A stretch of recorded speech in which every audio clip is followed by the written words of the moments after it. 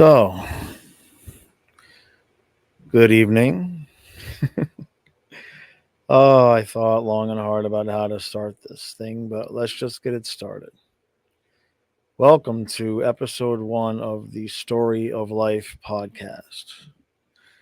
Everything is a podcast these days, isn't it? Doesn't matter if you are actually podcasting or if you're like me, just sitting in your recliner late at night downstairs by yourself with your dog. Simply called the podcast. Now, the idea behind this is you saw the name Story of Life. There's one thing I have plenty is life and stories. And, on this channel, I've done some dating videos, a little bit of this, a little bit of that. Eh, boring. I wanted to do something different. And boy, have I had some spare time to think about just what it is exactly that I'd like to do that was different. See, I am at the beginning of the end of a 27-year project. It could go 28. It's not impossible that it could go a 28-year span. See, I'm downstairs with my 11-year-old St. Bernard, who, over the last few weeks, his health is finally much more becoming of an 11-year-old St. Bernard, which is to say, most St. Bernards don't live to be 10. And I think his body is finally catching up with the reality. And so, 2 months ago, 6 weeks ago, I had to move downstairs with him because he can't get up the stairs anymore. So I left my comfortable bed with my girlfriend and came down here to a broken recliner that if I lean too far back, it flips over, but I don't want to move it because, well, it's the hockey playoffs and I can't change the juju in the streaming room. So I catch an hour here, a couple hours there. Some nights are better than others. Some nights I get some sleep. Some nights, like last night, I'm laying on the floor with him from 3 to 4:30 and we're both crying. But the reason why this is a 27, maybe 28-year-old or 28-year journey is because of this dog. Back in 95, 96, everybody, remembers, if you're a fan of the hockey channel, the Panthers had their run, Florida Panthers. And, the goalie's nickname was Beezer. Now, in September of 96, the following hockey season, there was a dog born down in Fort Lauderdale, Florida, and he was gifted to a family for Christmas. Well, New Year's 97 came and went, and the family finally decided, this puppy really isn't for us. And so they took him to the Humane Society on Griffin Road in Hollywood, Florida. And about that time that they took that dog, my ex-wife and I were going to see a movie. Believe the name of the movie was The Relic. But before we went and saw that movie, we went to the Humane Society. That was pretty much a weekly thing for us. Stupid kids. Going and looking at dogs. We rented a place. We didn't even have permission. We hadn't asked, so they hadn't told us no, but they hadn't told us yes yet either. So go to the Humane Society this day, and in this cage there's a black flat coated retriever whose name was Prince. And Prince sat up with this one snaggly tooth hanging out of his mouth and a clear preference for laying on his left hip as opposed to his right. And he put his face up against the bars and just wanted ear rubbings. I'll never forget the look on his face. So we visited with him for a little bit and put him back in the cage, went and saw our movie. And after the movie, we just kind of looked at each other and we're like, all you can think about is that dog, right? It's like, yep, that's all I can think about. But shelter had already closed, and this was a Sunday, and the shelter, I believe, was closed on Monday. I believe that's how it worked. Or it was a Saturday, and the shelter was closed on Sunday. One of the two. What I know is that the next day it was open, instead of going straight to work, I went straight to the shelter. And I was very, very nervous, was very concerned about, would the dog still be there? This was a different time.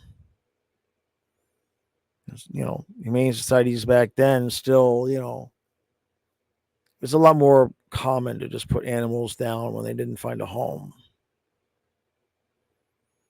So I showed up right and early when they opened up, practically ran back to his cage, and he was there.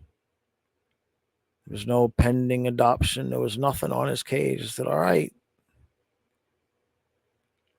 let's go. So he was there. I had to go to a payphone, call my ex-wife and tell her, yeah, he's there. Call the landlord. She called the landlord. We had to offer them $50 a month extra. They would have said yes anyway. They were hemming and hawing about it, but we had to offer them an extra $50.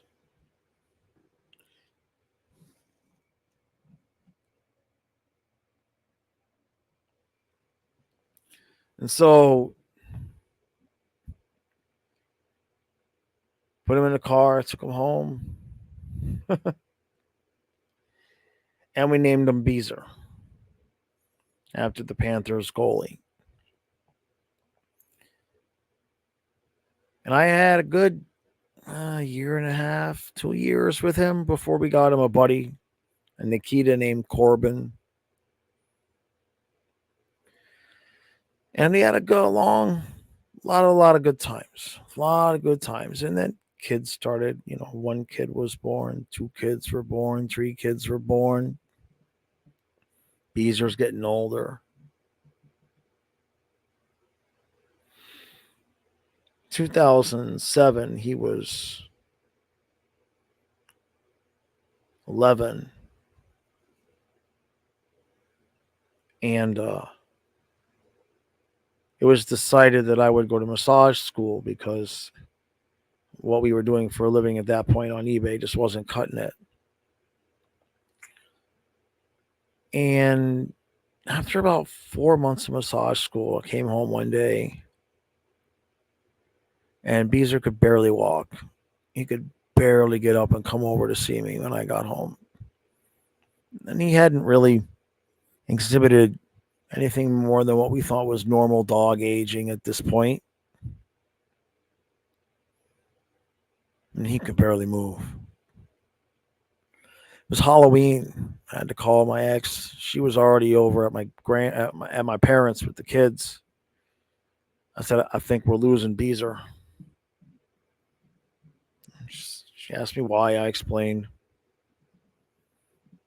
So I stayed there with him. Kids eventually came home from trick-or-treating. And he was really struggling. He was having a hard time breathing. He was in rough shape. And I spent the entire night on the floor with him, begging him to please go. Just go ahead, man. Go. And he wouldn't go. So in the morning, we brought him straight to the vet, diagnosed with lymphatic cancer right there on the spot, showed it to us. Vet said, "Look, I got stuff that can buy you 6 months." I said, "Nah." So later that afternoon, vet came to the house, and you know the rest of that story. And it took a little while because we still had the Akita Corbin. It took a little while, but as Corbin got older, he lived to be 15 and a half. As he got older, and we had gotten another dog, a lab named Sonia, and a Shar-Pei shepherd named Ellie, started to realize just how disgusted I was at myself for the treatment that Beezer got before he passed. Now, don't get me wrong, it wasn't mistreatment, but I was so busy with school and kids and work. And what I woke up one day and I realized was, and he'd been coming up to me just for love and attention for maybe as long as a year. And I would just pat him on the head and say, "Good boy, go lay down." I never stopped to do what I should have done then was give him any attention. "Good boy, lay down. Go lay down." And over the years, it as I realized that that's what I had done, it hurt. And so I made myself a promise that if he ever came back, I'd make sure that it was set up to where, I saw him outright. He had me at the end the way I would want to be.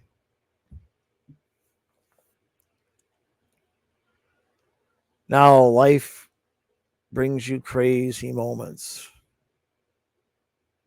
And there was a moment, 2013, 12, 13, whatever it was, would have been 13. Yeah. It's a whole nother story, but we ended up living on an island in the Chesapeake Bay. Crazy enough. And we had Sonia, the lab, and we had Ellie, the Shar-Pei shepherd.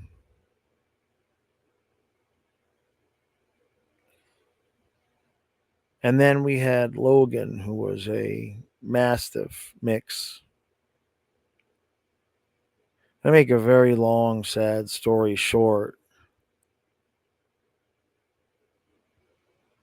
Logan had a mental health disorder that ended up with us having to put him down at 18 months. And that was brutal, to say the very least.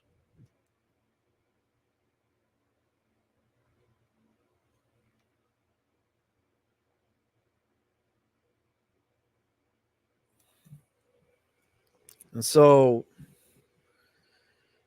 as everybody else,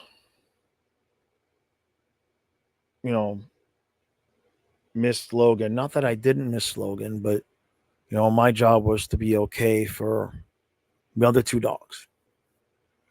Everybody else was pretty broken up. My ex, again, started bugging me about, hey, there's somebody on Craigslist and they got St. Bernard puppies. Nah, come on. I got the two girls. I'm good, man. Everything we just went through, I'm good. Another week go by. They still got those Saint Bernard puppies. They keep telling me there's this one big boy. Eh, I'm good with the girls. I'm the one that does all the dog care. I don't want to take more on right now. Another couple weeks go by. They still got those Saint Bernard puppies. That big boy's still there. Fine. I'll go see the damn puppies. And so we packed up, all three kids, left the two dogs at home. We drove 90 minutes somewhere into Delaware. I walked up to the house. It was a nice trailer, decent yard. And here come mom and dad up to the fence. Not huge St. Bernards, but good size, skinny, but healthy skinny, well taken care of.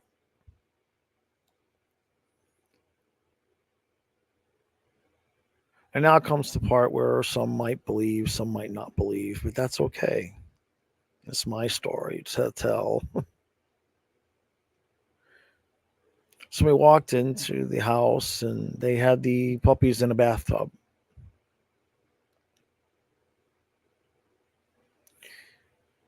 Kids walked over. They all got a little puppy. My ex got one. And I looked in the tub and I saw this big fluffy thing staring up at me. And I said, "You son of a bitch." And I picked him up and he wrapped his paw around my arm and he gave me one kiss and he looked at me. I'm like, "It's frickin' Beezer. Son of a bitch came back." I looked at the kids and my ex said, "I don't know what you guys are doing, but this is the dog that's coming home with us." The kids couldn't tell anything, but my ex kind of looked at me like, "Yeah, dumbass, I've been trying to tell you he's here for a month." And so we took him home and he whined the entire ride home. Oh my God. He just whined the whole ride home.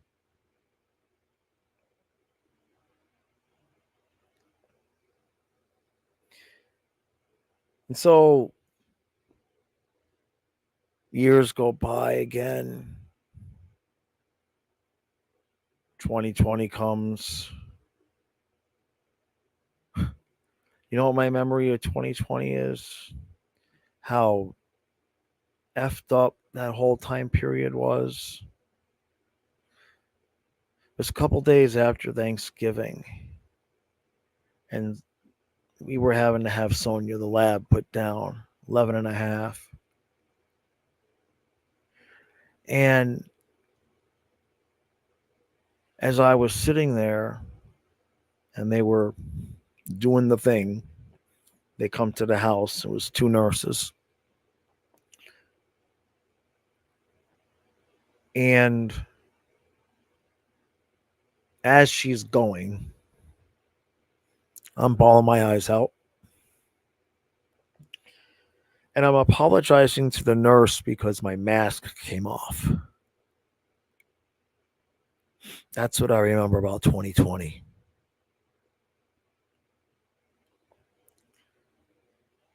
And so then it was just Fluffy and Ellie. And right now, as I talk to you, it's June 6th. And Ellie passed on March 18th. And for about 10 days after, he was a maniac. I could not placate him. We were at the beach, we were at the river for hours at a time. Now, the whole time we've lived here, they'd go to the beach and the river, 5 times a week when they were younger, 3 times a week when they were older, a couple times a week in the last year when, Ellie and Fluffy obviously getting up there in age. Ellie passed at 13 and a half. So for about 10 days after she passed, he wouldn't leave the beach or the river. I just couldn't get him home. We would just sit there. And he just sat there in the water, just staring out at the water. And I just stood there with him. And we beat her 2.5 hours.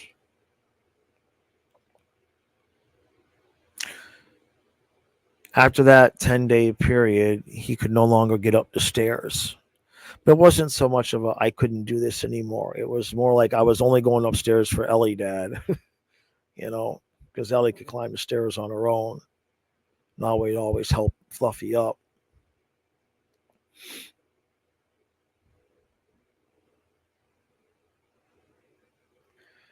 And so I moved downstairs with him.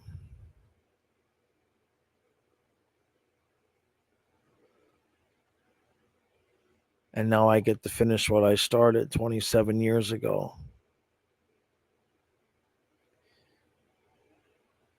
What I wish I would have done then, I get the exact opportunity to do now. So if I'm not trying to knock out a quick video, I'm laying on the floor with him a lot. If I spend too much time editing, he starts whining at me, just like he did on that car ride home. Go on, Dad, get back over here. Every once in a while, when he gets a little bit lazy and he doesn't want to go outside, I have to remind him, you're not dead yet. I used to say that to his sister Sonia when she didn't want to get off the couch and come downstairs to go outside. Come on, you're not dead yet. And try to make light of it, you know.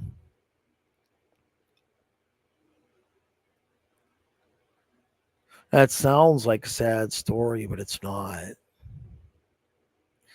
The insane number of moves and mistakes and accidents that had to happen for me to be in the position not just to be able to stay home with him at the end, but to have to stay home with him in the end. We moved into this house 9 years ago. I had a brand new GMC Savannah van, and my plan was I was going to buy merchandise at auctions over here and bring it over to the other side of the bay where it would get a lot more money. Before I could implement that plan, I got seriously bad vertigo. I can't drive bridges, highways, can't do it. So I had to find more of a way to stay home. Got Lyme disease pretty bad. Got divorced. Pandemic came. Vertigo got worse. But it's not complaints. It's all things that made it so that not only would I have the ability to stay home with him at the end, but I have to. I don't really. There's not a lot else I could be doing anyway. And so I have a lot of nights I sit here 10 o'clock, 11 o'clock, 12 o'clock, 1 o'clock. I either can't sleep or if he's having a bad night, he's having a really good night right now. The length of time that I've just been sitting here talking to y'all and he hasn't been whining, that's a blessing these last few days. And so I said, what can I do? I'm down here in my little basement by myself, everybody else upstairs. It's too hot to even sit outside with the dog right now. Otherwise, we would be sitting outside. It's too humid for me. Can't breathe. And so that's where the idea for this show came from because I figured, I'm sitting here just spinning through all my stories anyway. I may as well be sharing them. and I want to have this time with him somewhat cataloged. I waited a long time to get what I wanted, and I want to have a record of what was I really thinking and feeling during this time. Because things happen and memories get blurry, and you forget how important things were. You know that they were important, but you lose that that emotion attachment. It's like, yeah, that was hard. It's like, yeah, but wouldn't you like to feel how hard it was just one more time? Maybe sometimes not. So I don't know. I figured I'd just sit here in my recliner that won't go backwards, put up a blank screen, and just start yapping and see what comes out. Some of you might hear that story and go, okay, man, yeah, you can believe what you want. It's not the same dog, and that's fine. I know I've had multiple people be skeptics, and then I show them pictures. It's in the eyes, man. It's the same soul. It's in the eyes. Now I've had it as much as you can have it confirmed. I've had it confirmed in multiple ways, but one way was the first time I got it on my eye in my head. I said, you know what? If I really want to know if this dog was Beezer, I'm gonna call him Beezer. And this son of a bitch cocked his head at me like, what? How'd you know that? I kid you not. I almost wish it wouldn't have happened because, then I could have said, well, it was my imagination, but it wasn't. Even my dad, who's the most skeptical human being on the face of the planet, come on, it's not. And I showed him the pictures. He's like, oh, I guess it could be. If my dad says it could be, it is.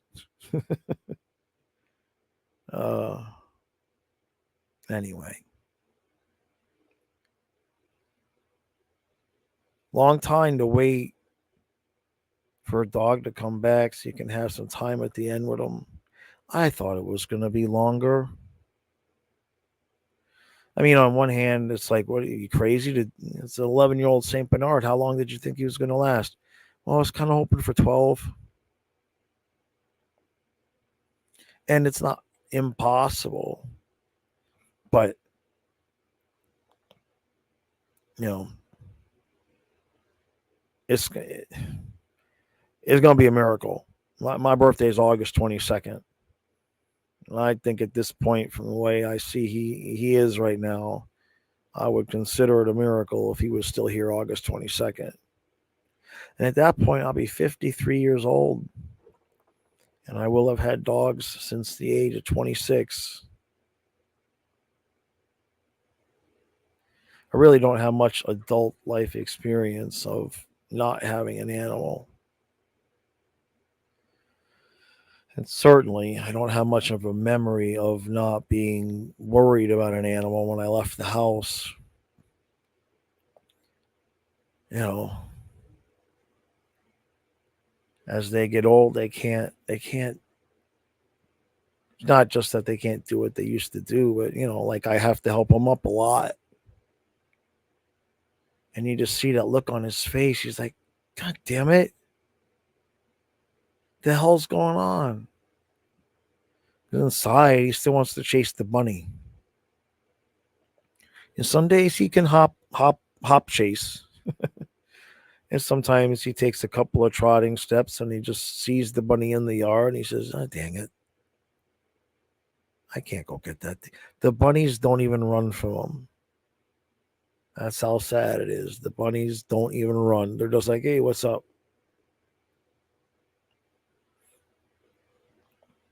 So it's a long time to wait for something you love to come back so you can be with it at the end again.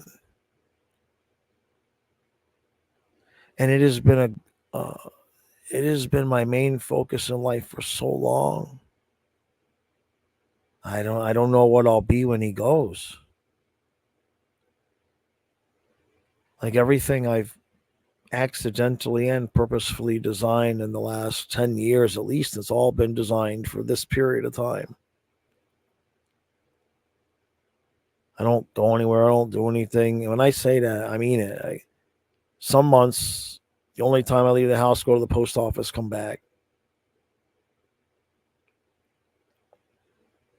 I'm not saying that to feel bad for myself or anything like that. It's just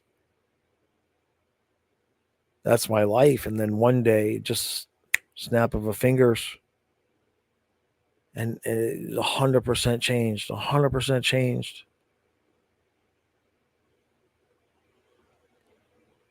There's a lot of things I don't go and do.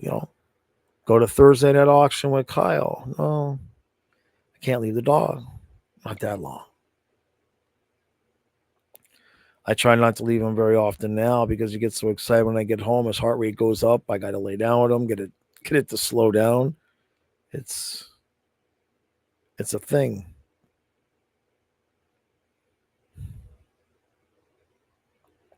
I used to tell my ex and even my new girlfriend, I used to say, when he goes, I'm going to disappear for 2 weeks. Kyle told his mother I was going to do that. And then his mother told Matthias. And Matthias called me a couple weeks ago. He says, I hope you do not disappear. I'm not going to disappear, kid. I'm just going to go take a vacation. Oh, okay. I am glad that you won't be gone. So it's not like life will have no purpose. For those of you who don't know me, Kyle is my oldest son. Matthias is my youngest son.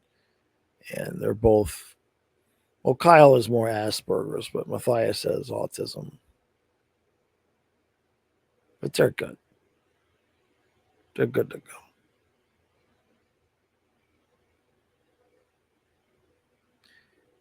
And that's it.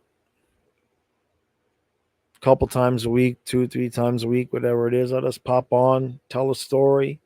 They won't always be so sad, but this one really isn't sad. I mean, it is, right?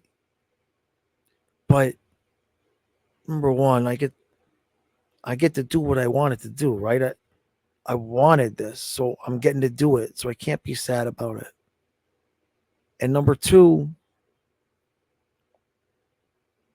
I'm sitting here June 6th telling you all maybe a month. 2 months? Jeez. I can't even imagine 3. Not with how downhill he's gone in the last 2 weeks. But what if we're still sitting here September, October, November? And I'm saying, I don't know. He looks like he's going to croak any minute, but he keeps living, you know? So I want to see what's going to happen. How's that going to look? Is it 3 weeks? Is it 3 months? Am I sitting here this time next year going, I don't believe this shit, but the dog is still alive? And then we'll go from there. I got 1,000 stories to tell. Some of them I started dabbling on with the channel. I had the Confessions of a Male Massage Therapist. And I got so far in and I realized I don't think I can do these. Long story and short with that is that I was going to have to tell some stories where I don't really want the people to be able to be identified. And the area I was in and the time I was in, it would be easy for some people to identify the people that I was talking about if I told the stories. So I don't think I can tell those stories. There's some I can tell that would be unidentifiable. But some of the stories, yeah, if somebody who knew somebody happened along this, the video, they would be identifiable by the story, and I can't have that.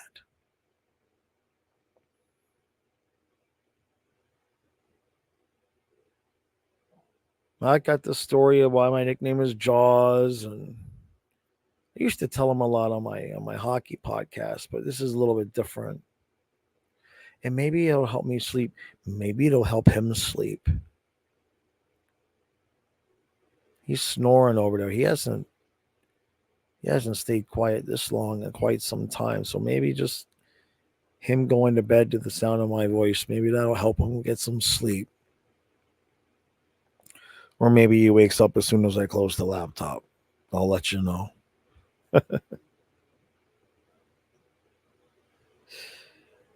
That's it for tonight.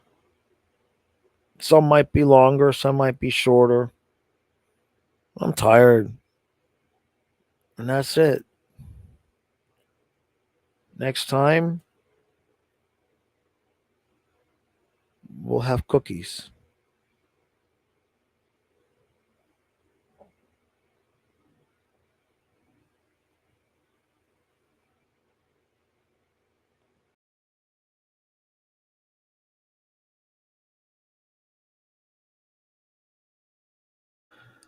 So, hello, and welcome to the Story of Life podcast, episode 2. Now, if you listened to the first episode, that was, I guess at this point, it would have probably been 2 months ago. And my intention was not to have this be a podcast that's so randomly executed. But if you listen to that first show, I talk about my dogs and how I had worked tirelessly for a decade to set up a specific situation so that I could be at home with my dogs at the end. So today's story is not what I would have intended it to be the second episode. So I'm going to summarize what the story is and then I'm going to tell you, but you probably looked at the podcast and see how long it is. Just like this, what's he going to talk about? Why do I want to invest this hour? Well, I'll tell you what this show is about. In the last 5 months, I have lost both my dogs and my long-term relationship moved out of the house. So if that resonates with you, if you sit back when you hear that and you go, geez, that sounds like a couple kick in the nuts. Hit that subscribe button, please. uh, so yeah, when I recorded the first episode, I was downstairs in the dark with my dog. And the reason why I do these in the dark without video is because I just want the listener to listen. And any images that come into their head, I want it to be from their own life. I don't want them to see B-roll footage or my expressions or anything like that. That's not what this is about. This is sitting there with your eyes closed and just listening to what I'm saying and relating it to yourself. So when I did episode 1, I knew that my Saint Bernard Fluffy was slowing down. I guess I'll just tell the story. So on March 16th in the morning, I did my normal thing with the dogs, Ellie and Fluffy. Ellie was a Shar-Pei Shepherd mix. Fluffy is a Saint Bernard. Did my normal thing with them, and that is to bring them downstairs. It's 2 flights of stairs. We go downstairs, go outside, hang out for half hour to an hour, depending on the weather.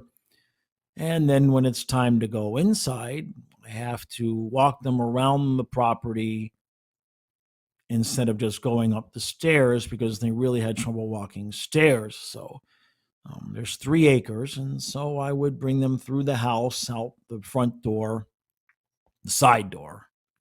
And we'd walk the perimeter of all 3 acres because that's what they enjoyed doing. And then we'd go in the front door, which at that point, since the house was a split level, we'd only be going up one flight of stairs, and they could manage that with my help. So on the morning of March 16th, we did that. I was preparing to drive an hour to pick up my younger son, who was going to spend a few nights at the house. And as we were walking at the edge of the property where there's a road, a car drove by, and Ellie, she did what she always does when a car drove by, which is pretend to try to chase it. She got that habit from when she was younger, and we used to live in a very rural area. I would put Ellie and Sonia, who was a black lab Weimaraner mix who passed in 2020. I would put Ellie and Sonia on their leashes, and I would put my roller skates on, and they would skate me around the neighborhood and the street. The neighbors knew that, so occasionally a neighbor would participate by pulling out in front of us, and they would drive their car about 10, 15 miles an hour while the dogs would pull me a million miles an hour. Hyperbolic. They would pull me trying to chase the car. So Ellie always wanted to chase the cars. She was always on a leash. Nothing ever happened. So this morning on March 16th, we're walking. A car drives by. She tries to chase it. And I think to myself, wow, man, she's 13 and a half and she's still got it. She's doing good. Brought them inside, and I left for the hour drive to go get my son. When I returned to the house, Elliot had a stroke and was on her way out. She passed 5 o'clock in the morning, 4:30 in the morning, downstairs on the 18th. So she made it the rest of the 16th, and then she made it all during the 17th. And I was there giving her as much treatment as I possibly could, and making sure that, you know, she was as comfortable as she could be, but she was clearly dying, and I wanted to give her a day or two to go without calling the vet. And so I laid with her the last night. And then let's just say, when she told me it was time for me to sit in my chair across from her, or if God told me that, or whoever it was, whatever you believe, I then just went in my chair and laid there and waited, and she passed. So she was gone within, a couple of days of me thinking she was okay. She was doing real well. And so with us was Fluffy the St. Bernard, and, he cried and we cried, and we did what we do. We buried Ellie in the backyard. Now, Fluffy at this point was fixing to turn 11. He turned 11 on June 1st. So he was, for a St. Bernard, pretty old. For the next 2 weeks, maybe 3, we went to the beach and the river more than we ever had. Now, the normal routine with the dogs when they were younger was the beach and river every day. I live a few thousand yards away from the river and about a mile away from the beach. And so we would go every day. We live in the middle of nowhere. We'd be there by ourselves 99% of the time. As they got older, of course, that turned to more like 3 or 4 days a week, and then maybe 2 days a week. But for these couple of weeks after Ellie passed, all of a sudden Fluffy just had this massive, I don't know what. In hindsight, I think I know, but we went to the beach every day, or the river every day, and we were there for hours, and he just refused to leave. And then one day, he just refused to go. He stopped wanting to go altogether. So About that same time, he also could no longer climb the stairs. Now, this was all, you know, within a month. Ellie died on March 18th. The last video of Fluffy at the river was April 16th. So from March 18th to April 16th, that was it. By the end of April, maybe a little bit sooner than that, I was living downstairs full time with him because he could no longer climb the stairs even with my help. And I recorded episode 1 of this podcast. And I talked about how I had designed my life to stay home with dogs and kids, and how I was ready, however long this was going to be, 2 months, 2 weeks, 2 years, however long I was going to be downstairs with him. I was I don't want to say living the dream. I was living what I had manifested, I guess. I very purposefully, my intent was always to design my life to where I could be home, working from home in a big house by the river to spend time with my dogs. The path I took to get there, one would never believe that I ended up getting what I wanted by taking the path that I took. It was the most illogical, discombobulated, unproductive. It was, I took the long road to get where I wanted, but there I was in my chair in my big home, spending time with my dogs at the end, a few thousand yards from the river. So in that episode, I talked about, here I am. Let's do this. And I guess what I didn't realize at the time was all those hours that Fluffy was spending at the beach and the river. There was a lot of times where he would just stand in the water and stare out. Now, normally he'd be active and grab a stick or even just, go lay on the beach and just look out. But this was different. He would get into the water and he would just stare out at the bay or at the river and just not move. Just staring. I wonder what he was thinking, but I think I know what he was thinking. He turned 1 on June 1st. Excuse me. He turned 11 on June 1st. And by about the second week of June, it became obvious to everybody else that he was dying. It took me a little bit longer. To make a long story short, because I don't want to get into the details and I don't want to start crying in the middle of this podcast, but let's just say I spent the last month of his life sleeping on the floor with him, cuddled up, begging him to go on his own. Now, he wasn't overtly suffering. He had a bad couple of days at the end, but it was a little bit circumstantial,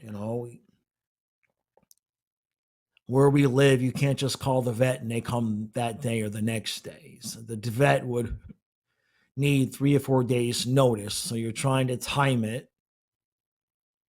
And he'd have a good day and then a bad day. And then right around the time where we really realized, okay, it's kind of, we should make this phone call. Everybody was on vacation for the 4th of July week. And so it got a little messy at the end, but he was still his happy self when he could just lay there comfortably. So, that's a decision that's very personal to every single one of us. And if you're a good pet owner, you know when it's time. Now, I've done it both ways. Now, if you listen to the first podcast, you'll hear me talk about how I believe that the spirit that was in Fluffy was in my first dog, flat coated retriever named Beezer. Now, the day we found out that he had cancer, we put him down. And he was, interestingly enough,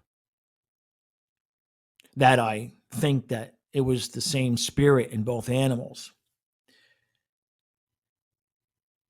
They both lived the exact same amount of time within a day of each other. Both of them lived 11 years, 1 month, and I guess 10 days, whatever it was. I've already figured it out. The point is that they both lived the exact same amount of time within 24 hours. But when Beezer, the first dog, went, when we found out he had cancer, boom, vet came to the house that day. We did not want him to suffer. And the vet had told us, they can give us meds that might buy us 6 months, but it'll probably come back. He had lymphatic cancer. And we were just emphatic. No. We're not going to put him through that. And so I did it that way where, maybe I could have bought myself some more time with him. And I've done it this way where, maybe I could have made that call 4 days earlier.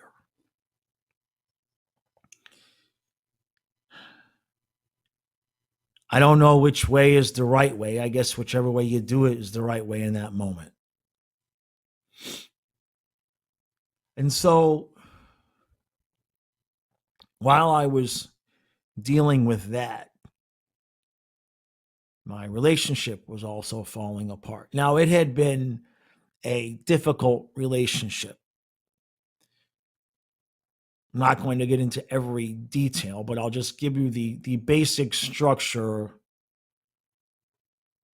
because we have all ended up in situations where we've gotten years down the road and we're like, geez, you don't even have to say, how did I get into this situation? Because you remember making the conscious choices that you made.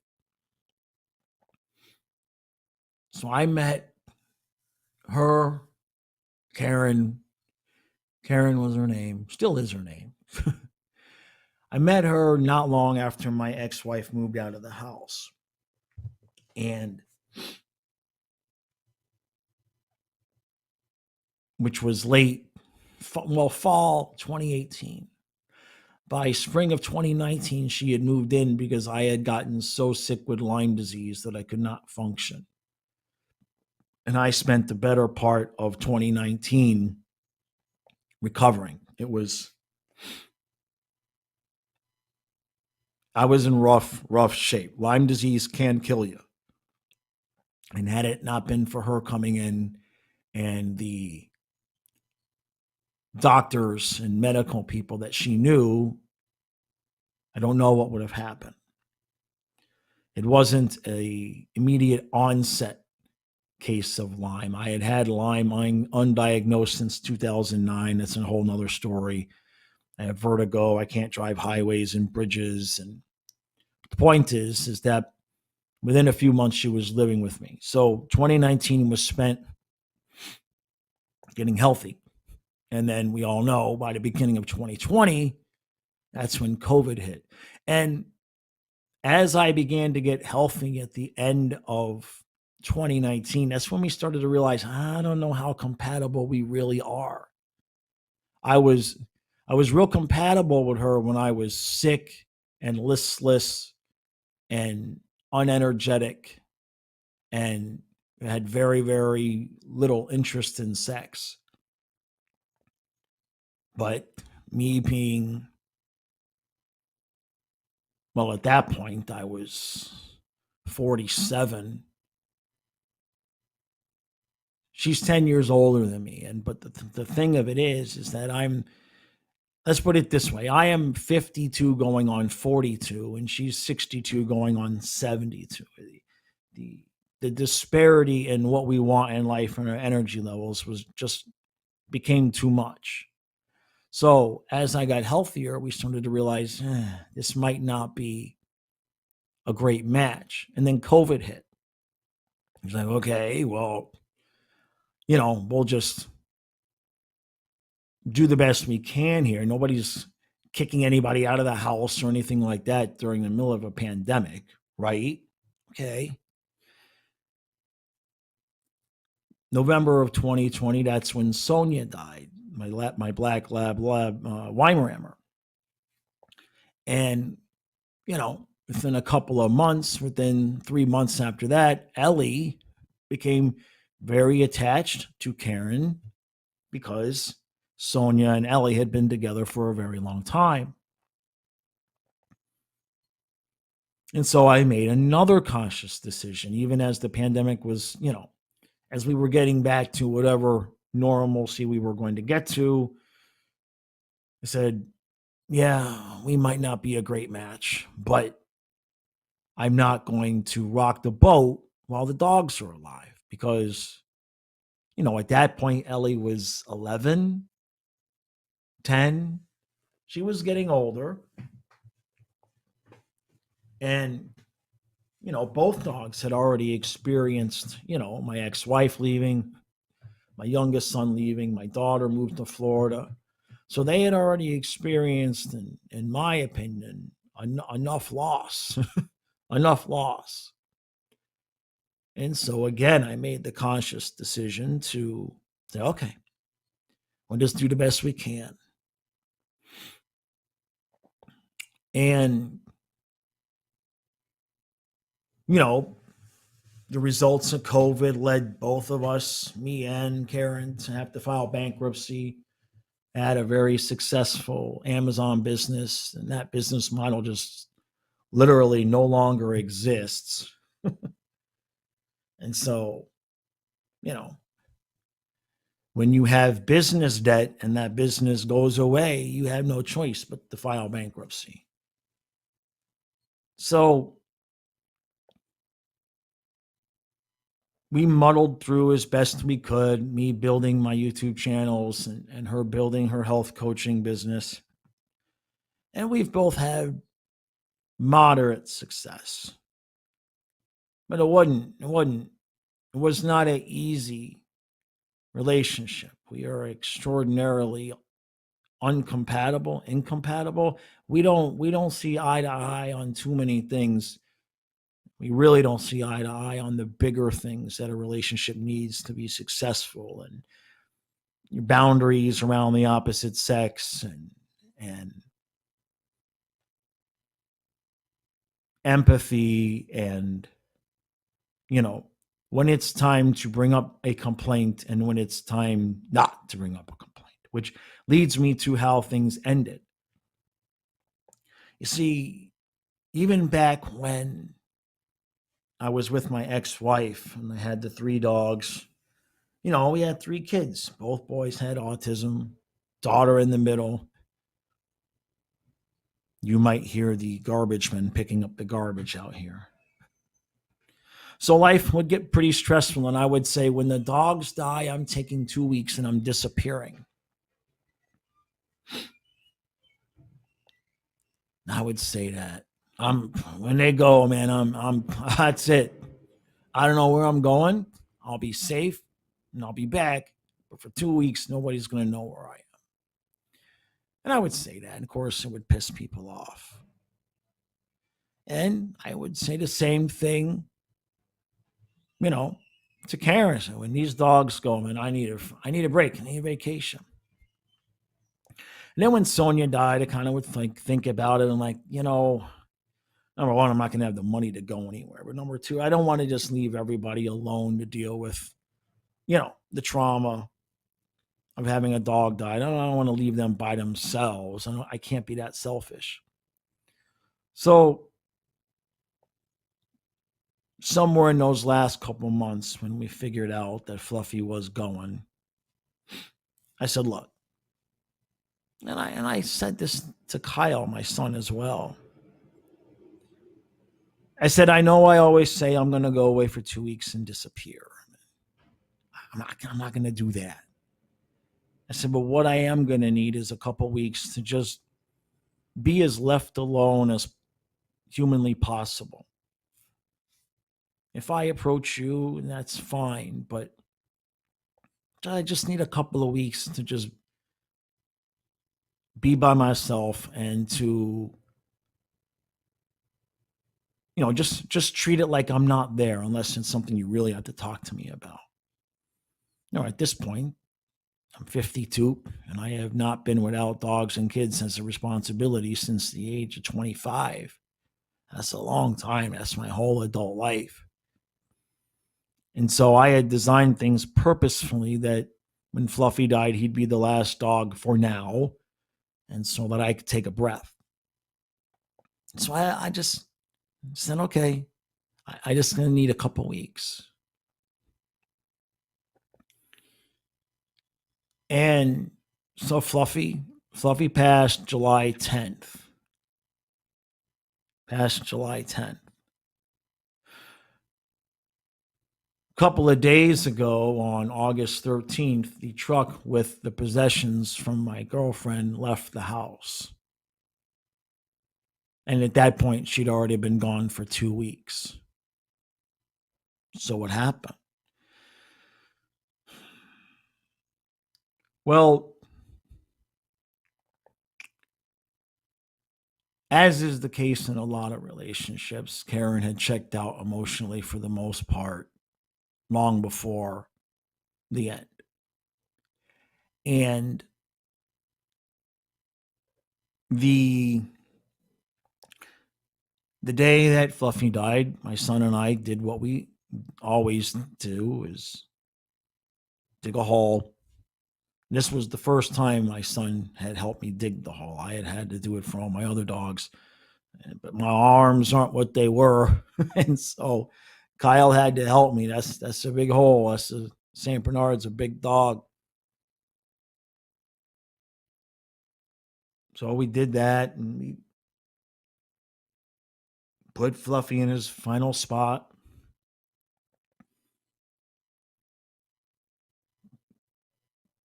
Covered the hole with bricks, and what we always do is we go to the beach or the river afterwards and we bring rocks and sticks and logs and stuff, to put on the grave until the ground is settled and we can put flowers or whatever we're going to put there. And so we went to the beach and we collected our stuff. And when we got out of the van, Kyle says, "Can we just do this one thing?" I said, "What?" He says, "Can we just watch Snow White tonight?" That's his comfort, the animated version of Snow White. He's a big Disney fan. And I said, I don't think Karen's going to want to sit and watch Snow White tonight. But I said, why don't we watch Jaws? Because that's my favorite movie.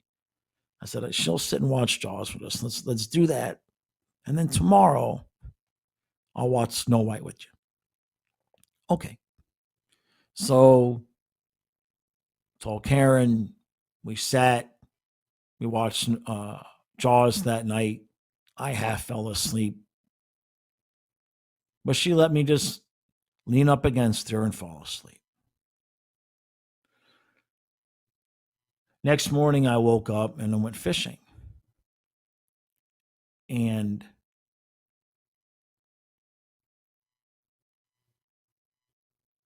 I had an experience while I was there meeting a dog that had always driven by the house. There's a Chesapeake Bay Retriever. And for the entire time that Fluffy was here in this home, the 9 years, that Chesapeake Bay Retriever, a couple times a week, would be driven by his owner down to the river. And he would be in the back of the pickup truck, and you could hear him from miles coming away, bark, bark, bark. And I have videos of Fluffy barking at him back and forth, and it was a whole routine. So here I am, the day after Fluffy passes, and I'm at the river, and here they come. Gunner. Gunner is the dog's name. And so I talked to his owner for a while, and it was a good experience. When I came home, Kyle was awake, and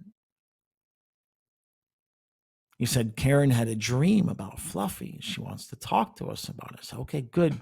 Let me take a shower because I got my own experience as well. And then we can talk about it.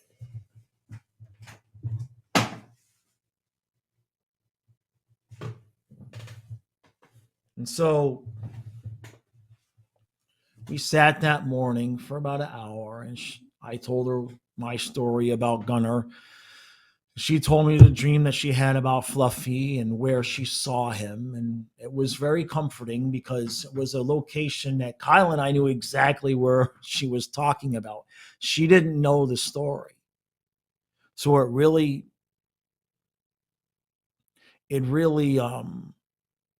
helped because the location that she saw him at, it was definitely a place where Fluffy was just saying, I'm good, I'm okay, I'm good. And so we exchanged our stories, and then I went on with my day. I had to do my eBay pack and ship and all of that.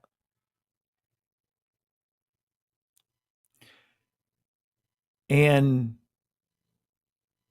I had decided about 2 o'clock that I'm going to go fishing again that evening. I'm going to go fishing that evening.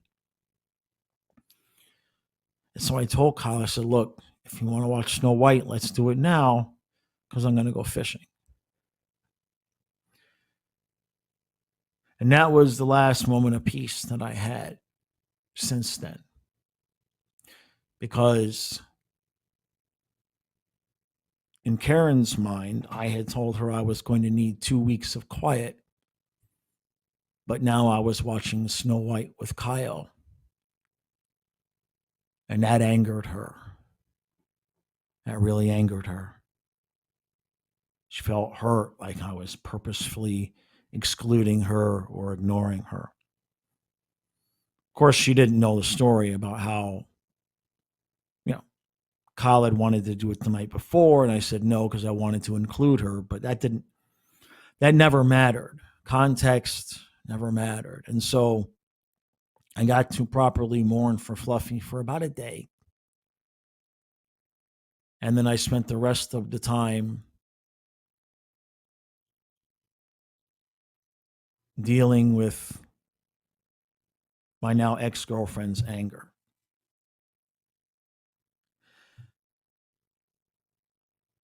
And so now that she's gone and her stuff is out of my house, now I'm catching up on mourning for the dogs. I didn't get to, I didn't really get to mourn Ellie properly because number one, it had to be strong for Fluffy. And number two, it was smack dab right in the middle of the Florida Panthers in the playoffs and winning the Stanley Cup. And my job is on YouTube being excited for what the Florida Panthers are doing. So that all happened in the middle of everything else.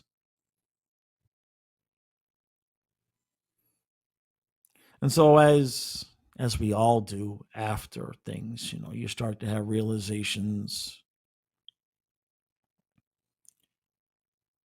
But the one thing I can tell you, and I'm going to make a shorter video on this to be a little bit more palatable, but the one thing I've learned, one thing I can definitely tell you is that people are not going to suddenly change and have empathy. Let them show you who they are when you meet them. And never assume that you're going to do enough or be enough to get them to change. Because the fact that she got angry with me within 24 hours of my dog dying is not a surprise to anybody that has been around her. It is certainly something I did not think she would, I thought I would be safe for a little bit of time, but it wasn't. And when I look back at the other things that should have been red flags from all the way back in the beginning, I can't say that I'm surprised. It fits. Unfortunately, it fits her value system and how she views life.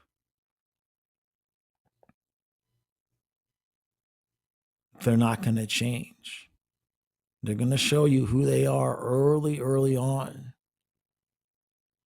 And whether you're a man or a woman, it doesn't matter. The point is don't ever think that if you just do enough, if you just change enough, that then they will see how some of the things that they do hurts other people. If you meet somebody as a full grown adult and they don't have that recognition, or if the only response you get when they do recognize it is even more anger from them, run. Run as fast as you can because it's not going to change. And what it will lead to is you will do things that you would not normally do, and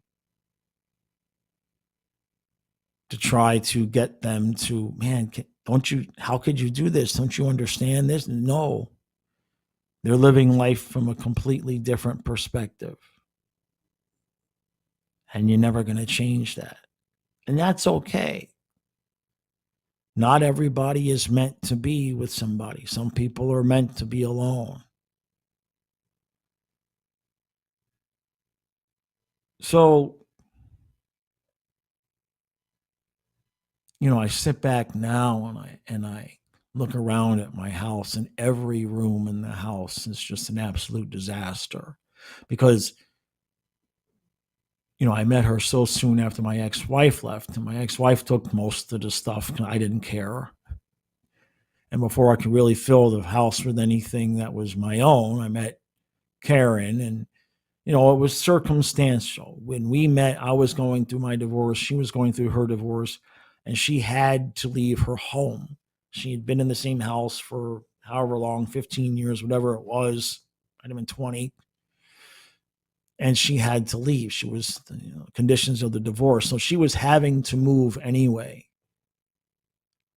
And so as I got sick and she had to move, we just kind of rolled the dice, and it was like, well, why don't you just move in here with me and we'll see how it goes. And then I got sicker, COVID hit, and the rest of the story. So it was a circumstantial situation from the beginning anyway. And sometimes life just brings you that, Sometimes you take a job. It's like, I'm just taking this job for now because I need money. You know what I mean? Don't mean you don't like the job, but in the beginning that it's got a shelf life. And so I look around and every room is just, I turned 53 in a week from today. And there's areas in my home that are mine, but they're my work areas. My work areas you look at and you say, that's me. Every other part of the house, it's just this dysfunctional combination of empty space and dog hair that hasn't been vacuumed up.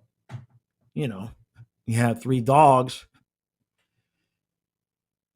and you move furniture that hasn't been moved in 5 years. You'll be amazed what you find under that furniture. So there's a lot of work to be done. A lot of work to be done. And then, of course, you start watching all the YouTube videos. And what's interesting for me is that, being the age that I am, circumstances being what they've been, this first time I'm experiencing a breakup with the I guess, benefit of being able to go online and on YouTube and watch things. And look, I mean, that's the kind of content I make here on this channel. I think you'll see things be a little bit more evened out. And like yesterday, I made a video about what women do, but the point of the video is that men do it too.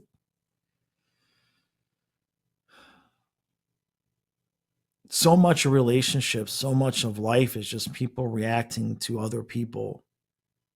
But then they get mad when you say, "Well, I only did that because of what you did," or "I only said that because of what you said." And everybody can have a point there. You know, in many ways, we're taught not to let other people control your actions. But if somebody asks you, "What do you want for dinner?" and you say, "I want pizza," the only reason you said, "I want pizza" is because they asked you what you want for dinner. So to act as though other people have zero effect on the things that we say and do is foolishness. It's simply not true. As a relationship is over, you start to get clarity on certain things. But the world is different. If you watch enough YouTube videos, you will understand or become convinced that every single person on the planet is an abusive narcissist, because the list of red flags is comprehensive. It's everything. You text too much. You didn't text enough. I mean, it's everything. And anything and everything. And it goes both ways. It's whether you're a man or a woman. It's the same thing. You can find content that's going to might not even validate what you are feeling. You might be wondering what you're feeling, and then you start watching some videos and you're like, yeah, that's me. But where I like to go to is the comment section, because the content is the content, and there's some good creators out there, no doubt. But the comment section, that's where it's real. That's where real life is. That's when you hear the stories of, "This is what my person did. This is what happened to me." You hear some wild things out there. And so, yeah, for me, maybe I've been leaving the comment, you know, I lost both my dogs in my relationship in less than 5 months. It's it's what it sounds like. Somebody texted me the other day, said, "How you doing?" I said, "Exactly how you would expect somebody who lost two dogs in a relationship in less than 5 months." My dad asked me. I called him for his birthday. He says, "How you doing?" I said, "Exactly how you would think I'd be doing." There's still moments that, it got so weird at the end with the dogs. Getting them upstairs was a struggle, getting them downstairs. So, there were certain things. So there'd be sometimes still now, I'm like brushing my teeth and I'm thinking about what I got to do. Is like, all right, I got to get the dogs downstairs. It's like, no, no, no, you don't, man. No, you don't. Hmm. Now those things will fade.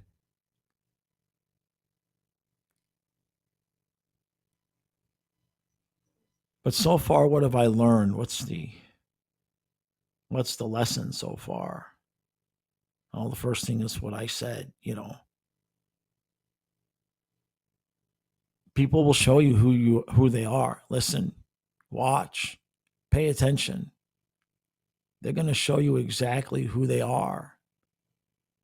Now you can express your opinion,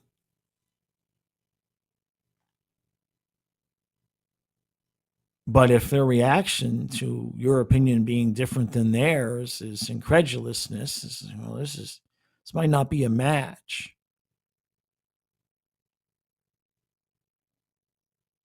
That's the first thing. People will show you who they are. Pay attention. And the second thing is that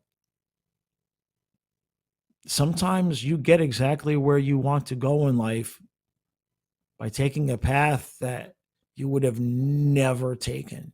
You would never consciously take that path. Or you would have said, that's what I have to do to get what I want. Nah, I can't do that.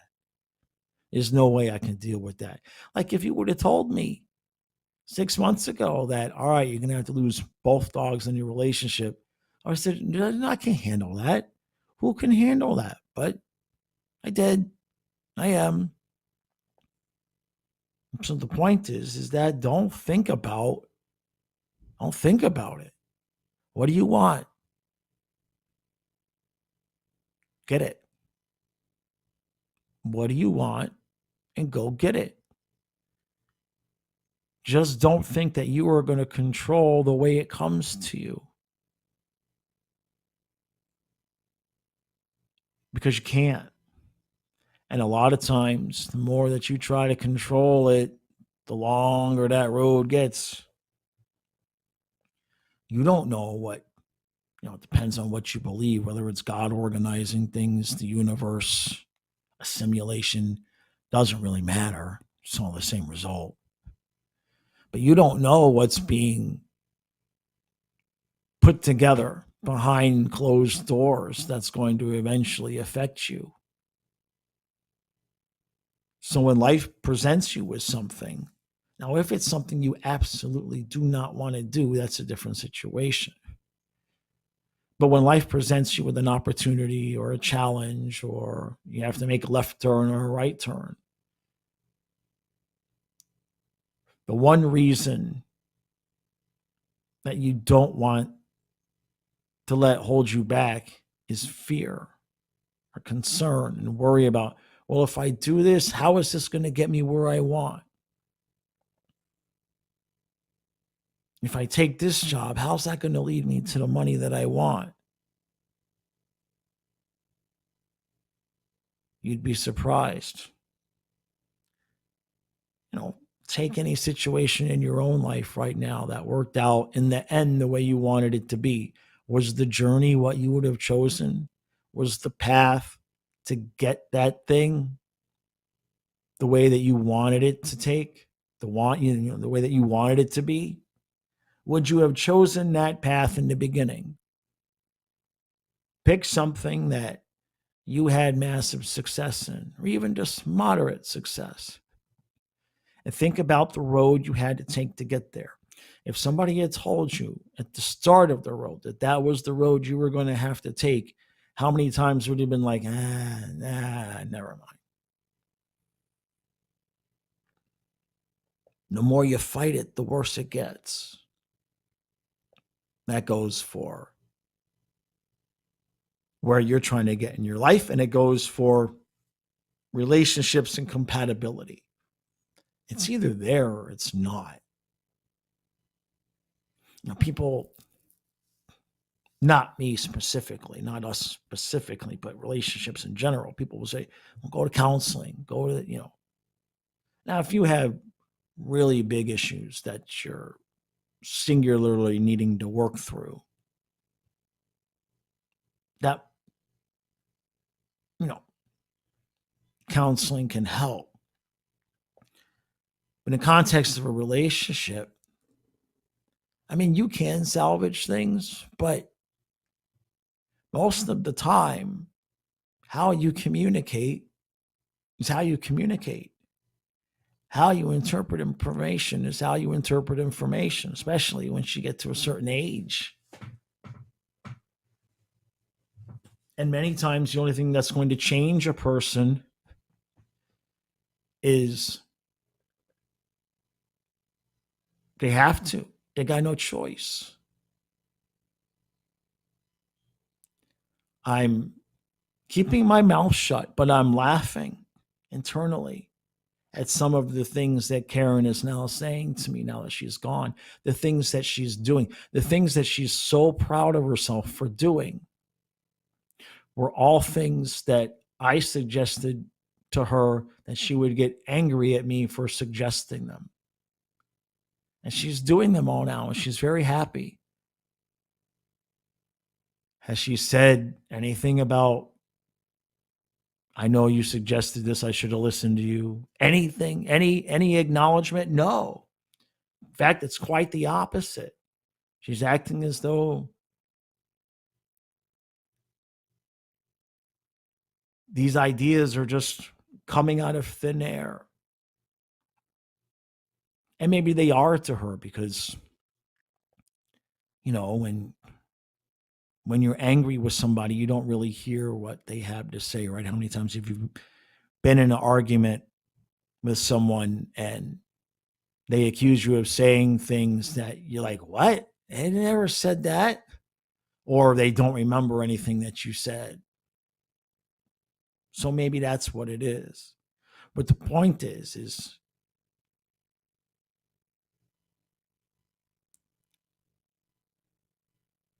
she had to take a leap of faith to leave the house and be out on her own. And the only reason she's doing the things that she's now doing that I had suggested that she do for years is because she had zero choice. To get where she wanted to go, life gave her absolutely no choice. And so I just sit back and it's like, I kind of feel used by the universe. Yeah, I kind of feel used by the universe, not by her. But there's a lesson there. There's a lesson there. And I'm not going to sit here and proclaim that I know the whole lesson because I don't. But there's a lesson there. Case in point, she had a massive falling out with her mother while we were together. And I kept telling her, because her mother would send her a card. Her mother was reaching out the best she could. You need, and she would get into these states where she'd just be so angry and so emotional about things. And I'd be like, Karen, you need to reconcile with your mom. You need to call your mom. She's going to die. She's got health issues. You're going to have this regret. And every time I would say that, she would get so angry. And it led to issues. Within a couple of days of her leaving the house, she realized she had no choice but to reconcile with her mother.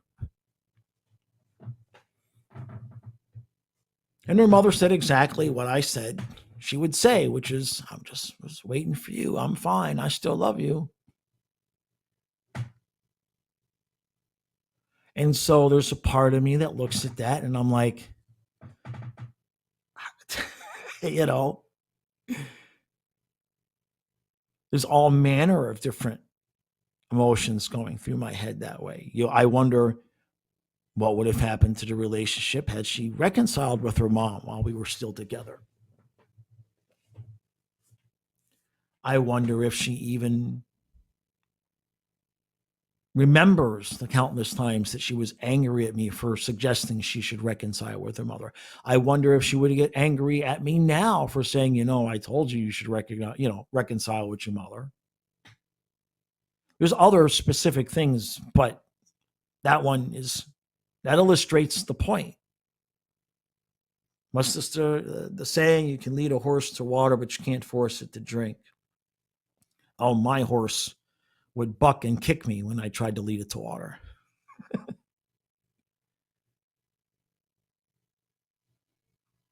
But if we went to counseling, maybe a counselor would have said, well, it's the way you're saying it, Eric.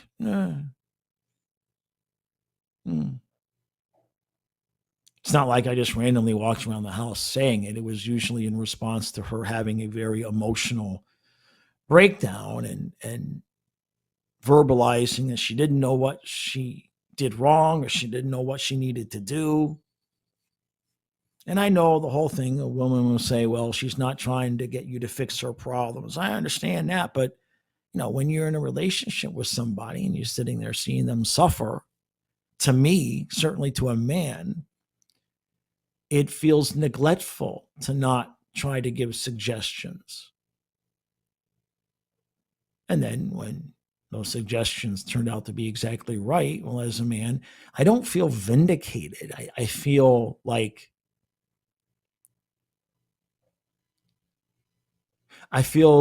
how much of my time was I wasting trying to help this person who, when they finally do something like that and it fixes a large hole in their heart, is not even willing to acknowledge that you were right. I should have reconciled with my mother long ago. You don't even get that. In fact, it's the opposite. They rub it in your face like it was somehow your fault that they didn't do it. The human mind is a dangerous place. And so I just read the texts and laugh. I don't respond. We still had to communicate for things because there were things that her, here at the house. I did all the packing because I didn't want her here. So I had to pack up the whole house. There's business considerations that she still needs to ask me questions about. So we still have to remain functionally viable. There's tax issues. So I can't just say screw you and leave me alone. It's not that cut and dry.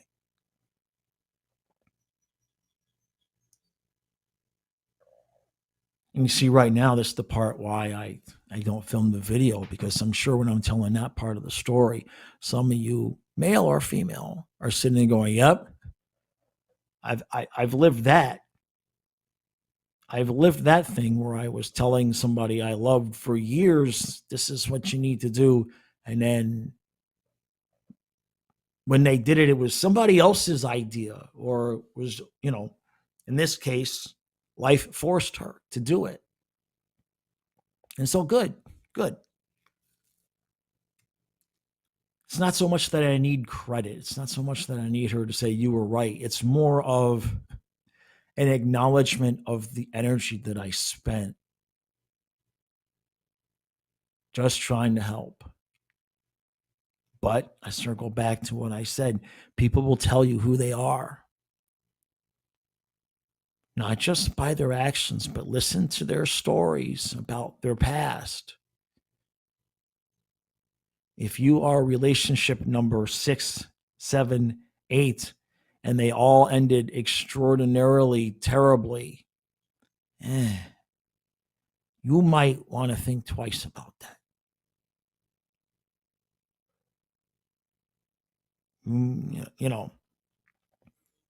When they tell you people really, really love me in the beginning, but then once they get to know the real me, suddenly things change. When they tell you that, believe them.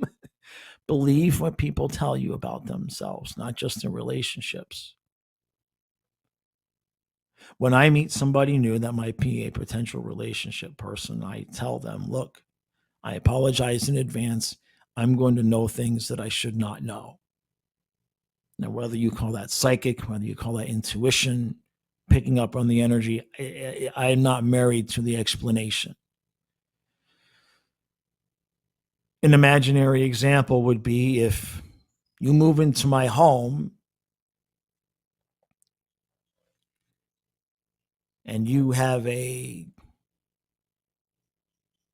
letter that you've saved from somebody from long ago, and they talk about a day where you found a lost puppy. Within a few days of me sleeping in the same room as that letter, I'm going to be asking you, did you and a friend find a lost puppy sometime? Because I had a dream, or I just got this weird feeling about you and a friend finding a lost puppy. I can't help it. There's nothing I can do about it. So when I meet somebody, I tell them I'm going to know things I should not know. Please be honest with me when I ask you these things, because it's important for me to know the difference between what I'm picking up energetically and what I might be making up in my head because of any insecurities or issues that I might have. So I have to be honest and be like, I need you to be honest. If I ask you a question about something and it seems like it has nothing to do with nothing, there's a reason why I'm asking. It's because I'm having a very strong intuition and I just need to know if that intuition is true or if I'm making things up in my head. And unfortunately, for me, even though I said that, I was, well, let's just say, I hate to use the word I was lied to, but she wasn't honest with me about certain things. And that's okay. But listen to what people tell you about themselves. Watch their actions when you first meet them. They'll tell you all you need to know, especially in the beginning of a relationship. Usually something's going to come up, a situation, and you see how they handle it. And if you have questions about how they handle it and internally, and you're thinking that's very far off from where my boundaries are, or how I would handle things, or how I would want my significant other to handle things. That's the thing. We're all going to handle things differently, right? We're all going to treat people differently and have different expectations. So it's not necessarily, well, I wouldn't do it that way. It's do you want your significant other to be someone who would handle things that way? And I knew from the get-go that there was some pretty serious incompatibility there, but situation being what it was, she had to move. I got sick, COVID, dog died, and before you know it, it's 5 years, almost six down the road. And it took that long for circumstances to allow us both to be free. And so, what I am attempting to do now is to not have some crisis of self. I know myself. I mean, you're always constantly learning. But this is the first time, I'm going to be 53, like I said, the first time since 25. I got married at 23. So, really, it's the first time since 23 that I'm not beholden to another person for the most part. I mean, I got my kids. Kyle still lives with me. But in terms of my daily life, it's the first time since 23 for the most part that I can do what I want. There's no person, there's no dogs. There's just me figuring out what I want to do.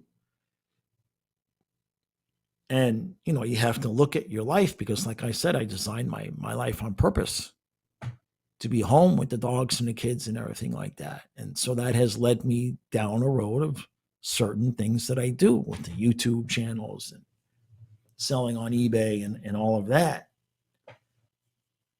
And so I have to be sure, is this what I want? Is this circumstantial like the relationship was, or is this really who I am? And I'm getting there. One thing I think I know I'm figuring out. See, I think I know, right? One thing I'm fairly certain on is that I would like to make a turn more towards this channel because I know that there's a lot of guys out there in the same similar situations that I am that need support. And if I can make a living doing that, I might definitely prefer that to the sports thing. I love my sports, don't get me wrong. It is a grind though. Being a YouTuber in the sports world is a grind because you either cover everything or you're nobody. It's very hard to, you know, it's a hard line to balance. And so that's it. That's it. 2 dogs in a relationship in 5 months. I'll share what I learn and figure out as I figure it out and learn it. My goal is to have content out on this channel at least 5 times a week. I don't know how much energy I'm going to have. And I mean that in a positive way, without a relationship draining me and of emotional energy, and without the dogs draining me of a lot of physical energy. Well worth it, by the way. I will eventually have dogs again, but the point is that all of that energy I've been expending for all these years now has to go somewhere. And so that's what I'm figuring out, is which way do I want to point that energy. If you got value from this, please hit that subscribe button. You'll notice an uptick in content on this channel. I've already started the last few days. And that's it. Last thing I can say to you is,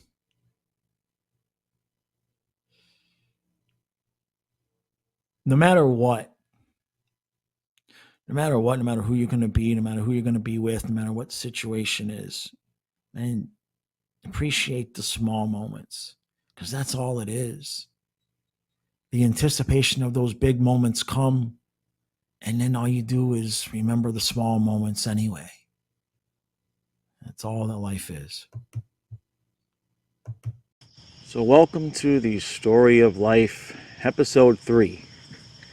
And this one's a little bit different. You probably hear some crickets, some birds.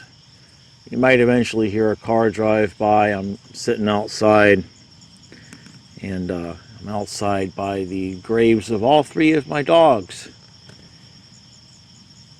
But that's not what today's story is about. It's just one of those things you just have a memory of, and you figure, I think this story might be important to share for whoever needs to hear it. Now, some of you everybody will take something different from this story. Even I don't know exactly what happened here. But it's a story that shows how far back in our own lives things can have an effect on where we're at now. Now, to rewind my current situation really quick, I'm here by the graves of my 3 dogs. I'm here outside my big house, right by the river, where I had plenty of time to spend with my 3 dogs. Now, the reason why I mention that is because I've been manifesting that for decades and decades, and I got exactly what I wanted. I did not get it the way that anybody would have wanted to draw the map to getting it, that's for sure. If when I set the intention, had I been shown the map to how I was going to get to what I want, I would have laughed and said, I'm not going to do that. I'm not doing that. But I got what I wanted anyway. So, okay. So we'll put that aside over here. There's a reason why that's important. Now, when I was 5, the movie Jaws came out. And my father, in his infinite wisdom, and I say that sarcastically because I would have done the same exact thing. He thought, hey, this would be a fun movie to take my 5-year-old to, Jaws. Yeah. So you can imagine how that went. It went exactly as you would think it would go. Apparently, for months, I wouldn't even take a bath because I thought Jaws was going to come up through the drain. And as a kid, we had a swimming pool in the backyard. And I would swim in the pool from the shallow end to the deep end, no problem. But the deep end had the drain on the very bottom. And on the way back from the deep end to the shallow end, I swam faster than fast. I was Lightning McQueen in water because Jaws was going to come up through the drain and get me. Now that fear lasted all the way to maybe 13, 14 years old. I mean, this is some serious stuff. You know, a 14-year-old thinking Jaws is going to come up through the pool drain. Now, in terms of getting into the real water, forget about it. I go fishing all the time with my dad, and if we ever ended up on the surf fishing, man, if my ankles got hit by the water, Jaws is going to get me. My whole existence around water, anytime I was getting into water anywhere, the voices in my head would say, Jaws is waiting for you. Jaws is waiting for you. Don't go out there. Jaws is waiting for you. Now, as an aside, the swimming from the deep end of the pool to the shallow end of the pool so fast actually paid dividends for me. When I went into the United States Air Force when I was 18, the first summer I was there, I saw that they were having swim team tryouts. Now, I'm not a tall guy, and I'm bulky too, especially back then. I'm 5'6", and by the time I was trying out for the swim team, I was over 200 pounds. Solid rock muscle. I was a bodybuilder and free food. So you can imagine, free food and free gym, I turned into a beast. But showed up for the swim team tryouts, and the guys just kind of looked at me because everybody else is 6'2", 6'3", they're slim, they've got swimmer's builds. And they looked at me and they're like, bro, are you sure you're in the right place? I'm like, don't worry about it. Don't worry about me. I got me. You worry about you.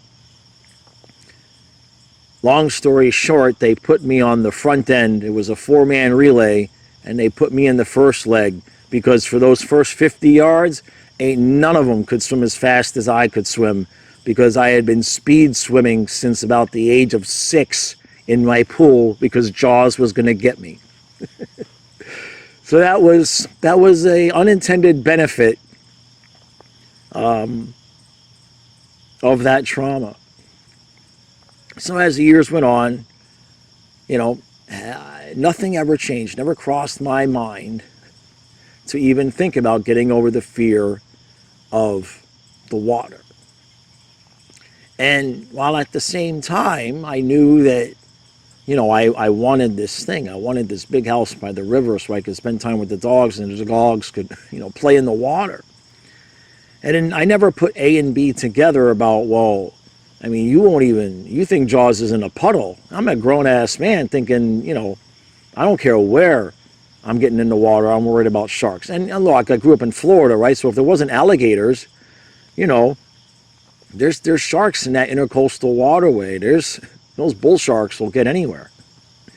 So, in fact, I remember one time as a young man, I might have been late 20s, early 30s, I remember hearing a story about a gentleman who had a house on the Indian River. And every morning he would jump off of his dock and go for his morning swim. And one morning he jumped off of his dock into the mouth of a 6-foot bull shark, and his wife stood there and watched him get chewed up and killed in the Indian River. Very brackish water. So I was never all that far removed from sharks enough to even think about trying to get over the fear, let alone getting over the fear. And then something happened that changed so many things in my life. I went to massage school. And now how did that help you get over your fear of sharks? Well, it starts like this. When I went to massage school, I was a 37-year-old man. There were 20 people in the class, give or take. It was me. There was an older guy who was probably in his 50s. There was one more guy who was about my age. And then the rest of the class was girls between the ages of 18 to 21. Yeah. So it was difficult in as many ways as you can imagine. But what had happened was, one of the days we had a, quote, spa day. And what we were learning to do was like mix salt scrubs and essential oils and everything. And because we didn't want to have all that fragrance, too many essential oils and everything, we didn't want that all to be in the classroom.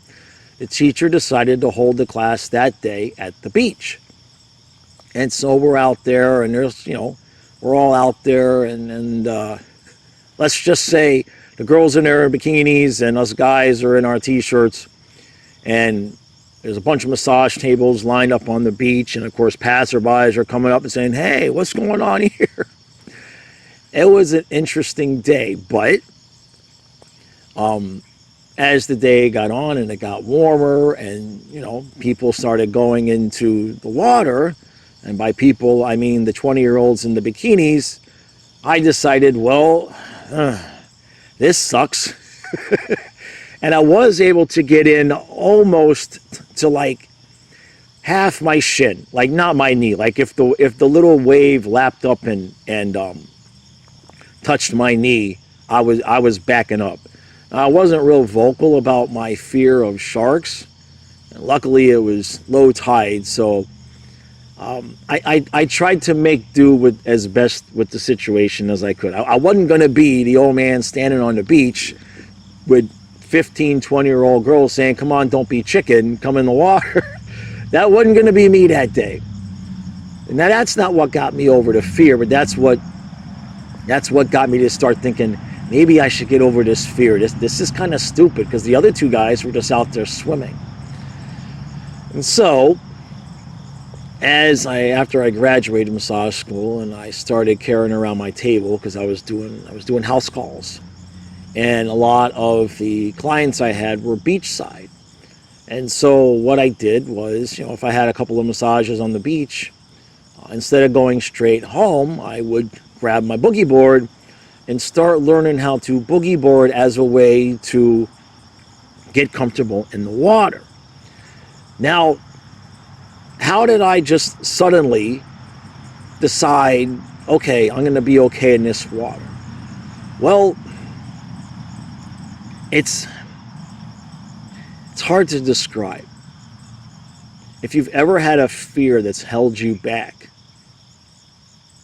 and then you've eventually gotten over it, I think that, however you would want to word it, but I think where the journey began to getting over it was just saying to yourself, you know what, fuck this. Okay? I mean, there's no magic way to begin. There's no magic way to start. You as your own person have to hit that moment where you're just like, I have had enough of this bullshit. And that's where I got. And so, I started learning how to boogie board, and the first year I could get, about almost knee high. And then I spent another year or two comfortable getting knee high.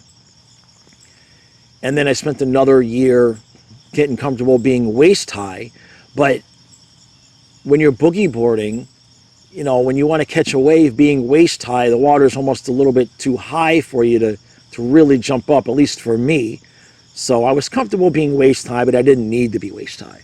But how I did it was, to put not too fine a point on it, anything that came my way that I was going to be afraid of, I would just look at and say, fuck you.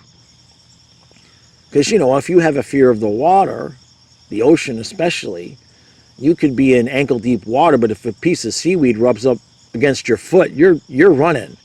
And that would happen to me, and that's how I had to start getting used to things. If a piece of seaweed came up, fuck you. If a little, 6-inch bait fish came around and swam around my foot, fuck you. Sounds stupid, but it worked. So, this went on for about 3, maybe 4 years. And then this one day I was at the beach. Now remember, the entire time, I should set some context here.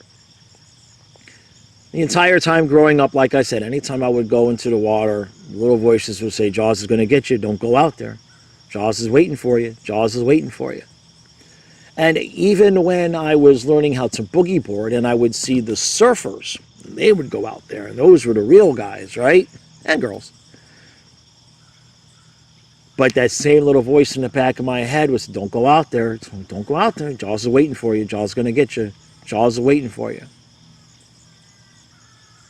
So this one day comes after I've gotten plenty comfortable with being in the water, even waist high, Might have been a couple of times I even got chest high, but wasn't much to do there from boogie board, and I couldn't catch a wave there. So this summer day, I'm kind of there by myself, and all of a sudden a crew of maybe 8, 10 kids come up, college age. And they got their surfboards, and they just walk right past me with their boards, and they paddle out to where, as I would put it, where the surfers go. And I just sat there, and that little voice that was saying, Jaws is going to get you, Jaws is waiting for it, that little voice wasn't there anymore. At least not then. I just kind of looked at him, and I looked at my boogie board, and I looked at him, and I'm looking at these kids, and these are 19-year-old kids, they're 140 pounds soaking wet, and I'm sitting here, a grown-ass man, afraid, you know what?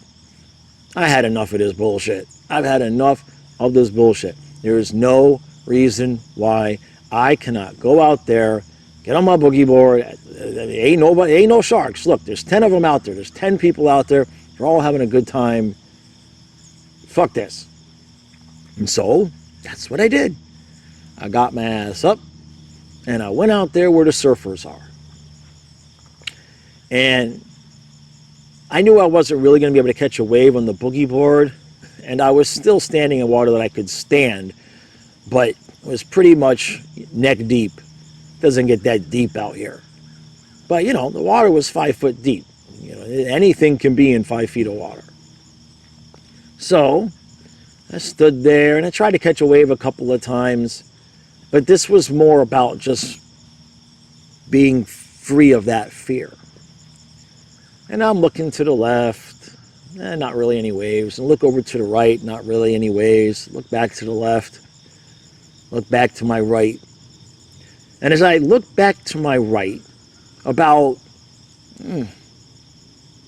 40 feet away, there was a really big dark shadow. Long dark shadow headed right for me. And I looked at it, and I'm like, fuck you. No, fuck you. You're not there. You don't exist. You are a figment of my imagination. I am not going to sit here and panic over that, because that is my imagination. That is nothing. Except it wasn't nothing.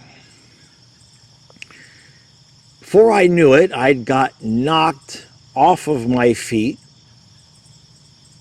completely flown out of the water, did a complete 180, and landed back on my feet once I could get my bearings of where I was and what had happened.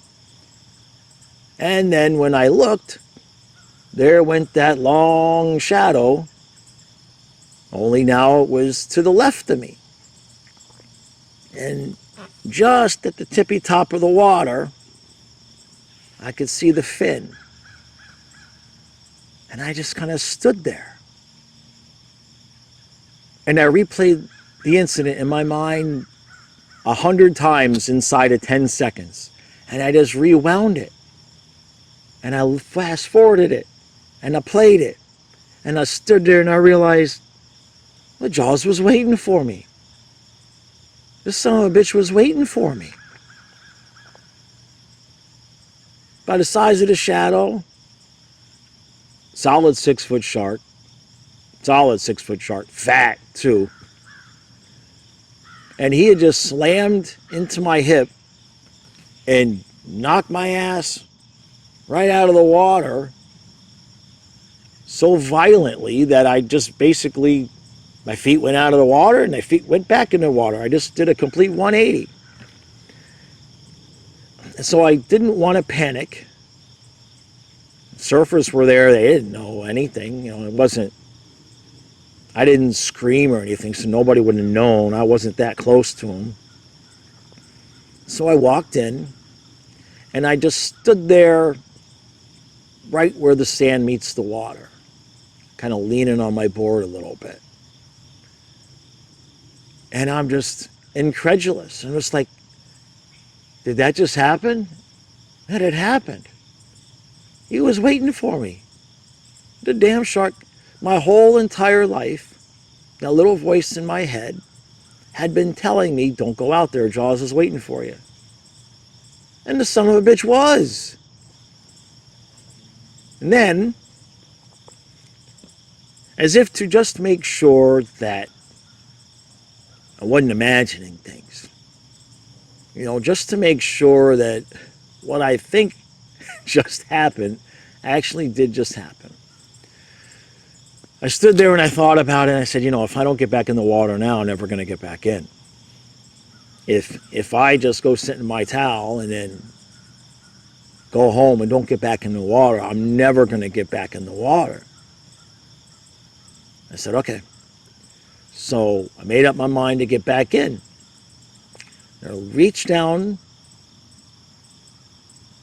to grab my board, but also to look at my leg because it felt a little weird. And running down my left calf was a bunch of blood. And from what I figure, from what I could remember and what must have happened, as he bumped me and then I flipped over, and as I was coming back down, and if he gave his back tail a nice little swish to get away from me, he sliced up my calf pretty nice, like right on the edge of the bone. Had a nice little slice. It was very thin. I don't have much of a scar, but I had blood running down my leg. And I'm standing there and I'm like, are you kidding me? I mean, this hardly qualifies as a shark attack. And certainly, whether it was a 6-foot bull shark or spinner or black tape, whatever it wasn't Jaws, right?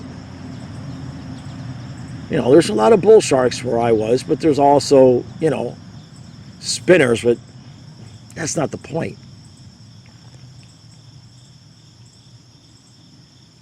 The whole time, that little voice was telling me, don't go out there, Jaws is waiting for you. And it's pretty much accurate. It's pretty much accurate. And so I went and I sat down on my towel and I waited for the blood to dry. I knew I was going back in. Now I definitely knew I was going back in. But I wasn't going to go back in with my leg bleeding, so I went and sat down and, blotted it dry and just let it, congeal over enough to where I felt comfortable getting back in the water. I wasn't going to be, chumming up for another shark. And I got back in, and that fear was gone. The fear was gone.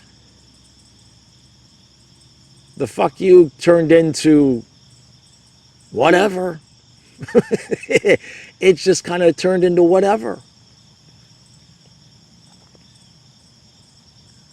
And so you could talk about, well, did I manifest it? Or was I genuinely being warned about it?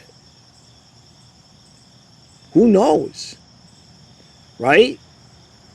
I mean, that can only be decided really by me. I mean, and I don't mean that like you're not entitled to your own opinion, but what I mean is whoever has the experience is the one that can decide, what that lesson was about. I mean, it wasn't my choice to go see Jaws, right?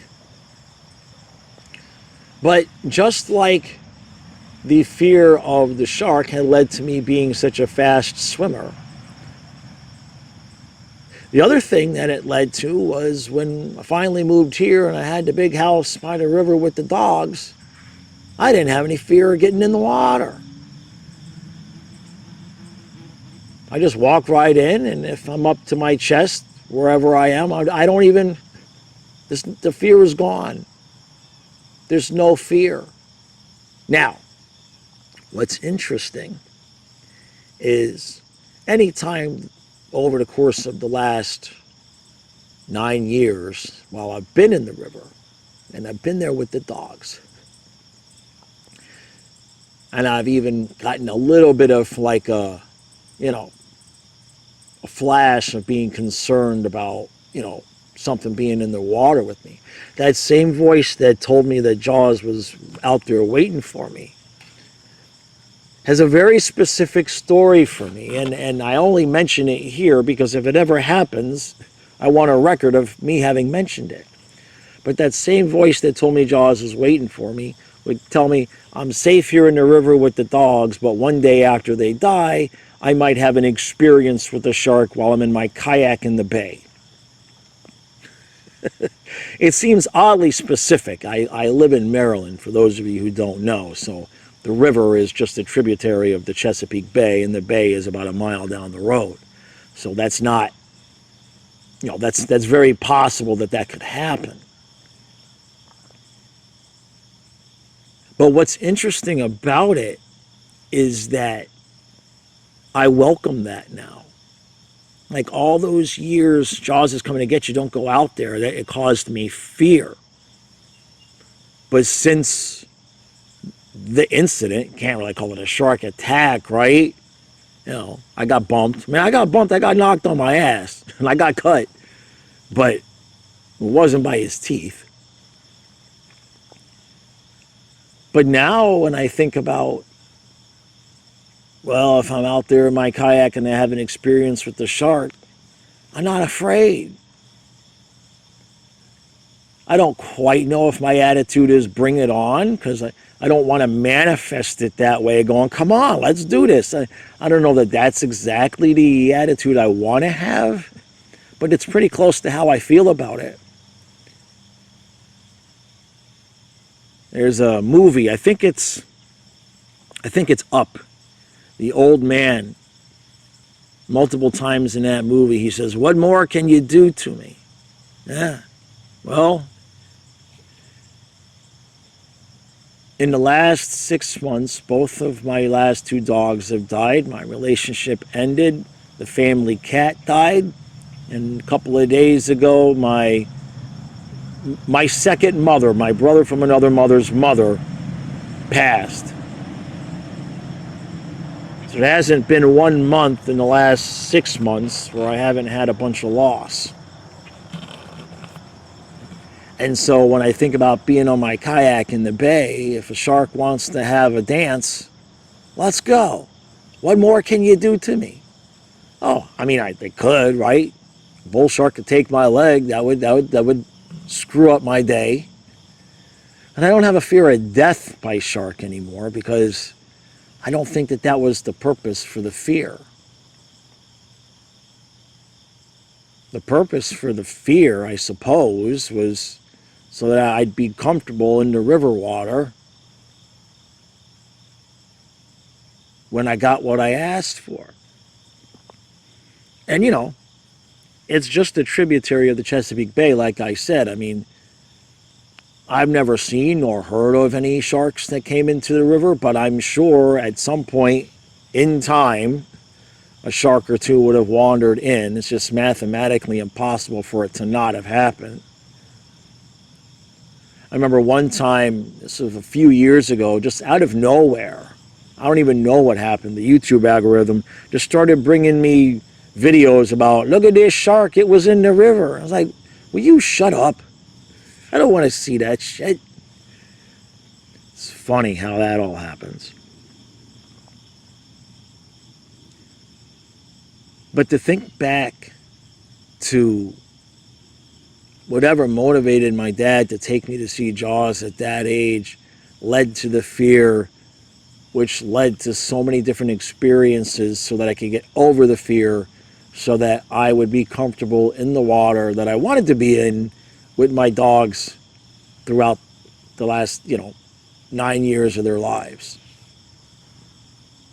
It's crazy to think how far back things are being set up for you. In the first episode, in the first Story of Life episode, I tell the story about how Fluffy, my St. Bernard, came to me and the path that the universe used to get him to me. And it for sure is something that I would have not chosen. Not then. But now, as I'm getting older and the beard gets whiter, you start to realize that the majority of the time, when you look back at these, in quotes, bad things that happened to you, at some point down the road, you say, wow, that had to happen. The only reason I have this positive thing in my hand right now is because of that horrible thing that I had to go through, however long ago it was. Now, being aware of that, being conscious of that, doesn't necessarily help.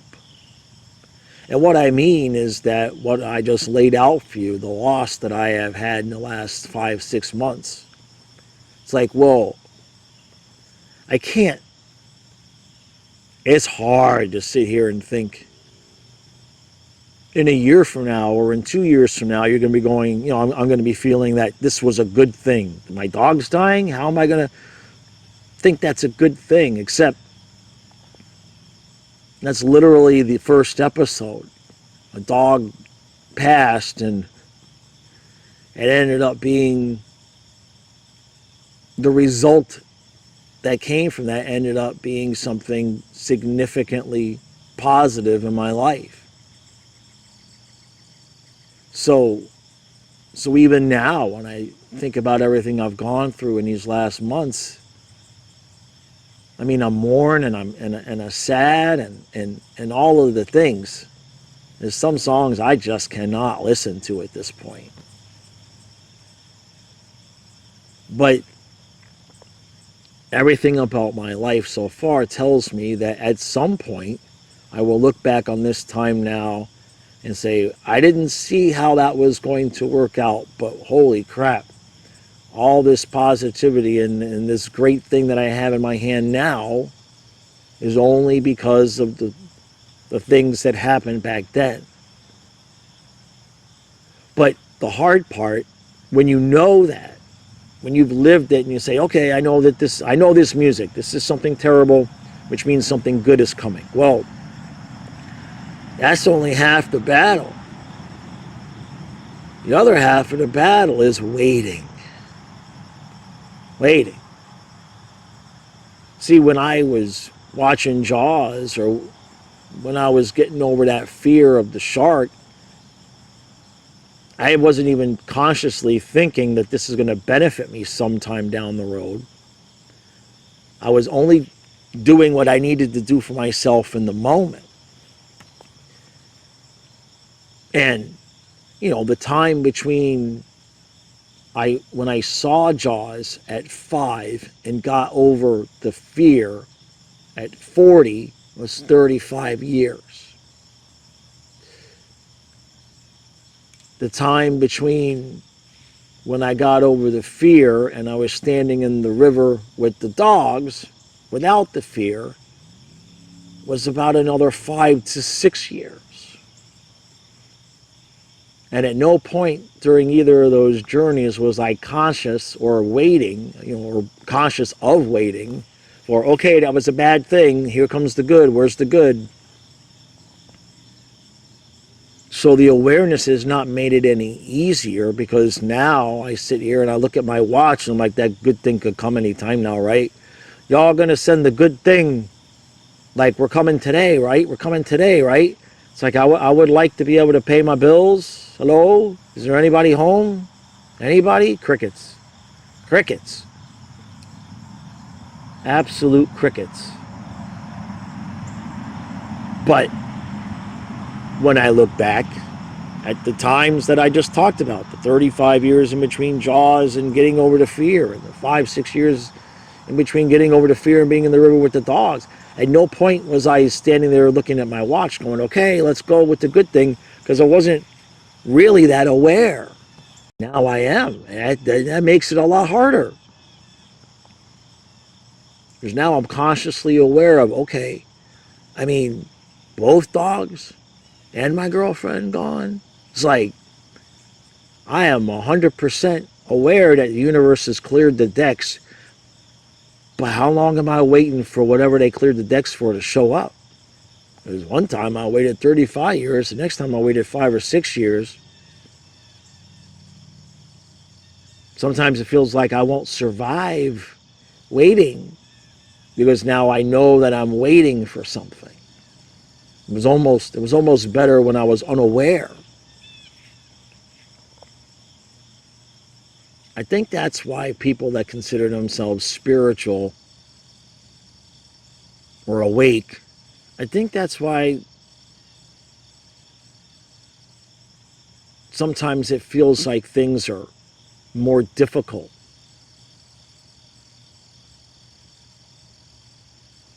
Because once you become aware, awareness is not a cure to pain. In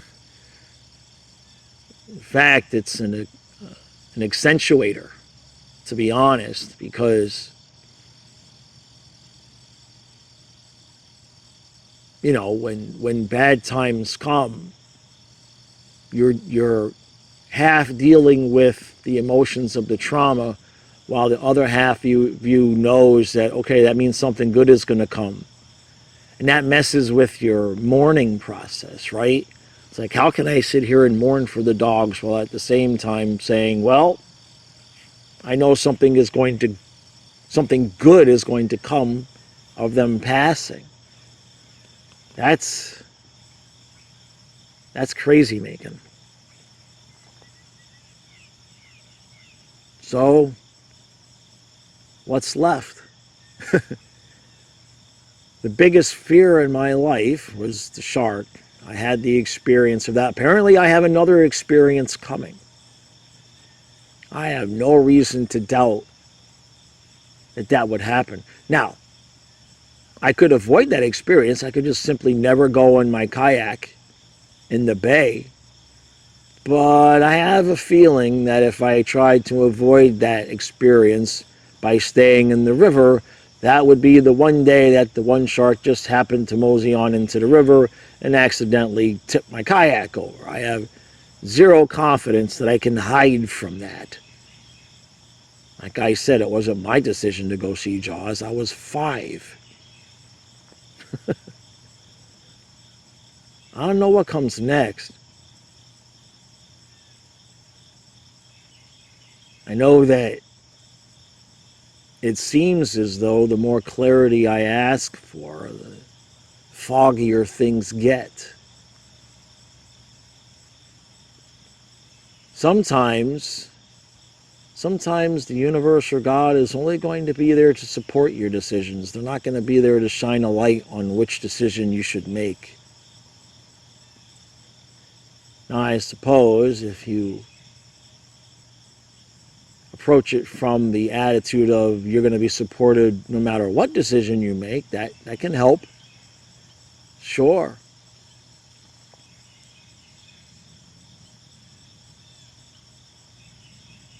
That's it. I don't know whether the fear of the shark manifested the shark or if it was a genuine warning from all that way back then. How could anybody know? We could have an opinion, right? If you believe in manifesting, you probably believe I manifested the shark. I got no argument there. If you believe that everything is energy and we can, know things before we're supposed to know them, and maybe that was just a warning. But what's interesting is the day that I went out there and got bumped by that shark, that voice was not there telling me, don't go out there. Jaws is waiting for you. That voice was gone. Never came back, too. Well, it did, but it was years later here in the river telling me, don't worry, you're safe in the river. But after the dogs die, if you get on your kayak and go to the bay, you might have an experience. That's all they'll call it, is an experience. And experience can mean anything, right? I don't know if there's basking sharks in the Chesapeake Bay. I don't know. But that would be an experience, right? Those things are huge. They're not dangerous. Or maybe I'm just reeling in a fish and a giant bull shark, comes right up to the boat, steals my fish, and then takes off. Maybe that's the experience.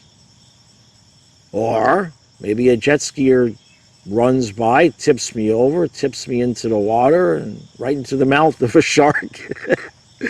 Who knows? Who knows? But the fear is gone. The fear is gone.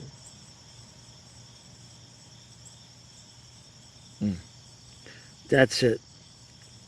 If you'd enjoy this episode, please do hit the subscribe button. If you have not listened to episode 1 and episode 2, I highly recommend both, but especially episode 1, especially if you're into stories about fear and bad things turning into good things.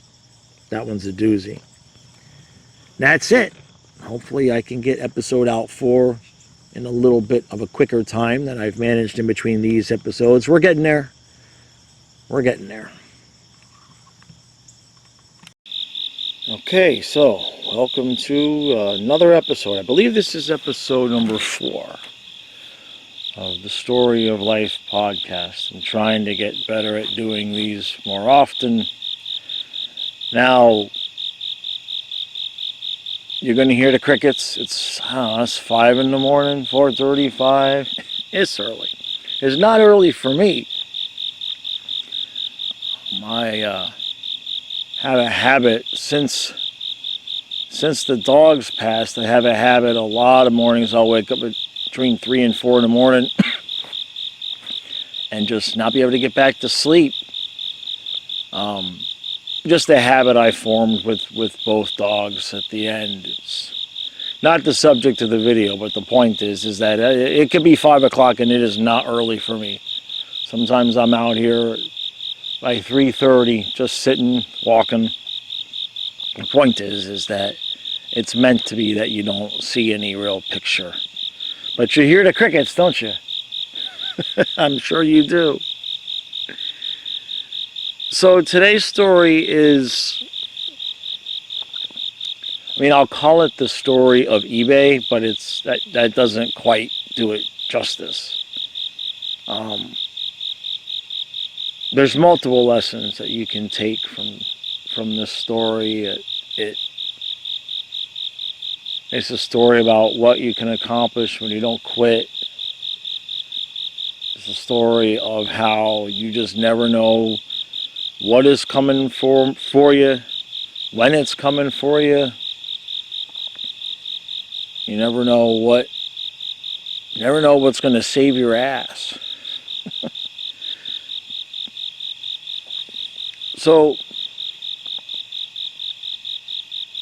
I guess I got to start all the way back in 1998, really.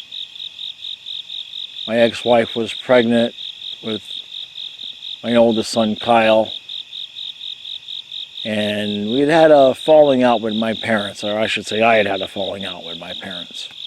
And there was about a 6-month period there that we weren't talking to them.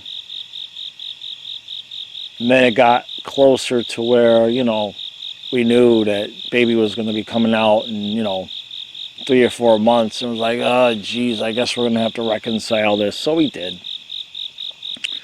And, but during the time that we weren't speaking with them, we made plans, light plans, to move to the eastern shore of Virginia. We were living in Florida at the time, living in a place in Hollywood, Florida. And we made plans to move to the eastern shore of Virginia not long after Kyle was born. We didn't want to raise him in Florida. We'll just start there. So he's born March 17th, 1999, and by the 4th of July weekend, we were driving to the eastern shore of Virginia. Now, we had what was that car? It was some kind of sedan. I can't remember which car it was because I had a sedan when I was younger. I had a 1978 Monte Carlo, Oh, I loved that car. But I can't remember what kind of sedan it was that we drove to Virginia in. But it was 4th of July. It was over the 4th of July time frame. And we had no air conditioning in that car.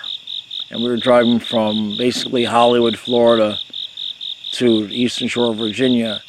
And it was like this record heat. I mean, obnoxious record heat. And no air conditioning. My ex had to sit in the back seat with Kyle, baby Kyle, and feed him ice chips and rub ice on his head to keep him cool. So we get there and we get moved in, and God, not long after we got there, my grandfather passed away. I had to fly back home, go to the funeral, fly back to Virginia, and you know, I guess I'll tell the story. The original plan was I was going to work at the chicken processing plant. There is a giant, I think it's Purdue, there's a giant chicken processing plant 10, 15 minutes away from where we were living. That was the plan. I was going to work there and be a career company chicken person, and then my ex would stay home with the kid. And so I applied for the job, and they were basically like, all right, so here's the positions that are open, which one do you want? I took the one that paid the most, of course, which was chicken hanger. That's what they called it, chicken hanger. And they said, do you want to, and they tried to talk me out of it. They said, that's a tough job, man. I don't know. I'm like, yeah, I've been in the military. Hanging chickens. I can hang a chicken. Come on. I had been fishing my whole life and cleaning fish, since at least my mid-teens. I can hang a chicken. Well, I show up for work the first day. It's probably like a 5 in the morning till whatever, 2 o'clock, 3 o'clock in the afternoon shift, whatever it would be. It was early in the morning. And I show up. After the first day, that was normal, like training and the little videos and stuff that they show you. But when I finally showed up for work, they brought me down to where they did the chicken hanging. And if you can close your eyes and imagine a Freddy Krueger movie, and it's a scene where whoever's being chased by Freddy is in this dark, dingy, wet basement with a bunch of equipment and the chains hanging down, almost like an Aliens movie. But Freddy, if you can imagine what that dingy basement would look like, that's what the chicken hanging room looked like. Like, okay, all right, this is gonna be interesting. Oh my God, it's so loud. Because what the chicken hanging line entails is, imagine you're sitting in front of, or standing in front of, this metal conveyor belt. And it's a normal conveyor, but up above the actual platform are these giant, it's a whole string of giant metal hooks. And if there's no chicken on the hook, they're clanging back and forth and clank, clank, clank, clank, clank. It is the loudest, most obnoxious environment I've ever seen. So your job is to stand there, and as they offload the chickens from trucks on the outside, Then the chickens come to you on the conveyor belt, and you have to pick up the chicken and you hang them upside down. You hang them upside down. They're still alive, by the way, just in case anybody was wondering. I'm not talking about plucked chickens. I'm talking about chickens. Whole ass squawking chickens. And you find out real quick why everybody's got masks on and hoods on and all of that. Because if you don't have a mask on and a hood on, you're liable to get chicken shit in your face, because that's what chickens do when they're afraid. They shit. So now you're in this dark, dingy, wet, loud basement, which, by the way, it's so loud. The metal noise is so loud that they're playing hard rock music louder to try to drown out the sound of the metal clanging and the chickens. And as the chicken comes, you grab it and you hang it up by its feet, and it goes along its merry way, and you get covered in crap. And then once you start seeing this giant row of chickens hanging upside down, making a bunch of noise, going the other way, you realize, well, you're hanging them upside down, I guess, because the next spot is off with their heads, right? And just... So, I did my first 3 hours, and then it was lunchtime. And now I suppose that this would have changed, but I did not have a home-cooked meal for my lunch the day one, but they had a cafeteria there, so okay, cool. So I had a half hour, I believe, to get my gear off, get washed up, go to the cafeteria, stand in line, order the food, eat the food, get back, put the gear back on, and start working again. Half hour. So I got my gear off, hung it up, washed up, went to the cafeteria, waited in my line, and I was sorely disappointed at the choices. It was basically, you can have this,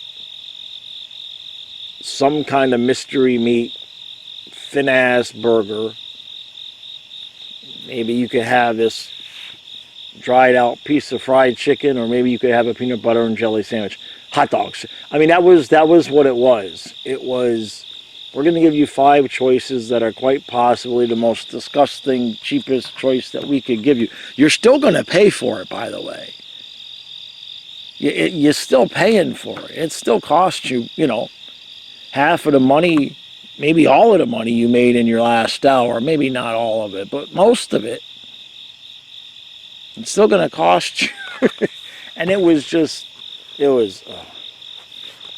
So I got my cheeseburger and fries and a Coke. And I woofed it down a record time, because now I'm down to like, I don't know, 12 minutes, 18 minutes, whatever it might have been, before I had to be back hanging chickens.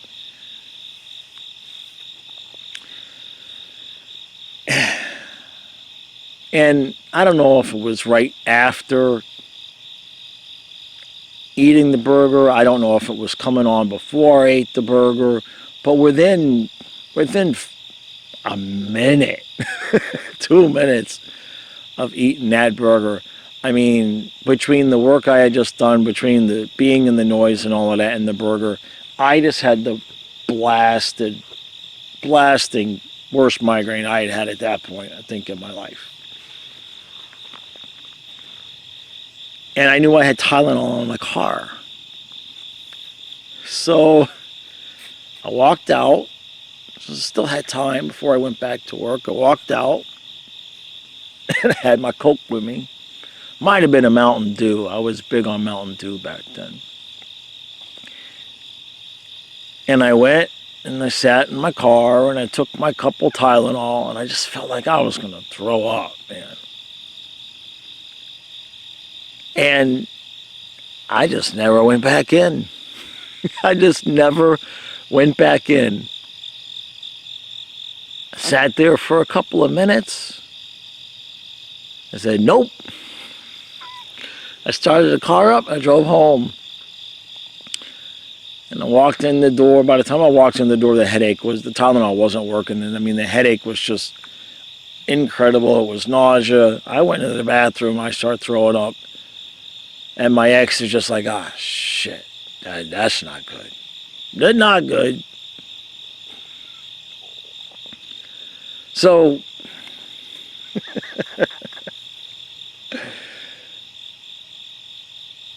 so she made the decision. I don't know how the decision was made at that point that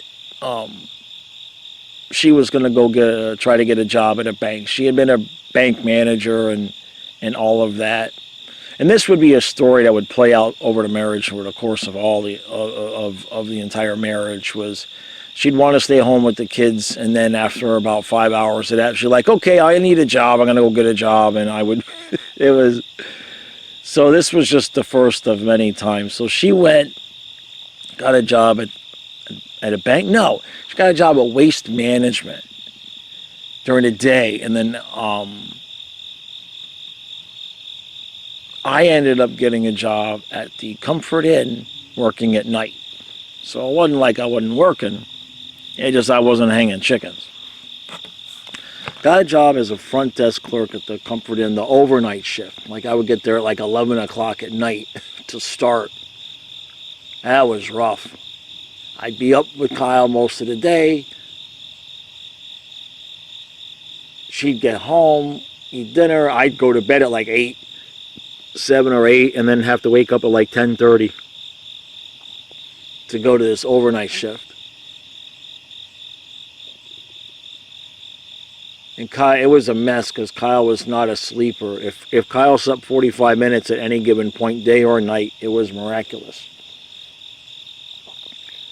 So I was working at the Comfort Inn, and I actually liked it because you're talking about Eastern Shore, Virginia. It's not, the hotel's going to be full during the summer. During the fall and winter, it's going to be empty, so that's okay. This was obviously still summer, but it might have been post Labor Day by now, maybe. Anyway, the way it worked is I get in, like I said, I get in at 11 o'clock. Had to do the shift change with the other guy that was there. Work my shift. I had to do all the night audit paperwork and all of that. And then by about 2, I'd be done working. And generally speaking, between 2 and 5, before I had to get the breakfast ready and everything, they let me sleep in the lobby. And didn't even have to hide. It wasn't like I had to hide behind the desk. I could go out into the lobby. There were some nice comfy couches. And as long as I set my alarm, they let me sleep. If the phone rang, I'd hear it. There was a bell if somebody came to the door to check in or something happened. I got woke up a couple of times, but there's plenty of times I slept. So it wasn't too bad. So one day I come in and I'm doing the shift change stuff, and the other guy is in the other room, and he's done with his work, but he's on a phone call. And he says to this person, says, well, once I get home, I got to pack up those dishes I sold on eBay, and then I'll probably get to bed. So he comes out. Now I'm like, what's eBay? It's $19.99. I said, what's eBay? So he tells me, well, it's this website where you sell stuff. You can sell your own stuff or buy stuff for resale and then sell it on eBay, and you pack it up and they send it off. You know, you send it off to them.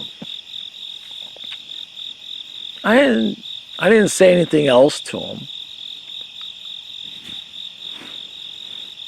But the wheels were turning. The wheels were turning.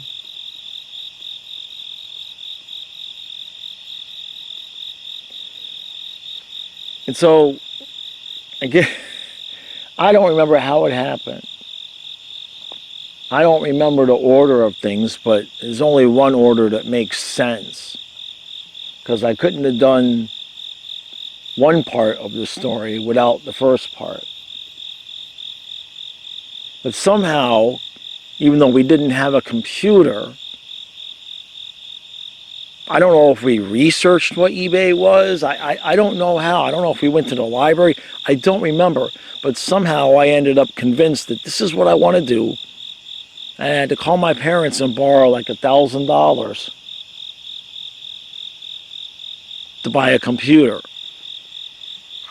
Now, for those of you who are too young to have grown up when the internet was in its infancy, oh, I cannot describe to you the slowness. I mean, it was nothing to wait 30 seconds for a page to load. That was... Now, if you had web TV, forget about that. If you had web TV, if you don't know what web TV was, it was a little box that you connected to your TV through the phone line. And that son of a bitch, that was... You clicked on an item for the page to load, you go get a drink, take a leak, come back, page is like 80% loaded. So it was a completely different experience. But somehow, without having a computer, we decided that this is what, well, I decided this is what I was going to do. So, let me take a sip of water here. I got distracted for a second because I don't know if the noise got picked up on camera, but there must have been a deer in the yard with me that just jumped over the fence, because there was a loud noise. It was a loud noise. It had to be a deer. I have it's a 4 foot, 3.5, 4 foot wire fence that I installed. But it's, you know, it's almost like an acre that's fenced in, so the deer, they just pop right in and they just do whatever they want to do. It must have been.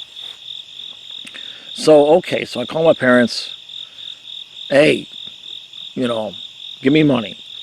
I didn't have $1,000 to buy a computer. You know what I mean? So we get this computer, and I remember the reason why the story was triggered is because I was at an auction. I was at an auction Thursday night with someone. And when Kyle and I are there buying stuff, we always get people asking, you must have a store. And then I say, we sell on eBay. And they say, really? You can do that on eBay? And I'm like, oh boy. There's still people that don't realize how much of a living you can make on eBay. That's okay. So, get the computer and get set up. Now, again, for those of you who are, most of you probably don't remember what eBay was like in 1999. But in 1999, if you had a digital camera, you were fancy. There wasn't no phones taking pictures. Okay? If you had a digital camera and knew how to upload a photo to eBay, that was like, you was a programmer, okay? I mean, you was fancy. You was top dog at that point. They weren't cheap. And I mean, there were whole video tutorials and people trying to figure out, okay, so now I plug the camera in where? And then I have to get the photo off of the camera to the computer. I mean, it was a process, man. So the point is that the majority of eBay listings didn't even have a photo, because nobody knew how to get the photos from. Nobody could figure it out. Some people obviously could, but it was just completely acceptable and normal to upload a item for sale on eBay that didn't have a photo. Completely normal. And so that's what we did. That's what I did. I went to, it was one Saturday, Mount Yard sailing. And there was this old guy, real character, this real old southern black guy, real character. And he's having a yard sale, and his house was like right on the main road. It was right on 13. And he's got a yard sale going on. I'm talking to him a little bit. I don't remember what we're talking about, but he said, well, I got some books in this shed over here. Maybe you're interested in those. Now, this wasn't anything he was thinking about selling. I hadn't started really selling on eBay yet, so it wasn't like I'm looking for books. It just kind of, he just kind of offered it. And so I walked over to this shed all the way in the back of his property. He opens it up, and there's 30, 40 boxes. And I'm talking about good size, like moving boxes. These weren't small boxes. And they're full of books. But it wasn't full of books that you would find at the library or something like that. They were full of these little, very small, thin books.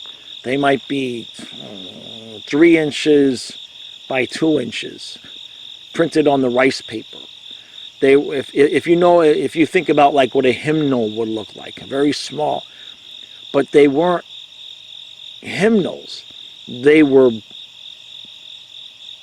books on. They were Buddhist books. They were books on Buddhism, but they were the real deal, like printed in the early 1900s, 1905, 1908. Some of them were 1912 or whatever. And they were all printed in India. And I mean, these were the real deal. And I got 20, 30 boxes of these, and it's full of them.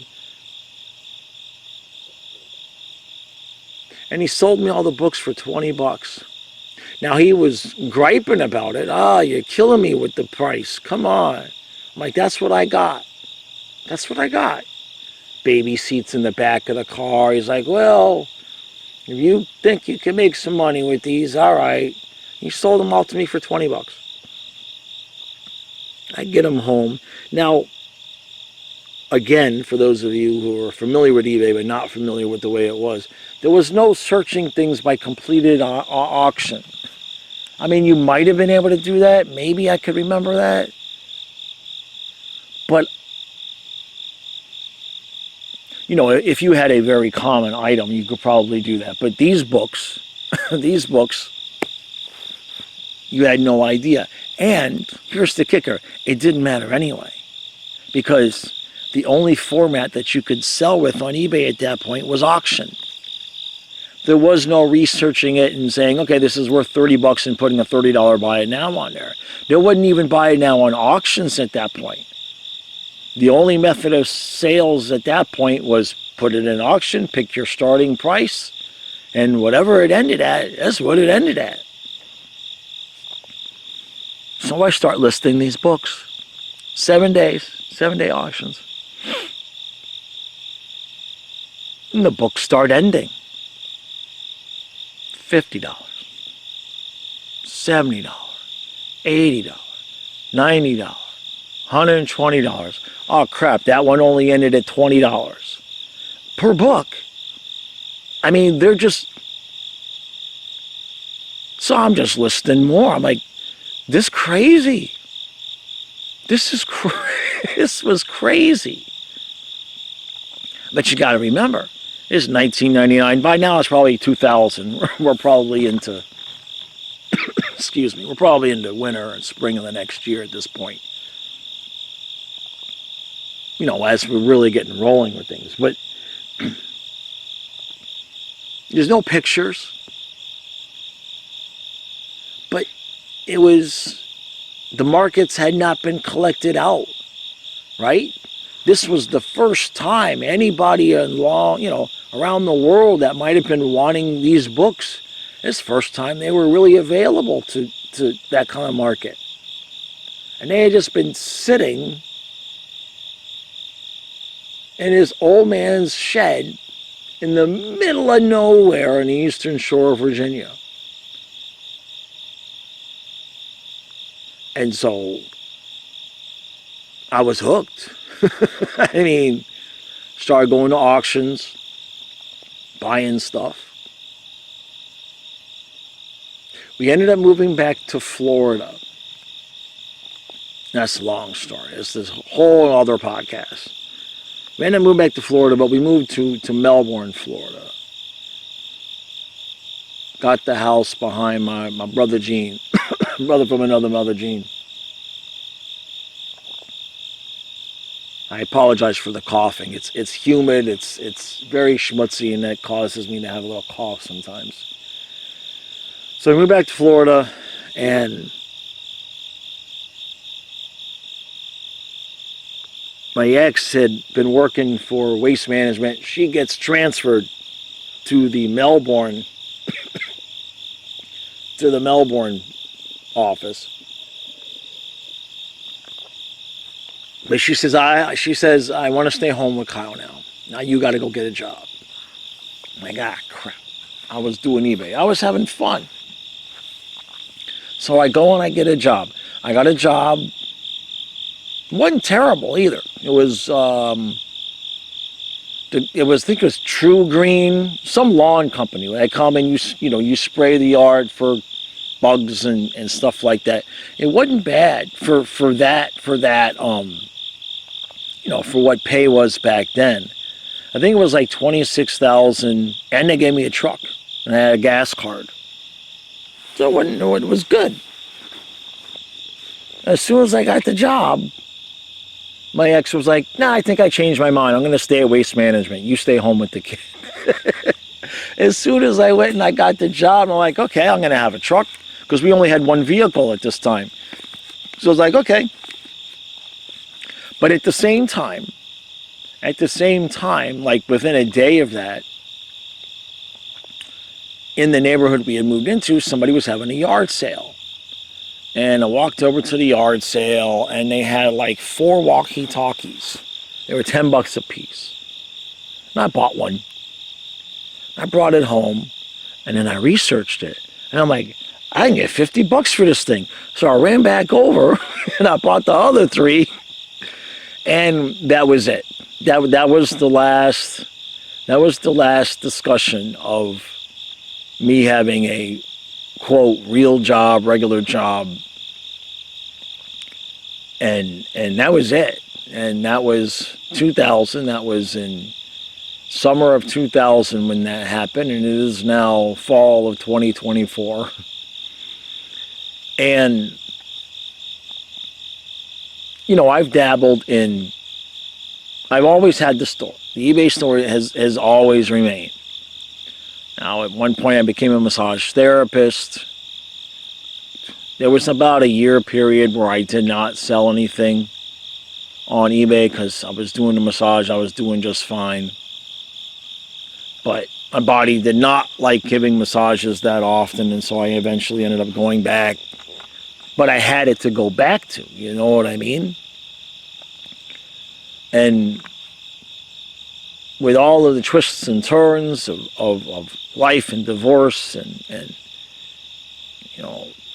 with everything that's going on in the last 6 months, with both my dogs passing, my girlfriend moving out, 5-year relationship gone, almost 6 years really, and just being automatically just thrust in to this financial position where it's like, I got to make this extra money now, like now. We had the eBay store up and running, but we weren't really working it. And now we started working it again, and it's saving my ass again. All because I heard that guy on the phone say, I got to pack up these dishes on eBay, and that I sold on eBay. And I said, what's eBay? I mean, that was 25 years ago. That would have been 20, you know, it's interesting now I think about it. The timing of that was 25 years ago. Gotta be this month. Gotta be this month. Because we moved there first week of July. I got the chicken hanging job.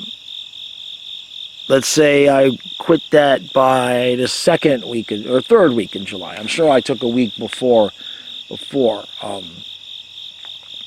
getting the job. So let's say I left the chicken hanging job by the third week of July. There was about a month period there, maybe a little bit more, no, maybe a little bit less, where I worked part-time for the city of, I think it was only, I worked for the city doing like cleaning up the streets, like weed eating the sidewalks and stuff like that, because, you know, it's, you get the tourists there for the summer. I did that for a little bit, but it wasn't enough money, it wasn't enough hours. And so then I started working at the hotel. And I was not at the hotel very long, because once I heard about eBay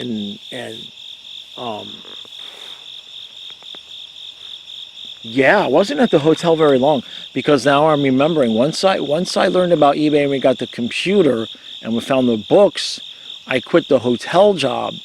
And I remember watching the last Dan Marino game, the Dolphins playoff, the Jaguars, when we got walloped.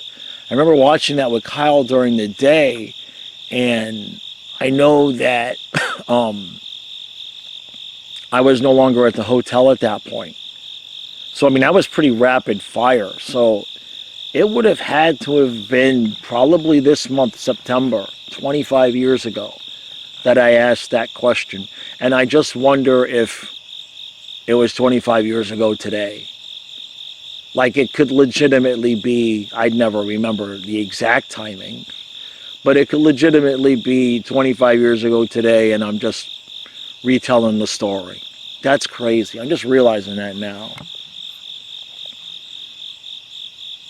And so what's the point? What's the lesson, right? It's like, well, you know, number one, you never know what something's going to be if you quit. I mean, you know, the eBay store allowed me to stay home with the kid, and then the second kid, and then the third kid, you know. And it you know, when everybody kind of was losing it after 9/11, financially we were fine. When the 2007, 2008 crash, when that happened, we were fine. You know, it has, and now, you know, there's no way I could continue to do what I'm doing with the other YouTube channels that I have if I didn't have that eBay store. I would have had to go hang chickens again. Not likely. Not likely. And the part to it is just, you know, it sounds kind of nosy, but sometimes messages will be delivered to you from other people, through other people. I mean, when you think about everything that went on in that man's life and everything that went on in my life, for me to hear him say, you know, for the timing to have aligned, for me to hear him say, that was almost the only part of the conversation I heard. It was like, wah, wah, wah, wah, wah, wah, I got to pack up these dishes that I sold on eBay, and then I'll go to bed, wah, wah, wah, wah, wah, right? It was just, I was meant to hear that.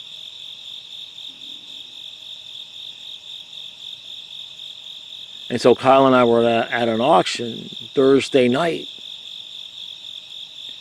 And, something that's happened a million times.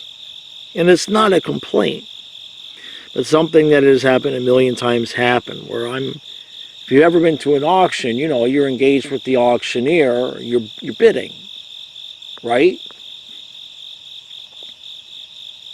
And this lady starts talking to me in between the bids. Oh, you must have a store. No, we do it on eBay. Oh, really? And then, you know, she's interested in that story. I'm trying to tell her that story, but I'm also trying to engage with the auctioneer.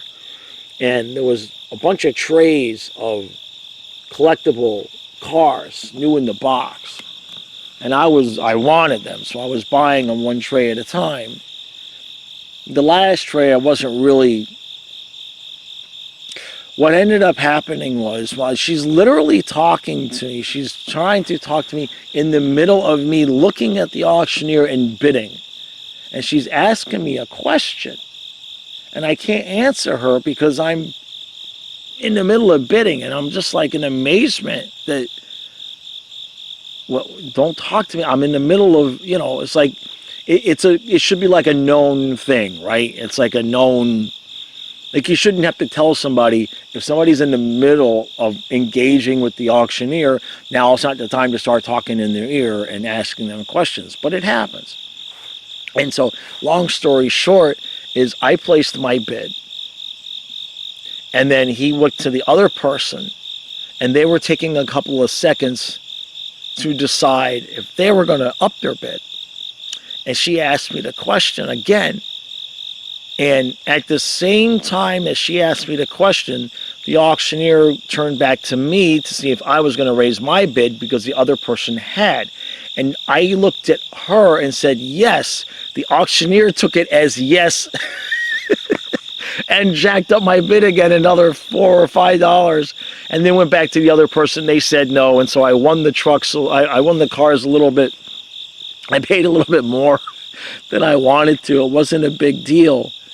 But it was just funny because I knew better. I know better. You don't, you know. And that's not how I bid anyway. But it still was a yes. I don't give a verbal yes. I just give a little teeny tiny nod. You would not even know I was talking to the auctioneer. But I am. But you know, because they know me, so they know everybody has a different bidding style. And so for me, it's just like this, just a little teeny tiny nod of the neck. It's not unusual. A lot of people will do that. It's just, I don't know why that is, but we do it. But he looked right as he was turning towards me. I'm like, yes. I had trying to answer her question. Yeah. Whatever I said. And then he even repeated back to me, because he knew it was something unusual for me to verbally give my bid. I said, yeah. He says, yes. I'm like, yeah, go ahead. I just started laughing. I'm like, yeah, go ahead. I wasn't going to stand there and be like, no, I didn't mean to bid. It was like, it's only $4 or $5, whatever to bid. It might have only been $2.50 actually. Might have just went from $15 to $17.50. But that's happened to me a couple of times. But it's my fault. My fault. I know better. No big deal, though. No big deal. That was it. That was it. I don't know why I felt moved to tell that story this morning. Maybe it is 25 years ago today. It absolutely could be. 100% could be 25 years ago today. I wish there was a way. I mean, I don't have old pay stubs or anything like that, so there's no way for me to know. There's no way for me to know. But, boy, the timing of that, if it was about this time that I heard, you know, about eBay, I know it took another 2 weeks to get the money in from my parents, get the computer, get it set up. You know, it wasn't like there's just internet. Back then, it was like you had to call up and be like, I would like internet installed at my house. And they had to come out and hang a wire. And, I mean, it wasn't just everybody had internet back there. They had to come out and it was It was a project. So that would have taken, a couple of weeks. And then I got to find the books. They start selling. Now we're into November. And by January, I had quit the hotel. So it could have very... Oh, I wish there was a way I could know. But there's not. All right, that's going to do it for this episode. This one was a little bit fun. A little bit more fun and light than some of the last ones.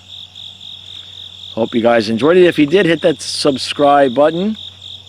And I will see you again in the next one real soon. All right, so welcome to the Story of Life episode. I don't know which one it is. I think it might be 5. Now, this one might sound differently. I'm outside. I'm walking around. You're going to hear a car get ready to drive by because, of course, as soon as I start recording, a car would drive by. And this is the first recording I'm doing with my DJI wireless mic, so I have no idea what I'm doing. I hope it works. Usually when I test out my electronics, they work fine, and then when I go to use them, then they don't work. So I didn't test this one. I'm trying to trick the universe. So if you saw my community post real quick a couple weeks ago, I said we are going to make a little bit of a left turn with this channel.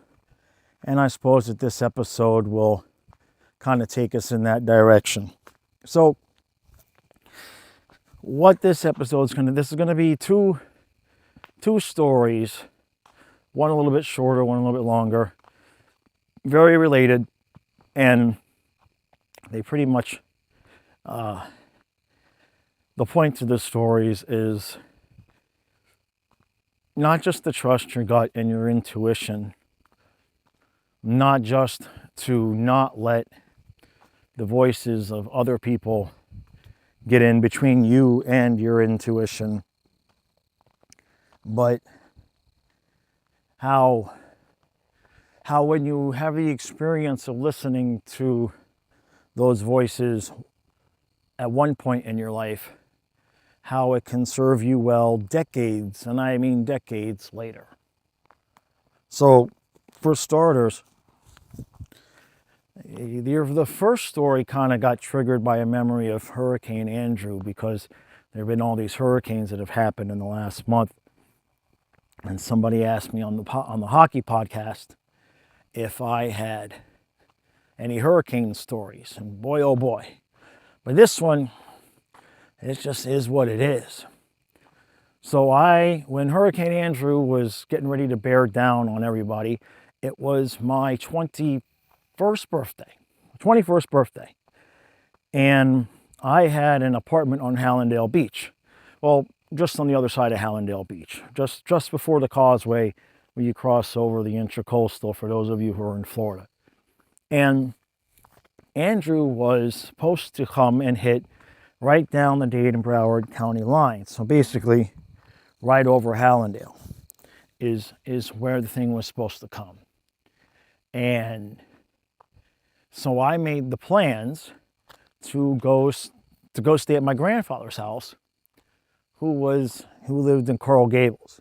Now, like I said, it was my 21st birthday. So in Coconut Grove, there was a place called Baja Beach Club. And it just so happened to be on my 21st birthday, they also had a hurricane party. And if you've been to Coconut Grove and know what that scene is like, just imagine the combination of a 21st birthday party with a hurricane party, and that tells you how that evening went. So it was a good night. It was a good night. And so I ended up going straight from there to my grandfather's in Coral Gables. And of course, Hurricane Andrew decided, hey, you know what, since Eric is no longer going to be on Hallandale Beach and he's going to be in Coral Gables, why don't we just make a bit of a quick detour here and just go right over South Florida, right over the Homestead area. And that obviously includes Coral Gables. And so I remember I have a memory of my grandfather about 2 o'clock in the morning. And it had gotten pretty nasty, but it wasn't the worst of the storm just yet. But he had just planted, I don't know, a year or two earlier than that. There was a tree in his backyard he was trying to save.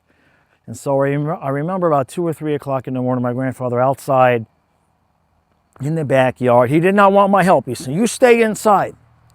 So, because my dad sent me there to help him.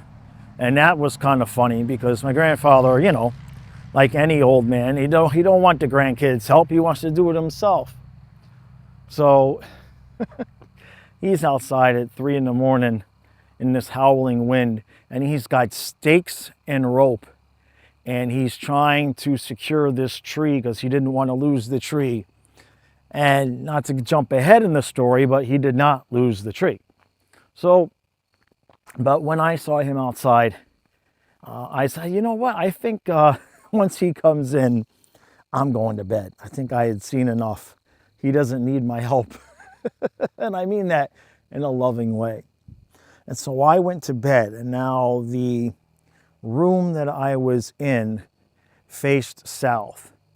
And it was just a very small bedroom and did not have any shutters on the front and did not have any bars.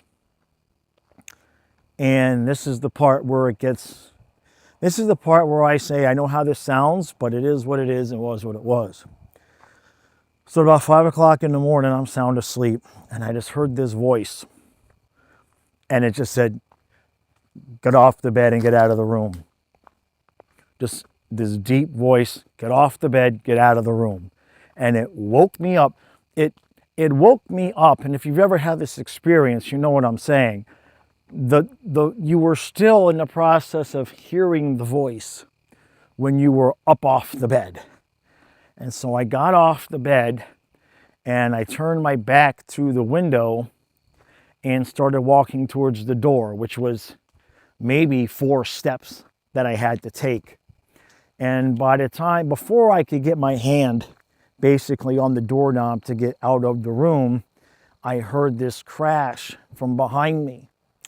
And back then, if you wanted to have a satellite dish, it wasn't like today where you mounted it on top of your house and it was this little 18-inch plate or whatever. Back then, if you wanted to have a satellite dish, they were big and they were usually mounted in your front yard on 10, 12, 14-foot long metal poles. And the neighbor across the street had one of these, and the crash that I heard was the pole that his satellite dish had been attached to shooting through the window like a bullet and impaling the bed where I had just been. Did not hardly even break any glass. It just came through the window like a bullet. That's all it was there, was just a clean hole. And it was just in the bed, right where, I would have been dead. There's no doubt, there's no questions asked. Whoever, whatever that voice was, saved my life. Okay. So over the course of my life, I've only heard that voice a couple of times. Now, we all have our intuitions and our gut feelings, and we all have our conversations inside of our head. And some of us have learned to develop that more than others. Doesn't mean any one of us is any more special than the other. I liken it to a radio station. Everything is energy, right? And so some of us just are able to tune our radios to pick up frequencies that others can't. Or at least others have not developed their antenna to receive. So over the years, I've been able to get myself out of a lot of situations and or know that situations were going to present. When I meet somebody new, I will generally say to them, "Hi, my name is Eric, and I apologize in advance because I'm going to know things that I shouldn't know." And it's just something I've come to accept, though it does make it difficult on relationships, but more on that later.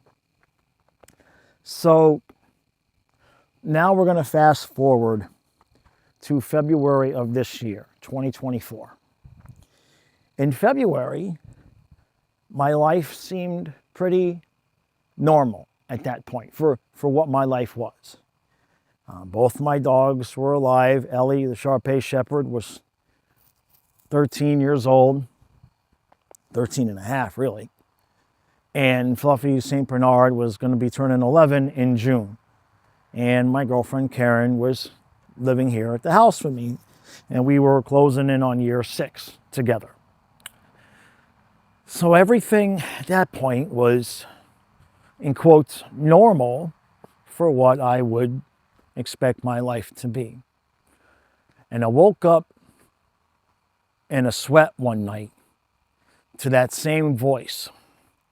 Only this time the voice said, "She's going to die."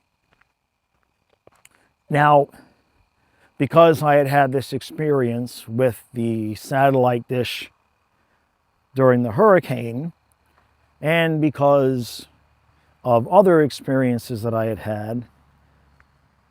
had no doubt that that voice was telling me the truth, that somebody, she, was going to die. It was just a matter of me trying to sort out through my intuitions who, when, and what. Now, of course, being that I was laying there right next to my girlfriend at that point, I obviously inquired and would not get much of an answer. I never really would get much of an answer. Then Ellie, my Shar-Pei Shepherd, died in March. And I thought, is that who? And my intuition said, no, that is not who is going to die. It's not who it is. Time went on, and Fluffy ended up dying. Of course, Fluffy was not a woman. But as things progressed, I continued to ask, well, who is this that's going to die? Is this going to be Karen? Is this going to be my mother? Could this be my ex-wife? You know, the kid's mother? Could that be what's happening here? And I never would really get much of a straight answer. I never would really get much of a straight answer. Now, they did at some point around June tell me that whoever was going to pass by October 18th. That date kind of stuck in my craw, and it was repeated over and over and over again to me. So I began to try to, figure out who that might be by what was going on in my physical life. Then my brother from another mother, my best friend Gene, who's been my best friend since 5 years old, his mom died. And again, I said, well, this is her. This is she's going to die. No. I was told no. I was told that there would be one more feminine energy, one more female that was going to die. Now, at this point, I started to get concerned because the list of women that were important in my life at any given point in time is not long. And, my mom's not young. It would be a pretty tremendous tragedy if, for my kids, if my ex-wife died. And at this point, Karen had moved out just a couple of weeks after Fluffy died. Now, what's interesting is the only one that I really tried to express any concern about this message to was my ex-girlfriend. But of course, like I said, when you know things you shouldn't, it's tough on relationships because you end up knowing things that you shouldn't. it's not a burden I would recommend having, knowing when someone is telling you something that's less than true. And that goes for any relationship, but it's not easy when you know things. And so I did try to talk to her about, hey, maybe be careful around this time. But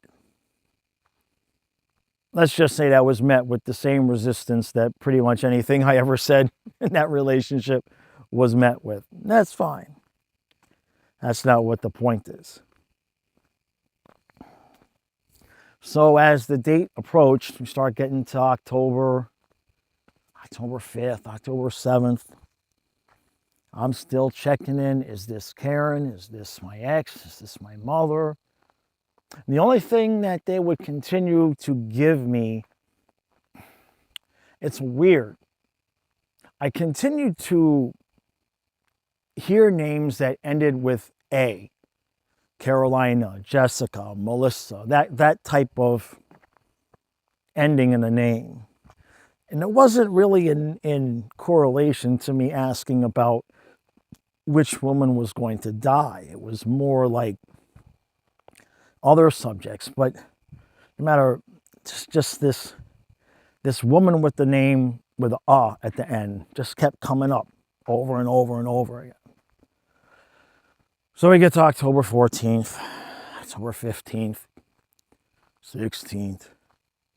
And then I come to find out that my ex-girlfriend, Karen, was going to have to drive to the DC area, which is a pretty heavy-duty drive for her over the course of, I think, the 17th and the 18th, or the 18th and the 19th.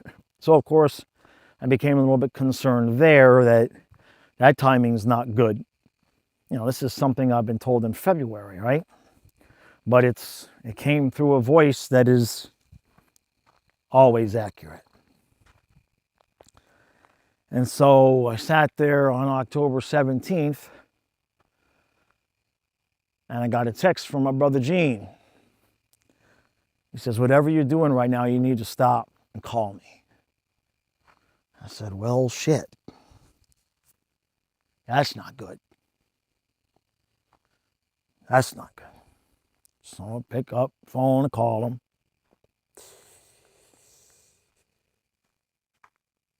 There was a girlfriend of his that he had from a young age. She was the same age as me. We all grew up together. We did all the things that young people do together, all the crazy adventures. And he had stayed, or she had stayed in his life all the way up into, of course, being at the funeral for his mother who had just passed. And her name was Anna. And she died on October 17th. So while my brother was explaining this to me, I was in this state of knowing, but still being incredulous that I had known. When you hear a voice when you're 21 years old, and the same voice is the voice saves your life at 21, and then it's still delivering messages to you 30 years later about someone who's going to pass, and they give you that message, that's 6 months in advance, and it ends up accurate on the last day it could have happened. So on one hand, that's what I'm dealing with in my head, and on the other hand, this was his best friend other than me throughout his whole life.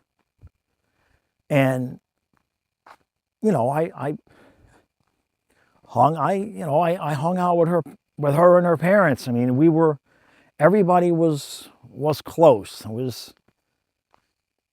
I may not have spoken to her in a number of years, but it was one of those friendships, one of those kinships between all of us that, You don't see somebody for 5 years and you just pick it right back up like nothing had ever changed. And so when that happened, there was a couple of things that came up for me. It was like, well, I'm 21 years old, get up out of the bed. Wake up, get out of the bed, save my life. No questions asked. But now this other thing, this thing that happens in February, she's going to die.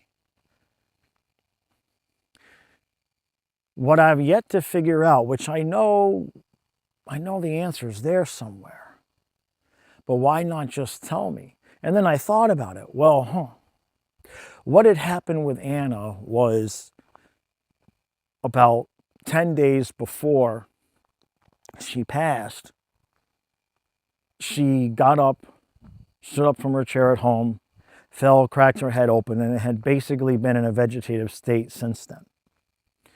Now, Gene had known about this, but being that he knows I've kind of still been struggling with the deaths of my animals and he's struggling with the death of his mom, he didn't want to burden me with something else that had happened with Anna, and he figured he would just tell me when she went, which is what he did, because there was nothing I could do about it.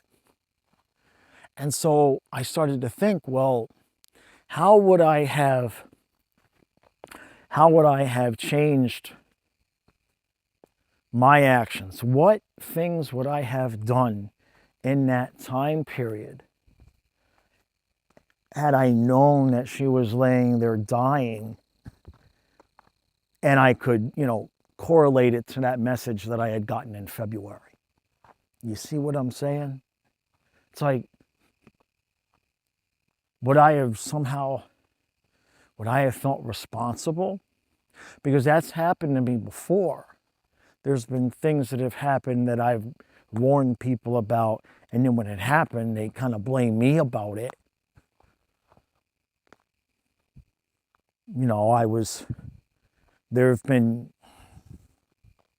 We'll just leave it at that. There's been things that I've been blamed for because I spoke about it in advance. As if I was causing it. The other people would interpret it as if I was causing something because I knew about it.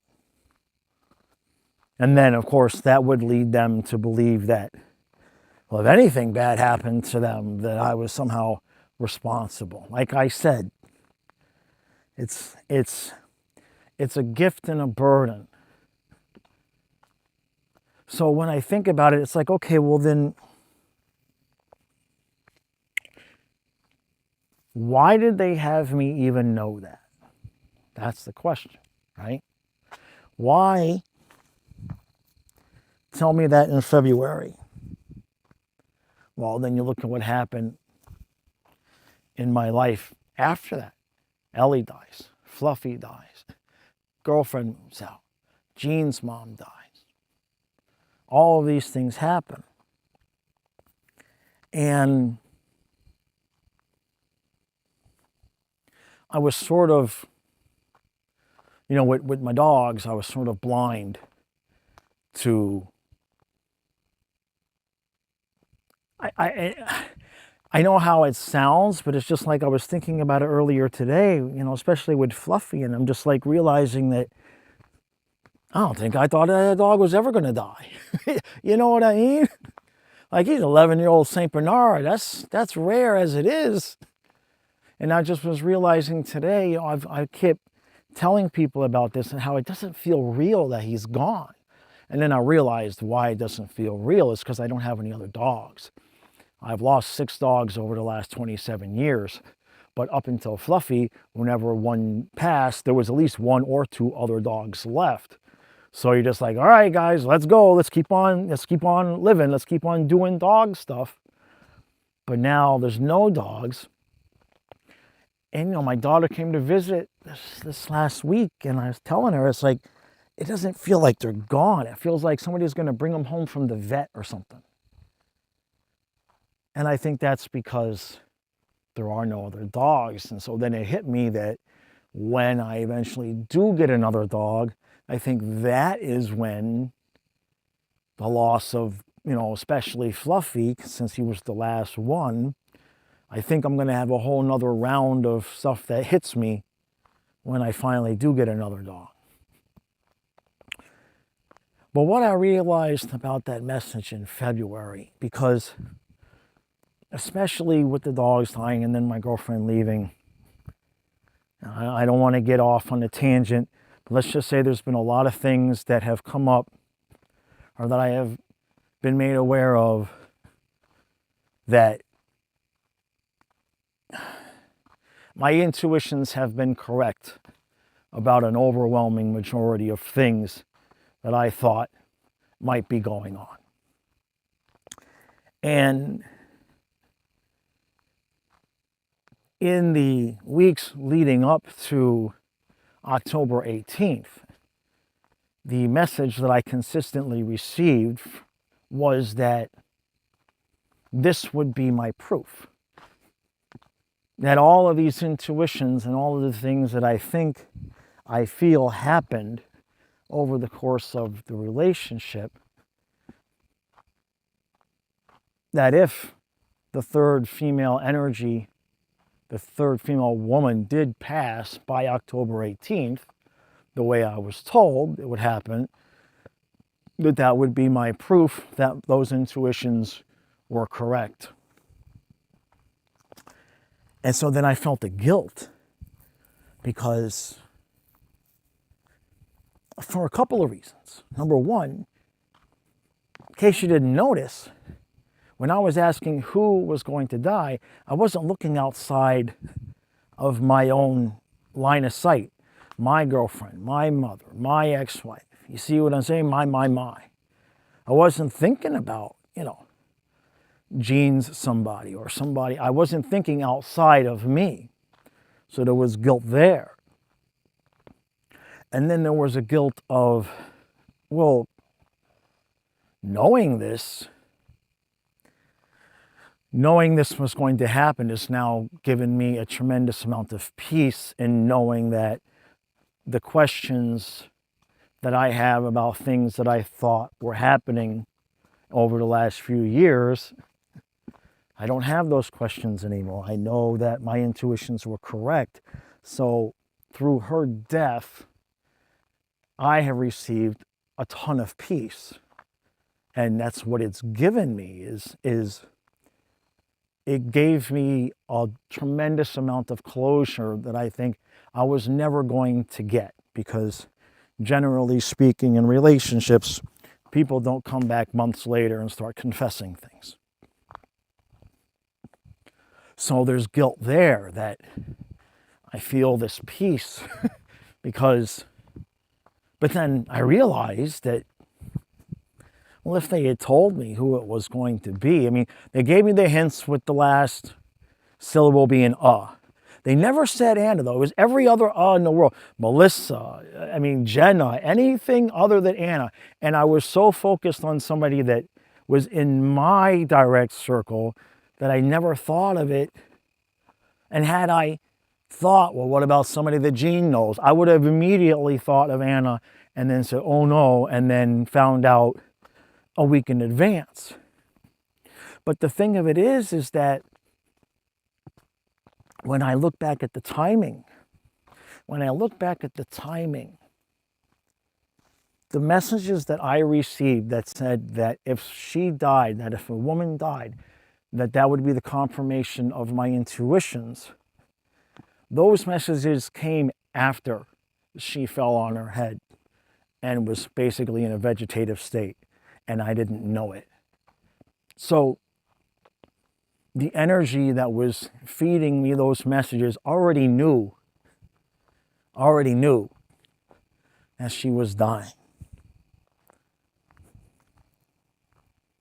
So,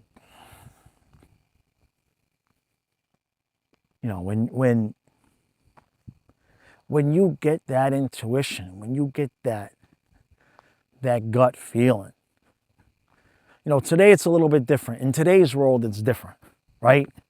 If you have a sneaking suspicion about something, you could check a phone, check an email, check Messenger, and either see whether you're accurate or not.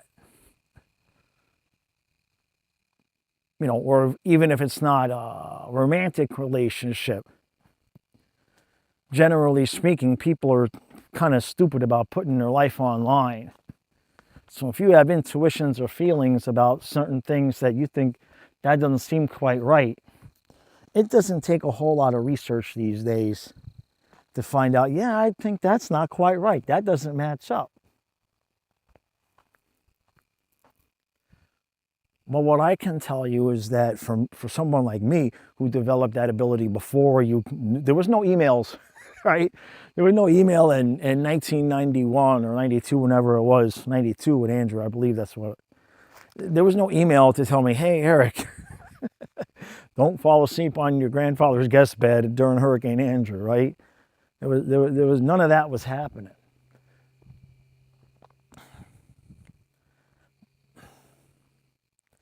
Here's the hard part. When you check your intuitions and you check your gut feelings, are we not all kind of programmed in a way to have negative intuitions, especially about our relationships? Like in my case, I know what was happening and I know what wasn't happening. And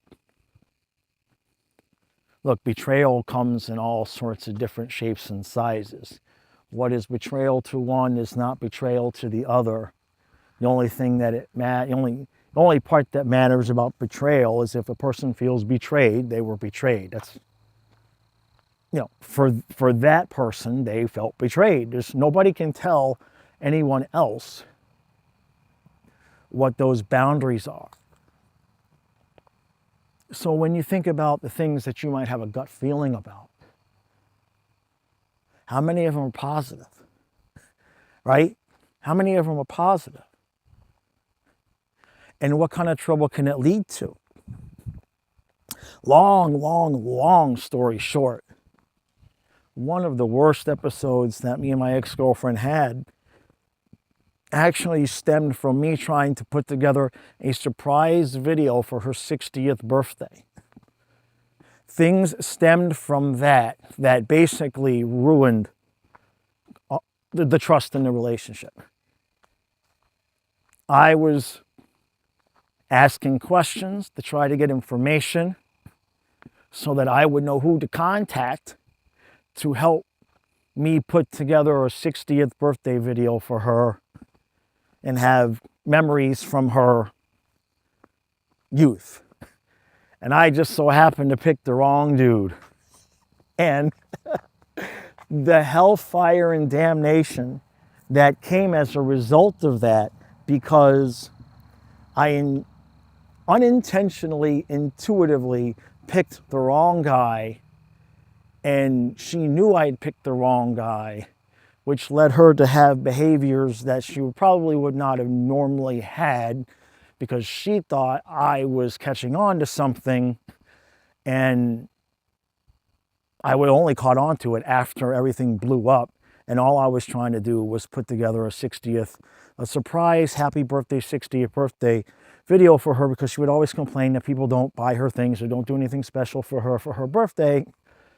But because she felt as a default, her position as a default, her gut feeling as a default was that I was somehow looking for something with her.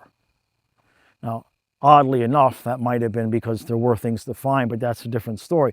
The point is for the rest of us,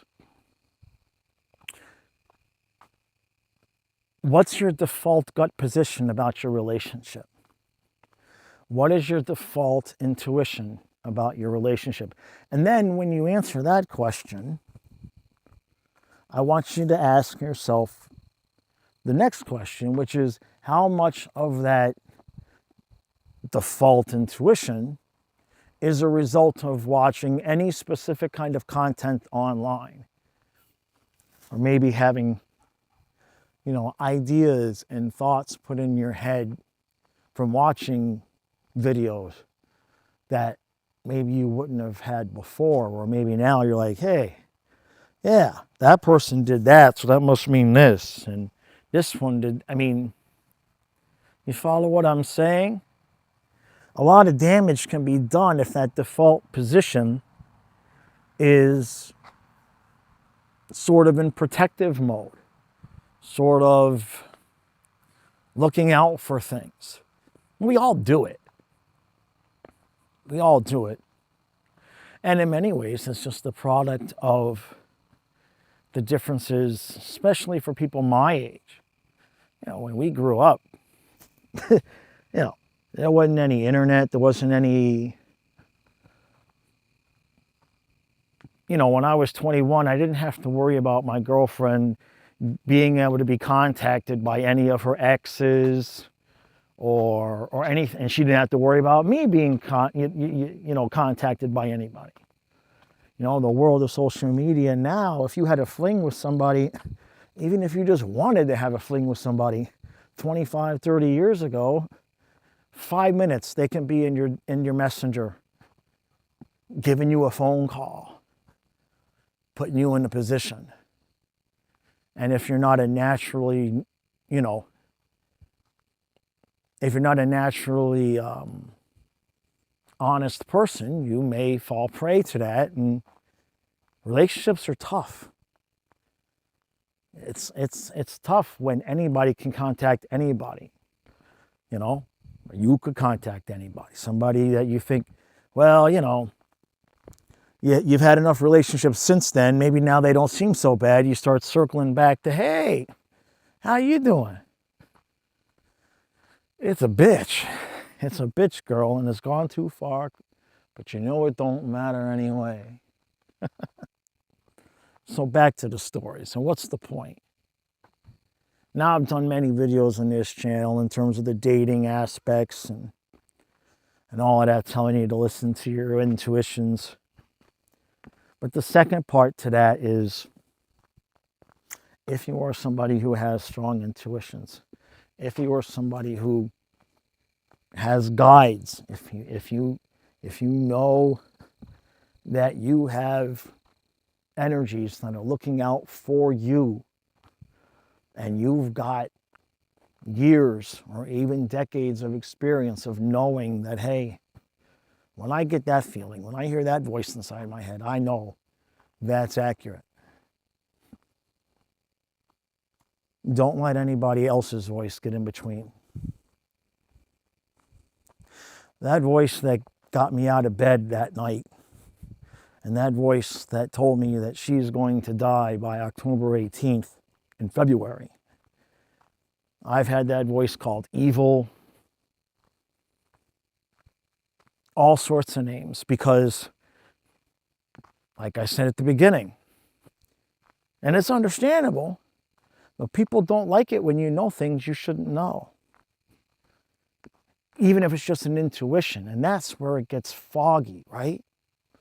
Because it depends on the other kind of person that you're dealing with. If you told me, I'm going to my sister's house, we're gonna have game night at my sister's house. But instead of going to your sister's house, you go, I don't know, not even anything bad. You just do something different. You don't go to your sister's house. You go to a movie by yourself. Doesn't have to be anything bad. Maybe your sister canceled at the last minute, and instead of wanting to tell me, your boyfriend, you said, you know what, I could use some alone time. I go to the movie by myself. I didn't do anything wrong. Except when you get home and I say, hey, how was game night? And you tell me a story about game night. If I can feel in the vibration and the sound of your voice that there was no game night, why are you not, you see what I'm saying? That becomes very difficult in a relationship. So it's important to know the other person. It's important to know how important truth is to them. Because if you just have an intuition, a knowing, a gut feeling, and then they start telling you, no, that's not true. No, that didn't happen. Or yes, I'm telling you the truth. Or yes. And they start making you doubt. They start making you doubt. And then later you find out, whoopsies, I guess I was right. You have to be very, very careful if you're someone who's going to listen to your own intuition. You have to be careful who you pick as a partner. Because not everybody, don't assume because you're a certain level of honest that everybody else is going to be.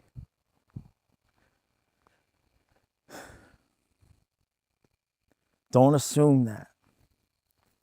People will make every excuse in the book to not tell you the truth, including my favorite, I didn't tell you the truth because it would have upset you. Well, yeah. Yes.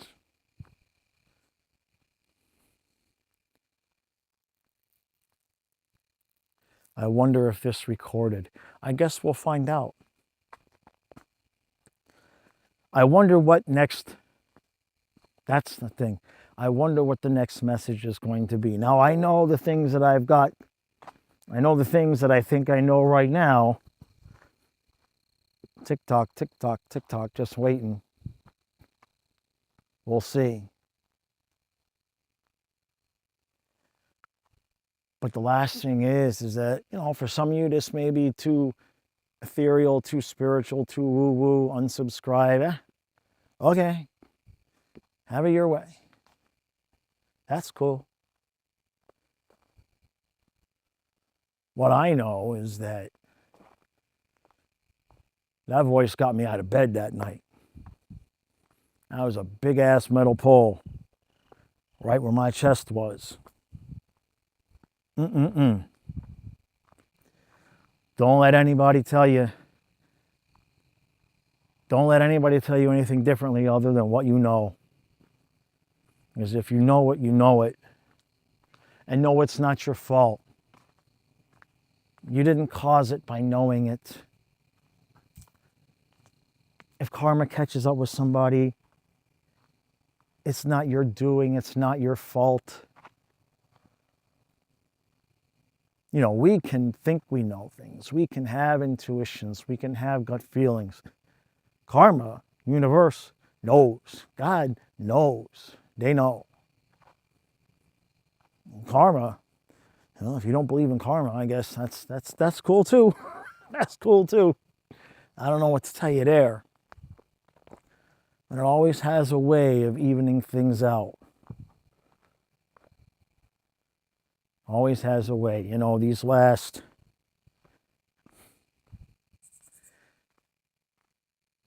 20 years, 25 years, I got everything I focused on. Now, I am broke, but I didn't focus on wanting money. What I wanted was to get to this point in my life and have decades of memories of being home with my kids and being home with my dogs and all of the times that we had together. And I got exactly what I focused on.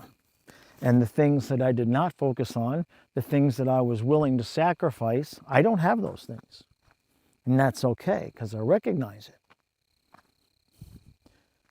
Now, if you, whoever you are, whoever's listening, look at your life, look at what you have and what you do not have.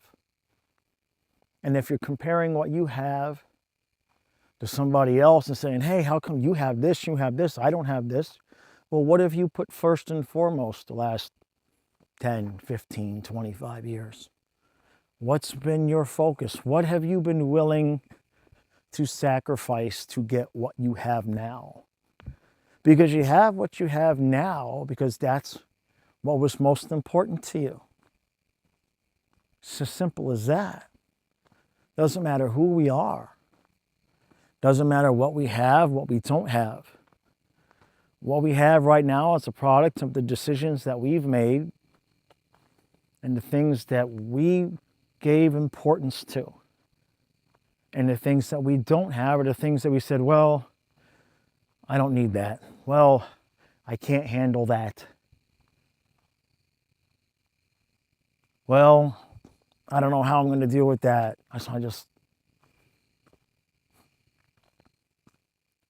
If you look back, it's not your fault. Well, I don't want to say there's no fault. We'll put it that way. If you look at it from a positive perspective, you got everything that you wanted. Everything that you put your energy towards and made the focus. The thing that you made the priority. The thing that no matter what, this is what you were going to do and this is what you were going to have. That's why I'm broke. That's why I had difficult relationships, because I said no matter what. And I said it with intent and conscious of what I was saying. No matter what. No matter what, I'm going to be home with my kids. I'm going to be home with my dogs. I'm going to have all the time I want with them at the end of their life. And then I'll deal with later. And for me, later is now. But as this has gone on these last few months, since it all went down and finished, I don't have any regrets. Not a one. Now, I am broke as a son of a bitch, but right now, I am walking around my yard. It's 3 acres. You can hear me on my path. I had a nice big house, and I'm going to go inside too in a few minutes. I'm walking around a tree right now, and to my right is the raised bed that my son and I put in that holds the graves of all 3 dogs. He's got his Halloween display off to the left. And what was my intent 15, 20 years ago? I wanted a big house by the river and spend time with my dogs. Got everything I want. And whatever I had to go through, and I consciously, purposefully said this hundreds of times. You know, you might be listening to some of my videos and say, hey man, if you knew things were kind of funky, why not leave the relationship? Well, you know, my goal, my focus was supplying my dogs with a solid end of life. I was willing to put up with whatever I had to put up with to do that. And that's what I did. So a lot of the things that you hear me talking about, it's just acknowledgments. It's not even complaints. It's nice to get confirmation later on. But life is good. Bro, that's the only thing I don't have. But somehow the bills keep getting paid. The credit card payments still keep getting made. The power's still on. I still got food. But if I need to sleep in, I sleep in. If I want to stay up, I stay up. If I want to go to the gym from 7 to 9 and then work from 9 to 11, that's what I do. If I want to work from 7 to 11 and then take a nap before the noon live stream, that's what I do. But it's all been purposefully designed, but you don't get anything without giving anything. And that is a hard lesson for some people to learn. You don't get in this world without giving. You don't. And when I say giving, I'm not saying you have to have something taken away. But you can only focus on so many things. There's only so many hours in the day. You have to choose. And when you make choices, the universe has no choice but to abide by your wishes. No choice whatsoever. I wouldn't trade my spot right now with anybody because of what I got to get here. Of all of the hours and hours and years of almost daily trips to the river and the beach with the dogs. What, you think I would have given that up to have a little bit more financial security right now? My dream job? Screw that. We're not here to work. We're here to be around the things and the people that we love. That's why we're here, man, just to have experiences. The money will come. if you're truly just doing what you're meant to be doing, what you want to do, the money will come. I've seen so many people just waste so many hours just so worried about it. The worry causes less to come. Some of you know that already. Some of you probably still need to hear that. My rant is over, and I'll see you in the next episode. So, welcome to the Story of Life episode. I don't know. I stopped counting. You guys can count. So, this will be interesting. Normally, I record these outside at night in the dark, and it is not night. It is 10 o'clock in the morning.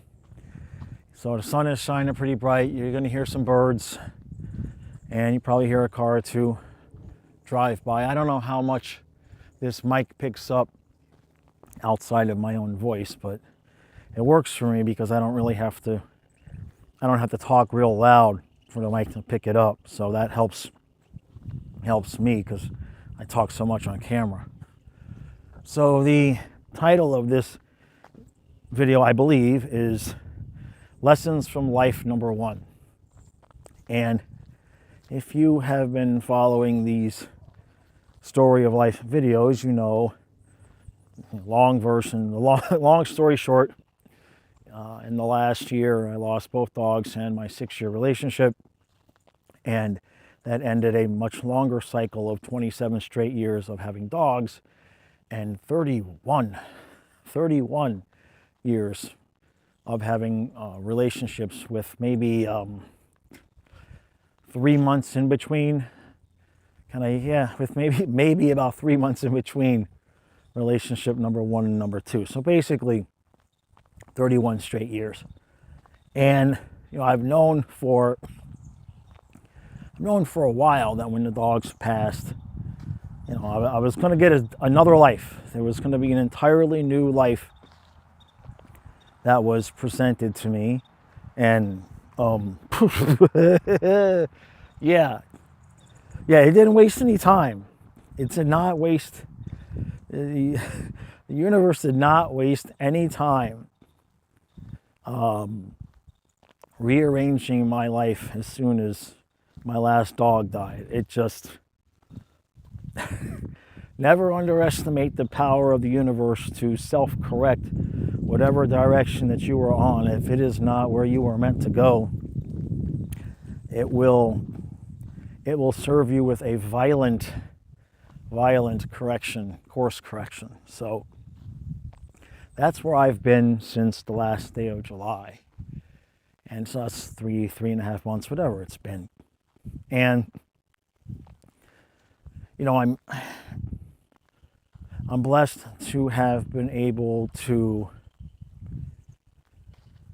I work for myself, right? So I didn't have to go to work and interact with anybody. I can kind of set my own schedule, which is just absolutely wonky at this point with my sleep hours. And so I've been lucky that I've had a lot of time to be able to just kind of process, okay, what in the hell just happened? Because I kind of got into a car at age 22 down in Miami and found myself dropped off at age 53 here in the middle of nowhere on Eastern Shore, Maryland. And they said, okay, here you go. Here you go. And I just kind of looked around and said, how did this happen? And so there's just some lessons that I've learned recently, lessons I've learned over the course of the grand 31 years, and over the long stretch of time. And I just wanted to kind of touch on some of those, some just so I can get the words out, some so that, all of these videos are always meant, if somebody can hear anything or take anything from these videos that helps them, or even if they listen and they get triggered and it causes them to, investigate the reasons why they're triggered. I guess That's what these videos are for. So in no particular order, there's no one reason or one lesson I could say is more important than the other. So they're just kind of a jumbled mess in my head. So I would think that the first one, though, genuinely is let people go. Let people go. Now, what's interesting is I have experienced letting people go, and I have experienced desperately trying to hold on to people. And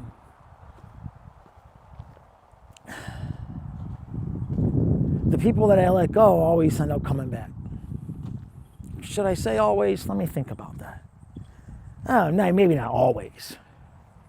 Maybe not always, but for the most part, the people that I just say, okay, go ahead, you want to go? Whether I'm not just talking relationships, I'm talking friendships, family, whatever it is. Eventually, you get the phone call, you get the text, get the knock at the door, it's like, hi, I'm sorry, can we talk? That has happened to me when I've let people go.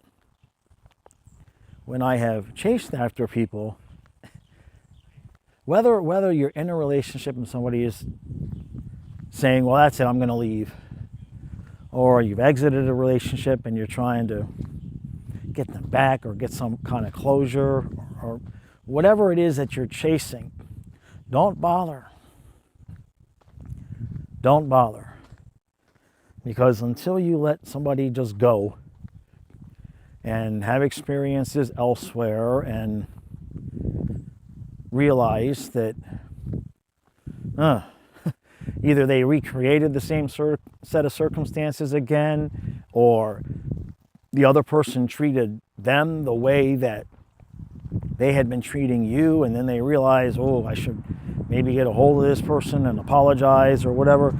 You have to let them go to have their own experiences to make them appreciate you again, because if somebody wants to leave your life, they don't appreciate you. It's that simple. And you might think, well, that sounds kind of harsh. But whatever relationship you're in, again, when I say the word relationship, I'm not just talking about romantic relationships, friendships, family.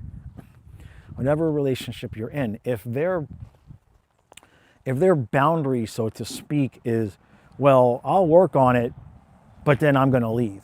If what you're up against in the relationship, if they feel like they can just leave as an option, if things get too difficult, then they're never going to be willing to put in the truest, fullest level of effort that somebody who desperately would say, I would never leave, would put in. Does that make any sense? So if you're somebody that would say, I would never leave, like the relationship I have with my dogs, I would never, I would happily live homeless in my van down by the river if it meant that was the only way I could be with my dogs. So there would be no circumstances where I would leave them unless God himself came down here and said, look, bro, this is what you got to do. And it's like, all right, I guess if you're telling me I have to do it. But then the flip side to that is people who would say, well, this is getting too hard, so I'm going to leave. This is getting too hard, so if it's difficult, then that proves you don't belong together, or proves that the friendship is rotten, or whatever words they might want to use. The point I'm making is that if the other person you're in a relationship with feels that way, let them go. Let them go.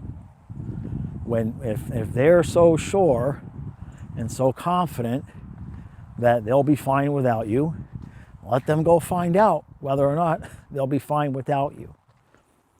Because generally speaking, again, any kind of relationship, generally speaking, what people are going to do when they get out of a relationship is the first thing they're going to do is they're going to start doing the things that the other person in the relationship would have not wanted them to do, whatever that is, right? I mean, I had a friendship, I still have the friendship, but he would be a certain way with women, and I would try to help him say, this is what's happening. And he just didn't want to hear it, didn't want to hear it, didn't want to hear it. And so, the relationship, the friendship ended up taking a pause, so to speak. And he went and did all of the things that I was telling him he shouldn't do. And he got his ass handed to him. And he kind of came back and said, well, yeah, maybe I should have listened to you. I'm like, yeah, maybe you should have listened to me. But it's cool. But that's what happens when you let people go. Now, if it's a romantic relationship, it's more difficult, right? If it's a friendship, even a good friendship, you could be like, all right, go do your thing. And how many times did they come back and go, I might have been wrong? Some of you might be experiencing that now with friends that you lost over politics. They might be coming back to you now going, oh, well, I might have been a bit, I might have had some things wrong. Romantic relationships a little bit different. It's a little bit more difficult, right? Because you've got time invested, and you have that fear that, okay, if you let them go, a lot of times they're not coming back. A lot of times you don't know if you want them to come back. But if you are the person that is up against the other person who is saying that it's an option for them to end the friendship or an option for them to leave and leave the relationship, you're cooked already. You're cooked already, because there is nothing that you're going to do. There's nothing that you're going to say. There's no, they will tell you, well, if you did this or you did that, or if you said things this way, or if we did, there's nothing you're going to do that is going to, when they talk about leaving you, they have a vision of this freedom and independence, right? When they think about leaving you, they think, I'll just have my own place and I'll have all this freedom and I can do all of these things. And they're not wrong. But the problem is that while they're comparing what you're providing in the relationship with that sense of freedom and that sense of independence. So there's nothing you're going to do that's going to match how they feel when they imagine being free and independent. You will never beat that vibration, right? Relationships are hard. Relationships are tough. They take commitment. They take work. You have to have discussions. You have to be willing to compromise, all these things. But when you're free and independent, you don't have to do any of that. So when you're with somebody who is saying, well, this needs to happen or I'm going to leave, or you need to change or I'm going to leave, don't bother. Don't bother, because nothing you're ever going to do, nothing you're going to say, no changes that you're going to make are ever going to be better in their mind than being free and independent. And what will happen is, this has happened to me. And I've talked to many people that this has happened to, not just men. It's happened to a lot of people. They acted a certain way. The other person said that they were going to leave if the other person didn't make all these changes. And then the person makes the changes, and the other person says, well, I still want to leave, so you must make other changes. And they make the changes. And the person says, I still think I might want to leave, so why don't you make these changes? And so one person is just flopping around in the wind all over the place, just making change after change after change after change. And finally, the person that's been threatening to leave will say, well, you just keep changing. You're all over the place. I can't get a handle on you. You keep changing.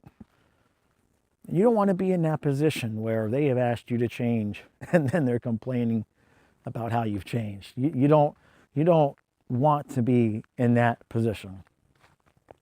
So that would be lesson number one. If whatever the relationship is, family, romantic, friend, whatever it is, if they say, I think I'm done, I think I want to leave, I think I'm considering leaving, just let them go.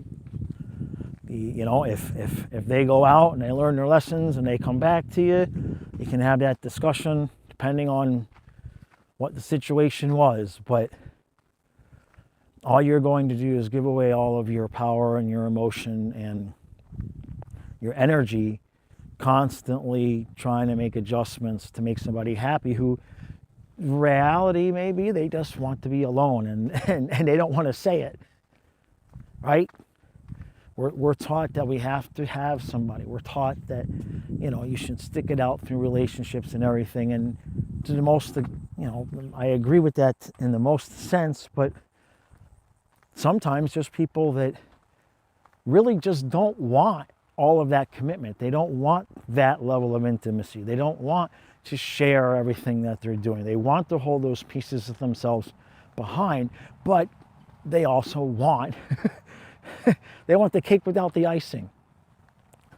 They want someone to give them the feeling of intimacy that would come from being completely transparent and would come from being honest about everything and talking about everything, in a true sense. They want that intimacy, but they're unable to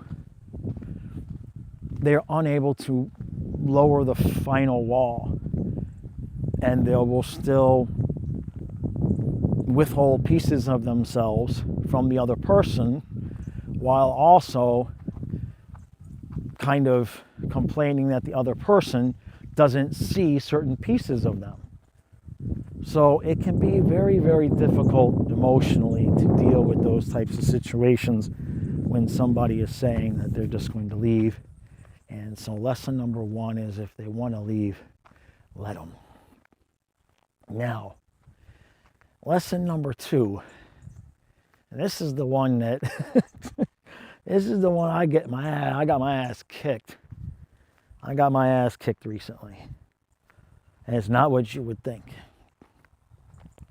I think lesson number two is, I haven't found the words of exactly how to express this, but lesson number two is, don't have closed-end goals. I'm just going to tell you what I mean. I don't know how to describe it.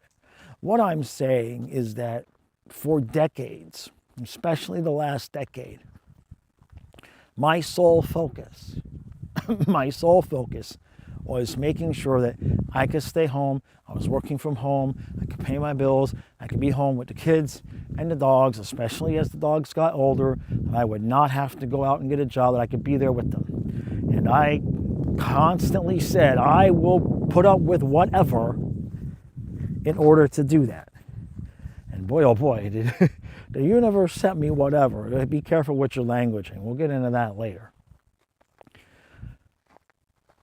But once I accomplished it, once the dogs passed and I had accomplished that goal, I was just kind of like standing there. It's like the scene in Finding Nemo. I think I might have told this story before, but it's true. The scene in Finding Nemo, where at the end, where they all get out of the tank and they're in the bay floating in the bags, and they're kind of like, now what? That's where I've been. So I had this singular focus. I had a singular goal. And you have to be prepared a little bit in your mind about what comes next. Now, of course, in my circumstance, I didn't want to think about it. I felt like if I thought about what am I going to do after the dogs pass, well, now I'm putting the energy out there. I don't want to think about them passing. I purposefully didn't want to think about that at all. I wanted nothing to do with thinking about what am I going to do when he goes, when the last dog, when Fluffy goes, and how's it going? I just would not allow myself to think about that. And so when it finally happened, to be honest, I don't know exactly how I would have handled it, because 3 weeks after he died, my girlfriend left. So I don't know. It's kind of like, for those of you who know, I run the hockey channel, that's the fan channel for the Florida Panthers. So while the dog was dying, the Panthers were winning the cup. So I don't really have a clean experience of them winning the cup, because as soon as the TV was over and the stream was over and the cameras were off, I'm on the floor crying with the dog.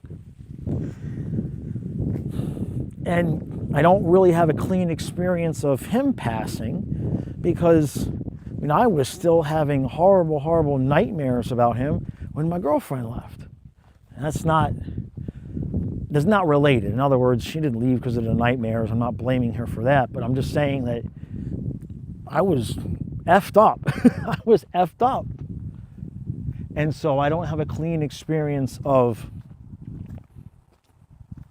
I immediately had to go from mourning for him to figuring out, oh shit, like, half the house income is gone now, and there's no hockey season, so it's not like I can just go do more videos.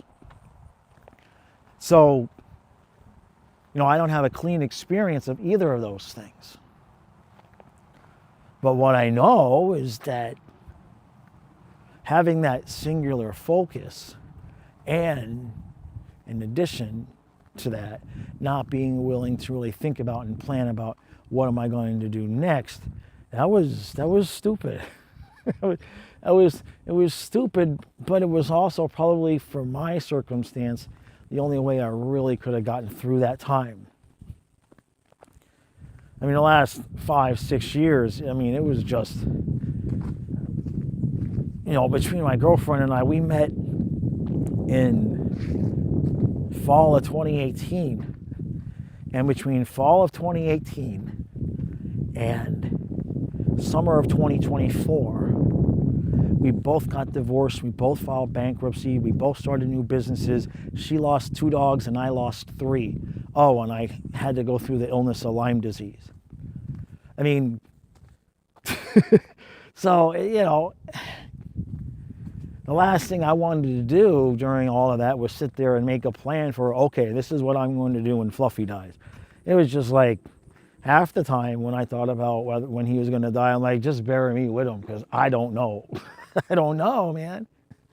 I've gotten there now. I'm fine now, but I wouldn't wish on my worst enemy the last 3.5 months I went through.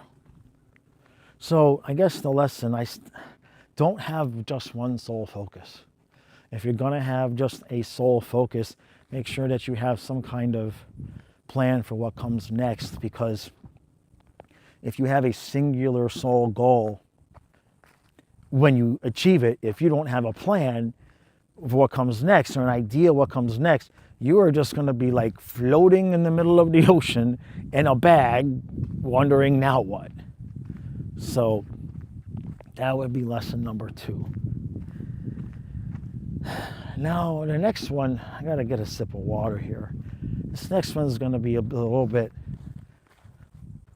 difficult, because I don't have any real good answers for you. This is a hard lesson, and I am still learning. I've learned it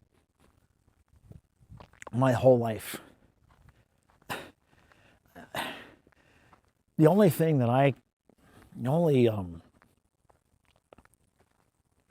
conclusion I can come to is that one of the things I came here to learn is that it is going to be extremely rare. Not impossible, but it will be extremely rare that you will find somebody that's just going to be straight and honest with you about everything. And that's going back all the way to, my childhood. So, that's obviously something I've been sent here to learn, and I'll get into some of the specifics as to why I think that is. But since I was, 2, I guess, my natural mother left when I was 2, 3, somewhere in there. Well, she left a couple of times, and then she left for good at like 3.5. But I think at a young age, I just assumed. I either wanted someone so much that would be honest with me, or I think I just kind of have walked through life just assuming that, because I'm kind of an open book, and I'll just be like, yeah, hey, this is what I did, and I'm going, and I don't, it doesn't cross my mind to hold back from people and to withhold information, that I just assume everybody's the same way. And that has gotten my ass kicked as well. Now, in addition to that, I have something that is a gift and a curse. And that gift and curse is that if somebody is lying to me, some magical rainbow unicorn way, completely unrelated and completely sounding impossible, the universe is going to find a way for me to find out that they've been lying. And again, this is something that has gone back all the way through, all the way back into grade school. If somebody did something to me, I wouldn't even have to go looking for it. It would just find me. I'll give you an imaginary example. And this is a made-up example, but it illustrates what I'm talking about. Let's say this did not happen. I want to be clear, this did not happen in my life, this specific incident. So let's say my girlfriend is going over to her sister's house for game night. Once a month, she goes over there to have game night. Okay. So about halfway, she's driving to her sister's house. It's not a long drive. About halfway there, the sister calls her and says, hey, I'm not feeling well. Let's cancel game night. My girlfriend thinks about it for a second, thinks, I've kind of been wanting some alone time. So she tells her sister, I've been kind of wanting some alone time anyway. I'm going to go see a movie. Okay. Girlfriend gets to the movie, texts me, I'm here. I text back, okay, have fun. Girlfriend gets home. I'm waiting, waiting up for her, whatever it is. It's gone a few hours. How was game night? She'll tell me a whole story about how game night was. There's a couple new people there and everything. And unfortunately for me, I will be stuck in a position because for whatever reason, her sister never has done this before. Her sister may never do this again. But for whatever reason, when her sister called her to tell her that she didn't feel well, before that, the sister had called me and just jokingly said, hey, I'm going to cancel game night because I don't feel well. So I guess she'll be coming home to you. I guess you got her all to yourself tonight. So for whatever reason, my girlfriend, imaginary girlfriend, will have chosen to lie to me about game night, and instead of telling me that, well, my sister canceled, so I wanted to go to a movie, so I did.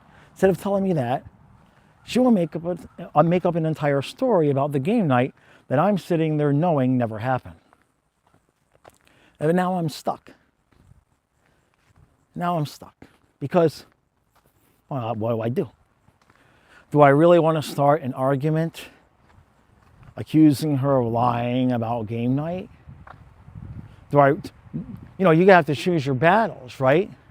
And the other part is that, you're sitting there and you are just very, very, it hurts. It's disappointing and it hurts because, well, if she's lying about this, if she's willing to lie about something so insignificant, as she went to a movie instead of game night, well, how do I know what to believe? So my curse and gift is that when somebody's hiding something from me, when somebody is lying about me or saying something behind my back, it might take 5 years. I've had things take 3, 5 years to circle back around, and I find out. And it is almost always through no action of my own. Something will, something will arrive in the mail, and I'll be like, wait a minute, this doesn't seem right. So I'm, on one hand, always on the hunt for someone who's going to be just completely open and honest. While on the other hand, the people I seem to attract only want their independence and their freedom. And at the same time, I have this thing where if people are being dishonest with me, somehow, some way, the universe is going to rat them out. And so what it's taught me, kind of circling back to lesson number 1, about letting people go, sometimes you just got to let them lie. Sometimes you have to just let them tell their stories, let them tell the lies, sit there and know that they're lying to you and say nothing, and then see how it plays out. Sometimes that's the only thing that you can do. And while it is extraordinarily difficult to do that, it's I gotta say something, I gotta say something, I gotta say something. I mean, it is brutal sitting there listening to somebody tell you a story that you know is not true. And I'm not talking about only things that people would, I'm not talking about like lying about affairs and whatnot. I mean, I'm talking about lying about, I didn't go to game night. I went to the movies by myself. But the problem then becomes, well, if you're lying to me about going to game night, how am I supposed to believe you when you tell me actually you went to the movies? You see what I mean? It gets to a point where it's not possible for you to know what's true and what's not. Because when somebody has the capability to just tell you whole stories that never happened, that's tough. But the lesson is it is a fine line. The only thing that you can do is be as open and honest as you possibly can. Expect them to be the same way, while also protecting yourself somewhat when it turns out they're not. And it doesn't matter if you just decide to withhold pieces of you. It's not a solution. It's not to say, well, they're lying and hiding stuff, so I'm going to lie and hide stuff. That's useless. I did that in my first marriage, and that just you get through, you get by, but it don't make it any better. So again, circling, it's kind of in combination with the let them go. It's like just let them lie. Let them lie. I don't, don't try to figure out. This might be another part to it, but don't try to figure out why they're lying. Now, there's 2 types of people. There's the type of person that's going to say, yeah, you caught me. I'm sorry. I should have told you the truth. Here's what happened. And then there's the other people that are going to get mad at you for catching them in the lie. And so that puts you in a position, like I was telling with the other story, if they're the type of person that's going to get angry at you for finding out that they lied, then what you have to do is pick and choose which lies you're going to bring up that you know about. And that gets old. That gets old because it's kind of a catch-22. Because the more that they're dishonest with you and think they're getting away with it, the more that they will be dishonest with you. And with my situation, the more I'm going to know that they're being dishonest because I just find out. So let people go. Let them lie. Let them have their way of doing things. You can usually tell, you know, when you meet somebody, again, this is any relationship, not just romantic, you can tell. If you are somewhat emotionally healthy yourself, you can tell if somebody is hiding parts of them. You can tell if there's parts that they don't really want messed around with. You know, we all have friends that are just, you know, I have hockey friends, right? We're great hockey friends, but we don't talk about, you know, what I had for dinner. You know what I mean? But what I would say that the flip side to that, and this is something that I've done, and this is actually lesson number 4. I got there by accident, but this is actually the next lesson. You absolutely should, when you tell people, when you meet people, you absolutely should know yourself and tell them, hey, like in my case, okay?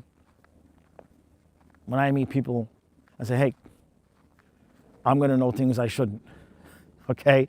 I'm intuitive. Things have a way of finding me. Information has a way of finding me.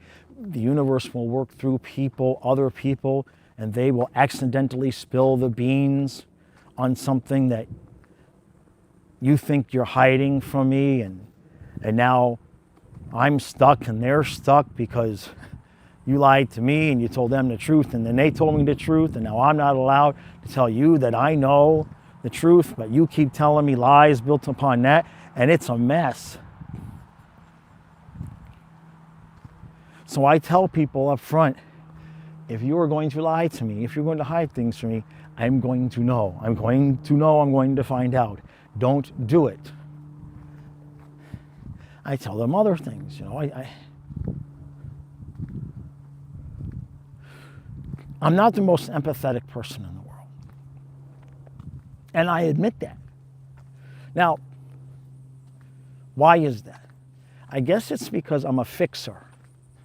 So if somebody comes to me with a problem and I give a suggestion and I don't want your help, and then they go and do the opposite of what I told them to do, and they crash and burn, I'm not the most empathetic person in the world.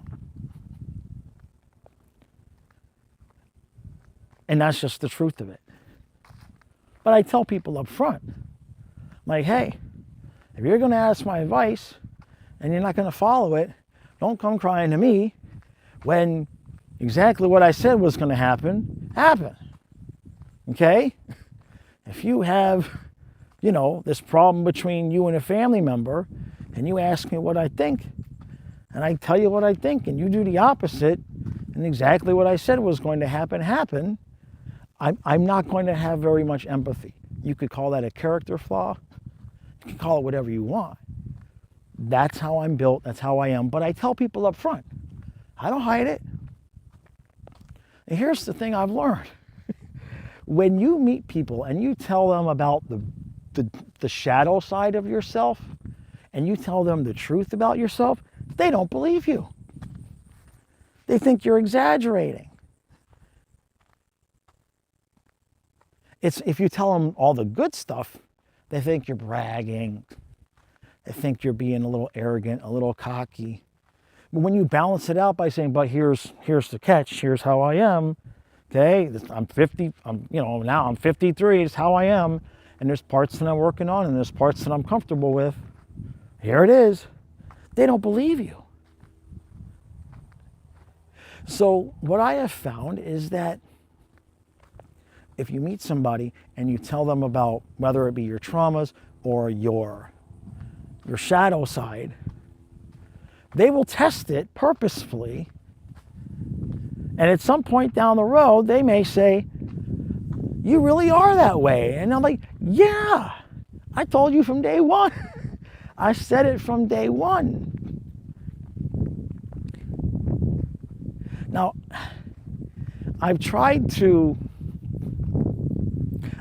put myself in their position mentally and think, well, why is that? Why is that? And then I've realized that, I'm really the only one I know in relationship that has really been upfront about my true shadow side up front. Everybody else's shadow side I discovered as the relationships went on and as the friendships gone on. I'm the dumbass. I'm the dumbass that up front says, hey, if you lie to me, the mailman's going to knock on my door with a letter that proves you were lying. Not my fault. Not my fault. I can't do nothing about that. Okay? Now, maybe in theory and technically I could do something about it, because I suppose I could start putting out the energy of, I don't want to know the truth. That don't feel good either. That don't feel good either. But the point is that what I realize is I'm the only dumbass telling people my faults when I meet them, and they don't believe it. And then what ends up happening over the course of the relationship is, well, when they meet me, you tell them the good stuff, I tell them the bad stuff. And they either don't believe the bad stuff, they think they can fix the bad stuff. They think I'm exaggerating the positive aspects, or they think I'm also exaggerating the negative aspects. I'm too honest. Like, I'm just upfront. It's this, and this. Now, I'm not perfect. And what I mean by that is there's things that have come up in my relationships later on in relationships that I didn't realize about myself in the beginning. I think that's true for everybody. But there's nothing, when I start a friendship or a relationship, there's nothing that I'm purposefully withholding, because I don't want anybody doing that with me. So I guess the lesson there is that make sure that when you're beginning a friendship, beginning a relationship, that they are in a relationship with who you are and not who they want you to be. And that can go both ways. I've done it myself in some regards. Right? Some of that, especially for us men, if a woman presents some of the what YouTube would call red flags at the beginning of a relationship, maybe we think, I can handle that. I can handle that. I'm not worried about that. I can handle that. That starts to add up.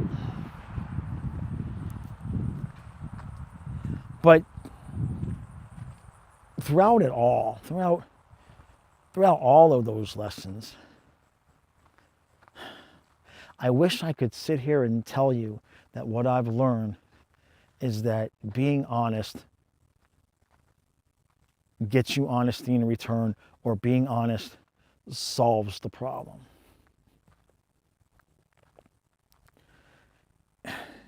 If honesty is the problem, it might be tough for honesty to be the solution. If somebody has been lying, or if you have been lying, when you go to present the truth, when you bring and say, hey, here's the truth, how are they supposed to know you're telling the truth now?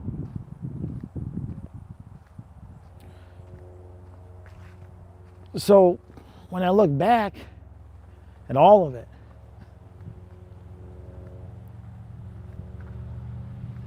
I think that that's why we're able to have such a relationship with animals. A dog ain't gonna lie to you. Dog's not gonna really care about your shadow side unless you're abusive to the animal, right? Animals, they are who they are. I'm gonna cry on this one. The day I got Fluffy, I picked him up and he put one arm around my arm and gave me one kiss. And 1,000 times over the course of those 11 and a half years, he did the same thing.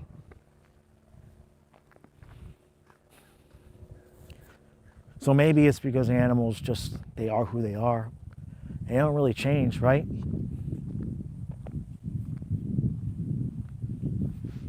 They don't change. And an animal's not going to threaten to leave you most of the time. Some do. Some are like, I'm going to jump over this fence, you son of a bitch. You give me that dry kibble one more time. You give me that nasty ass dry kibble one more time, I'm over this fence. It can happen. It can happen.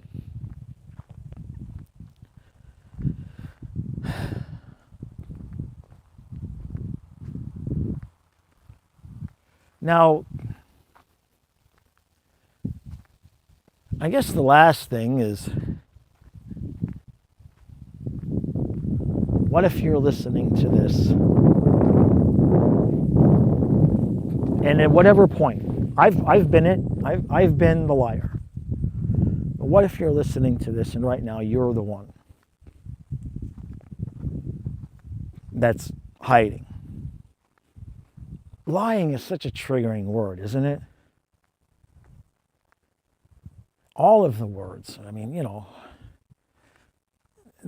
they've got a sharp tone to them. People will admit not telling the truth, but if you call them a liar, ooh, it's the same thing, but, you know, words have vibration, right? But what if you're the one right now who either is hiding something, however insignificant it is?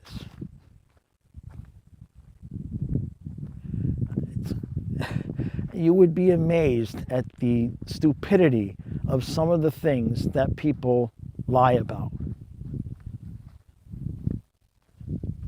Oh, I went out to dinner, I had a steak. You look at the receipt, they had chicken. You say, hey, let's go back to that restaurant where you got that steak. What kind of steak was it? It's a prime rib. It was delicious. You sure you didn't get the chicken? No, I had steak. Why are you lying to me? Why do I care what you ate? The point to that, it's a stupid example, but the point is that occasionally there's that reason that you maybe want to leave out part of the truth. Happens to everybody. Nobody's perfect. But if there's a history there of, and it might go all the way back, you know, like my desire for honesty goes all the way back to my mother leaving and what my father said to me when she left. My desire for wanting someone who's just going to freaking tell me the truth. I can accept any truth. Just don't hide things from me. That's all I ask. And I ask it on day one. And I never stop asking. And sometimes I get it. Sometimes I don't. That goes all the way back to being 3 years old, my father picking me up at daycare, and what he said to me about my mother leaving. And I have been looking for somebody that would just tell me the frickin' truth since then. And I'm still looking. But if you're the one that's not telling the truth, I just want to say a couple of things. Don't underestimate the pain that you cause people when you lie to them. The smaller the lie, the more pain it causes.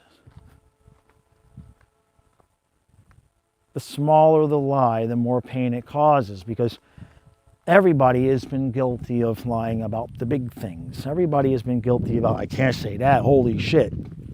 If you get busted, you get busted. Be an adult about it. But we've all been there. But lying about having a steak when you had chicken,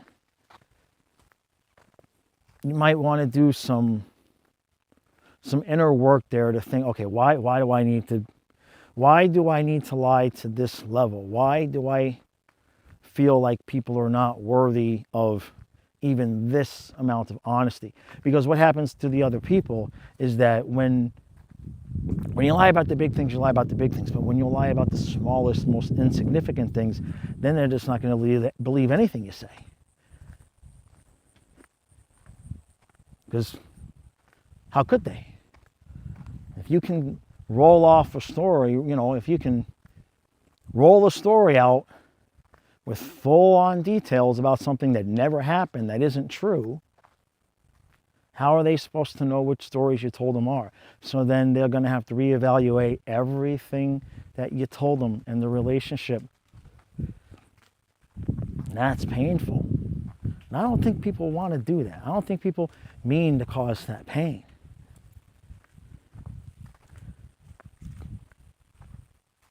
So I would recommend, because suggest is a triggering word, right? But if I recommend something, it's a little bit softer. I would recommend figuring out, okay, why? Admitting to yourself, I kind of do this. I've kind of done this for however long, and that should be easy to trace back. Well, when did it start? When did it start? And the reason why I say that is because eventually we all meet the other person, right? Eventually we're all meeting each other. I'm going to meet you, you're going to meet me, or you're going to meet someone that I was with, or I'm going to meet someone that you were with, or they were with. Eventually we're all going to meet each other. And I would rather meet somebody who hasn't been damaged from being lied to. I would rather meet someone who's an open book and saying, hey, you know what? I trust you. Let's just be real. But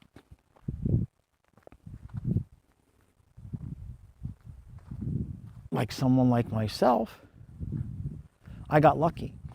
I was able to process my life over the last 3 months, right? Most people don't have that luxury of time. And so we just bounce from one trauma to the next, to the next, to the next. And we never really sort it out. And most people don't want to do the work of being honest with themselves about why they do the things they do and how they got the way they are.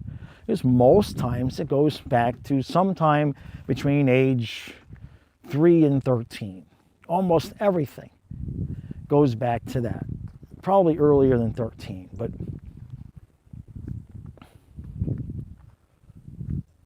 and admitting it is, all you have to do is admit it.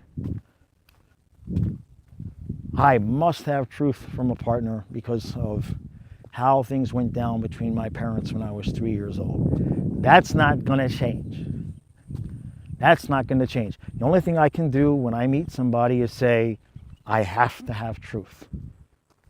And my firm belief is the reason why I always find out if somebody's being dishonest with me is because I'm protected by God and the universe because of that thing that happened to me when I was 3 years old. That's my belief. It's not a malicious thing. It's not a threat when I tell somebody I'm going to know. It just is. Believe me, there's been plenty of things that I never thought was a lie, that I never considered a lie, or that I thought might have been a lie that I let go of, that years later something would just land in my lap. And I'd be like, holy shit, they were lying to me. But I won't be the person, whoever meets me next, I am not going to present them with anything different. I am not going to be the damaged person. I will say the same things over and over again and ask for the same things. So in your own life, what is it? I'm talking to everybody now. What's the thing?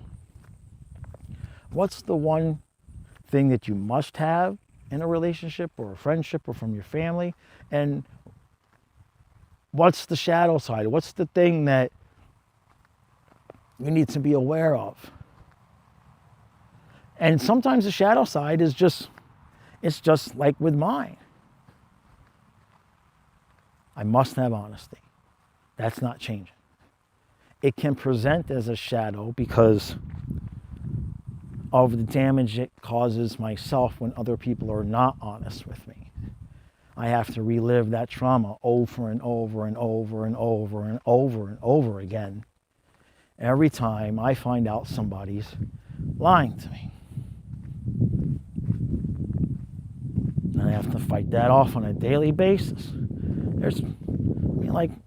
I have friends that I know have been dishonest with me over the years. We've mended it. We've fixed things. Do I think they're 100% honest with me right now? No, not always. I tend to attract people that want the ability to tell me stories about things that never happened and not quite be honest and truthful about things, but want the vibration of full honesty and intimacy from me in return. That is something I realized going all the way back into basically grade school. They don't understand why I expect from them what I provide. I attract people that just want to be able to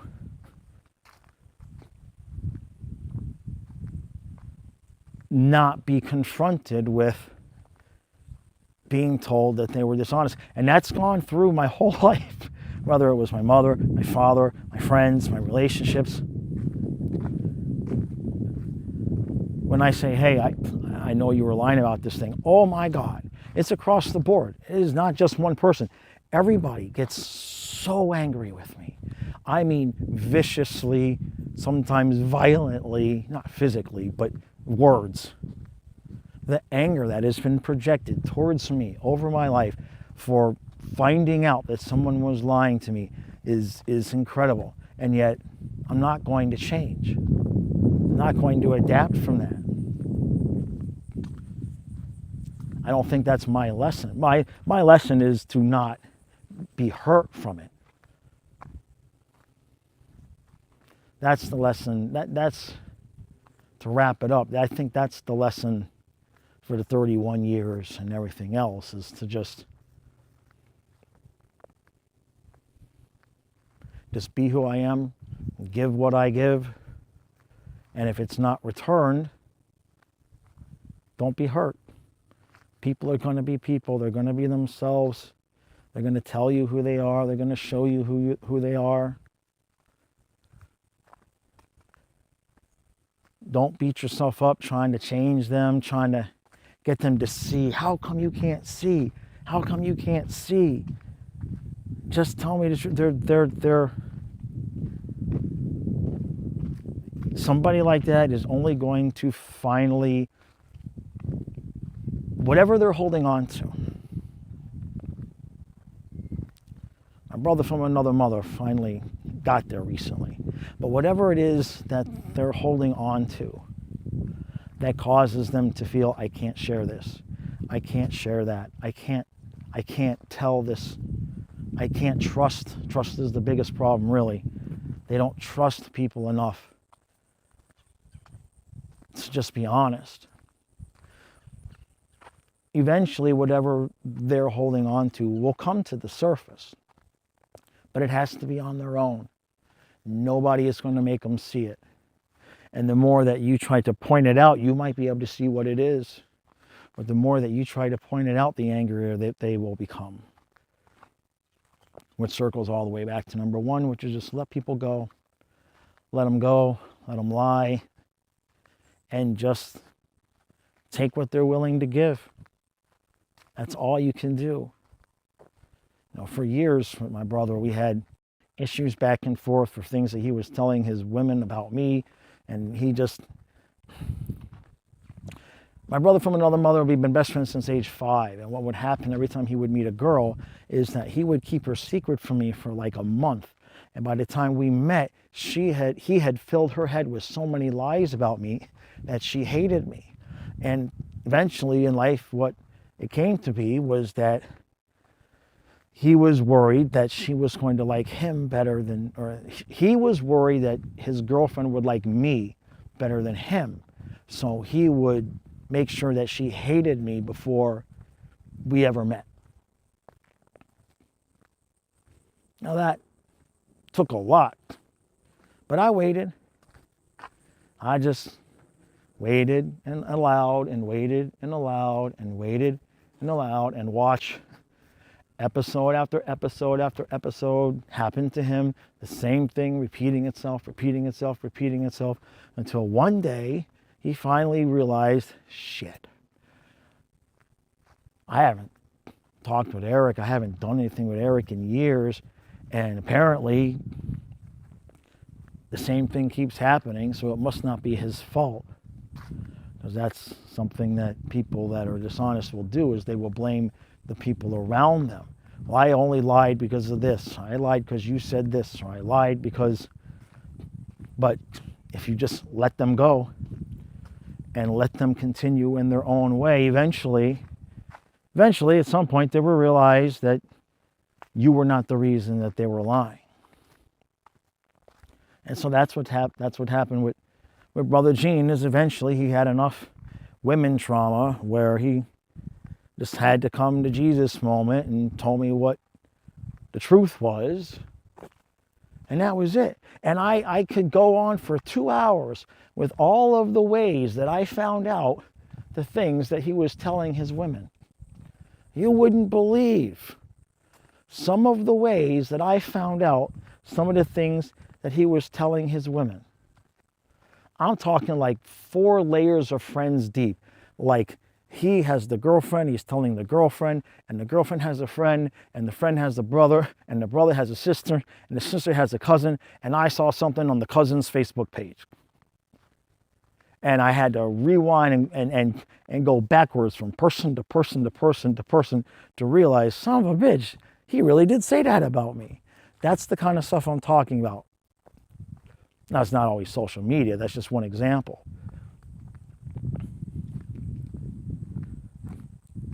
I've had stuff arrive at the house in the mail.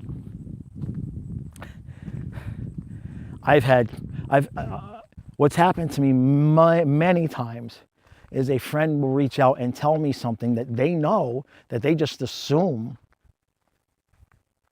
my person told me.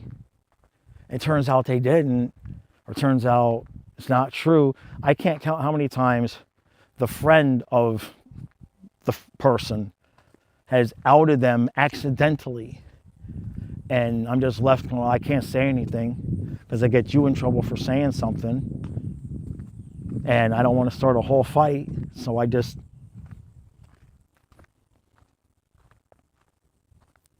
So the best thing you can do, last thing I'll say, the best thing you can do is just be yourself, do the best you can, know yourself, be honest about who you are up front with people, and then see how they respond. See how they react to you. You can tell a lot about someone, not just by how honest they are, but how they are when they're caught. Nobody's perfect. We all tell our little secrets. We all have things. It's how you act when chips are down.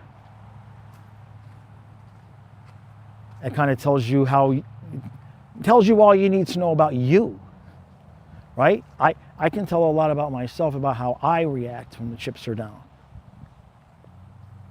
I tend to get withdrawn, sullen, quiet. generally speaking, I'm not someone to come up to somebody and start yelling at them or being angry. I'll be quiet. I'll be quiet.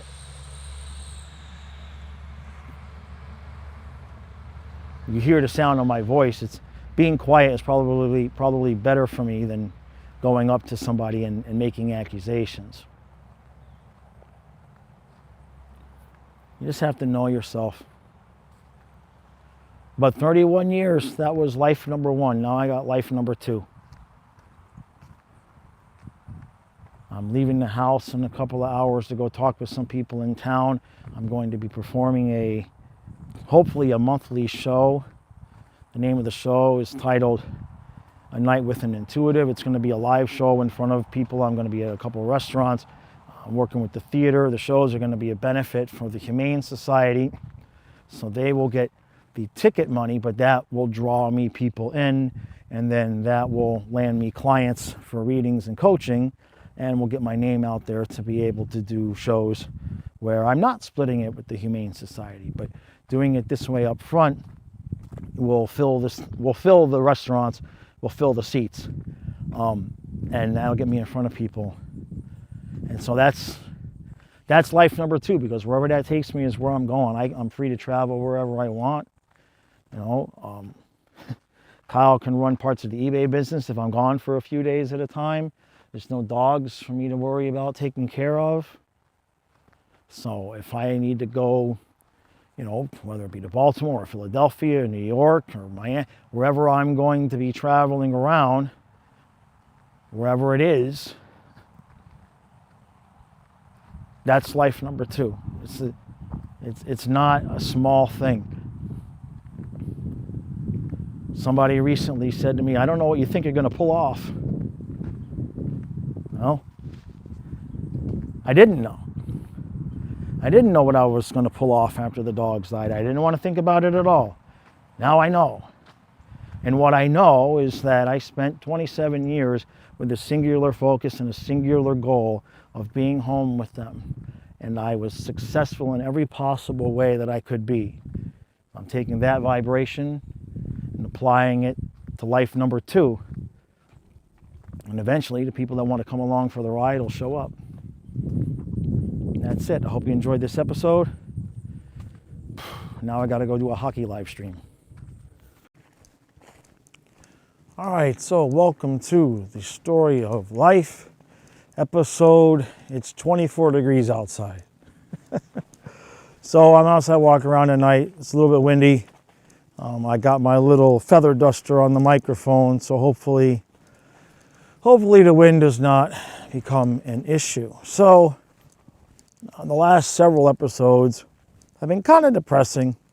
Stories of lessons in life, and they're good episodes. It's good information, but kind of wanted to get back to my normal self again. And being that it's 24 degrees outside, I thought this should be the perfect time to tell a story about spring break 1989. Back long before Fort Lauderdale went family friendly and everything else. This one will take a minute. So 1989, talking April, I was soon to be in the Air Force. I was still 17. I would turn 18 in August. I would enlist in the Air Force in October of 89, and then I would be in basic training by February of 1990. So just getting ready to make that plunge. And now our brother from another mother, Gene, was already in the United States Air Force.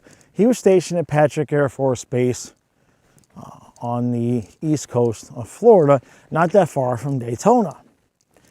And long story short, obviously, we were both huge Hall & Oates fans growing up. So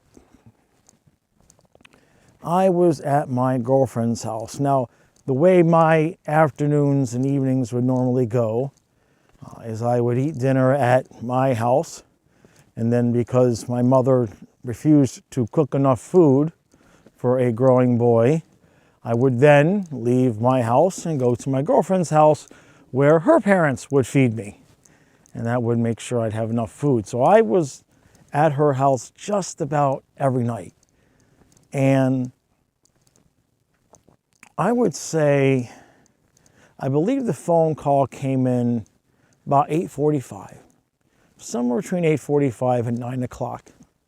Phone call comes in. And now remember, there's no cell phones or anything, so if somebody needed to get a hold of me, they had to call. Christy was my girlfriend, so I had to call Christy's house, and her parents would tell us somebody was on the phone.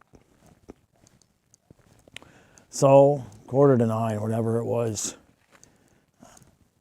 her mom comes to the door and, hey, Gene's on the phone for Eric. Why would Gene be calling me?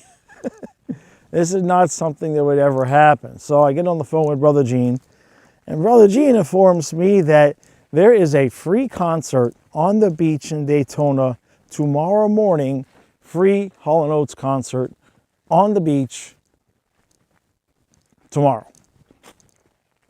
Now at this point, I had never made the drive myself up to Patrick Air Force Base or anything in that area. I had been there before, but I'd always been with Gene. So he would drive down and pick me up, and we'd go putz around or whatever, you know, up in Melbourne and everything. But I never made that drive myself. So I had to spend about 15 minutes, let's just say, making my girlfriend feel better about the fact that, yes, I was running out of her house to go pack a bag to run to Daytona to go to spring break the next day because Hall & Oates were free on the beach. Now, as you might imagine, my girlfriend was none too pleased. She understood because, of course, obviously back then Hall & Oates were huge, but the fact that her boyfriend was just going to be running off to spring break, oh, she was less than thrilled. So it was tough. It was a tough, quick 15 minutes because I didn't have a lot of time. I did not have a lot of time. So I said whatever it is that I said. I don't know what I said, but she didn't break up with me, so I must have been pretty good at whatever it is that I said. Now, I probably left her house. The way that we've told the story is I left her house at 9. It might have been 5 to 9, it might have been 5 after. But there's a reason why the timing is important. I left her house at 9 o'clock. Now, she lived in Hollywood Hills. And my house was in Ives Estates, right there off of I-95, and just a few miles away from the California Club Mall before you get to 441. And if you keep going, you get to Joe Ribey Stadium, as it should still be named. So that's where she lived, that's where I lived. So I left her house at about 9 and went home, and I just walked in the door and I just yelled to my parents, I'm going to Daytona, Hall & Oates are in concert. And they're just like, okay. So I went into my room and I packed the duffel bag and I left. Now, if you know how long it takes you to get from Miami to Melbourne, 2 hours, maybe 2.5, something like that. I left Hollywood Hills at 9 o'clock, drove to Ives, packed my bags, and was knocking on Gene's door at 11:30. So I don't know how fast I drove. I do remember seeing and looking at my speedometer and seeing 80, and I know I went faster than that. So I don't know how fast I went. I had a 1978 Monte Carlo. So if you've ever driven one of those vehicles, you know that those suckers can go. They can go. I don't think I could have hit 100, but it wouldn't have surprised me if I spent the majority of the time, like after Boca, until you got almost basically to Vero, doing at least 80, if not 90. And no, it was not as built up back then. Back then, there's this one last road in Boca. I forget the name of it. Yakamoto or Yama, somebody will know it. But back then, once you got past that road, it was just like crickets and gators. There was not much there. So there weren't any cops messing with me. I got lucky. Let's just put it that way, because that would have not been a fun speeding ticket to have at 17 years old. At least in that, it was, back then, speed limit's 55. So there's no question at points I was going 30 miles an hour over the speed limit. No question. So, get to Brother Gene's house at 11:30. Actually, it was his grandfather's house. Now, Gene had a dorm room on base, but he also would stay with his grandfather from time to time. And that's where we spent that night, because that way, didn't have to worry about me, getting onto the base or anything like that. So we just spent the night in his grandfather's house. So now the concert the next day, I believe, did not start till, I want to say 3 o'clock, but it could have been 4 o'clock in the afternoon. So we had plenty of time. But you would not have known that we had plenty of time, because we were up and out of his grandfather's house at 5 o'clock in the morning.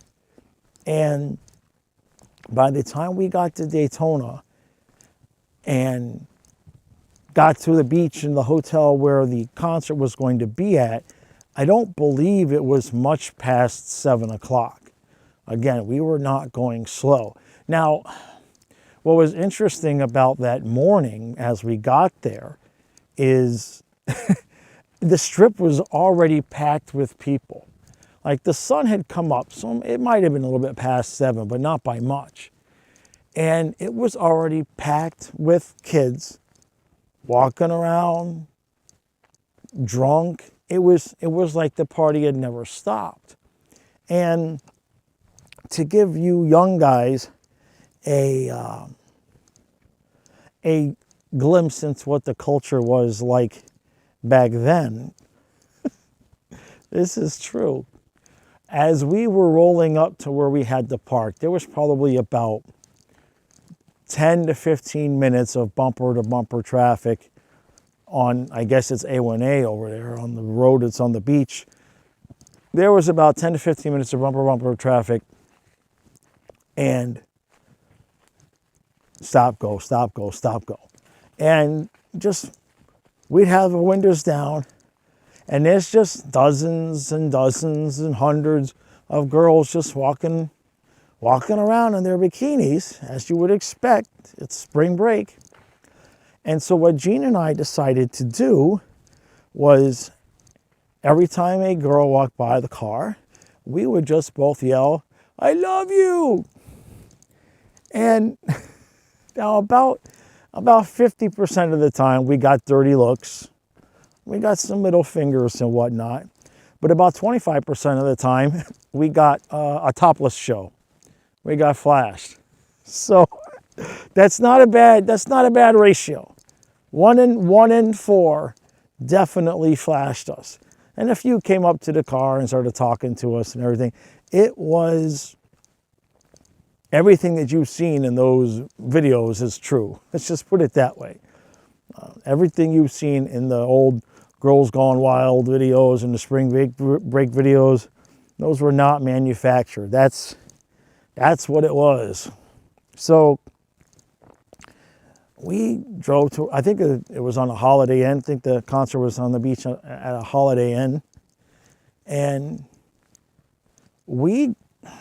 now the way that the concert was laid out was, the stage was, I guess, perpendicular to the beach. So the stage was set up where it went from the beach to the boardwalk, and then everybody would just line up lengthwise on the beach to watch the show. And there was about a 6 foot, might have been an 8 foot chain link fence that separated the beach from the stage. And we got there in time to get right up against that 8-foot fence. So we were in position. We were in position, I think, by 9 o'clock. It might have been a little bit earlier than that, but it was at least no later than 9 o'clock. We were in position. Now, like I said, the concert didn't start till 3 or 4. I kind of want to say 4. But the point is that we brought our sodas and our water and a couple of other things, but we did not bring any sunblock with us. No sunblock. Now, there were porta potties, so one of us would go at a time and the other one would stay and hold our seat. But we were just basically like, F it. We don't need no stinking sunblock. No hat, no hats, no sunblock. Just out there on the beach, cooking. Absolutely cooking. I think it was 89 degrees that day in the shade. So, had a good time on the beach, meeting lots of people, everything like that. Everybody getting drunk. And then at about 20 minutes before the show started, we noticed off to the side of the stage that Daryl was standing there with a Corona. So we started yelling at him like the idiots we are. And he saw us, he raised this Corona to us and said, "Hey guys," or whatever it is that he said. And then he went back to proceeding to get drunk. Now this was right at the end of their popularity, the big popularity that they had in the 80s. And I believe he had already turned 40, I want to say. And so he was no longer the, you look at the videos from the early 80s, right? He's kind of young looking, short hair, spry, skinny, baby face, right? And this day, he looked like a drunk 40-year-old. He had his hair long, his face was a little poofy, and he wore that sleeveless shirt that he would normally wear. And he was definitely not skinny. I wouldn't say he had gotten Axl Rose size. That'd be an exaggeration. But he looked like he'd been partying pretty heavily. We'll just put it that way. So, show starts. Now, this was back in the day also. I mean, their shows were like 2 hours and 15 minutes. It was crazy. And one of the memories that we had from that show was, how when the guitar players will throw the picks, right? They'll throw their pick after a song. So one of the songs, he throws the pick, I think it was Daryl's, and it bounced off of Gene's hand and into the sand. And some girl pointed and said, "There it is." And when Gene went to go get it, she had lied to him about where it was and pointed in the opposite direction, and she bent down and picked it up. So there was a bunch of people around us that saw her do that, and they were just ragging on her, man. They were just absolutely giving her a boatload of shit for that. And then, of course, eventually we ended up getting a couple of picks, and I think Gene got a towel from Tommy T-Bone, the bass player. So it was a good day anyway. Long show, great show. And then we had to go home. Now,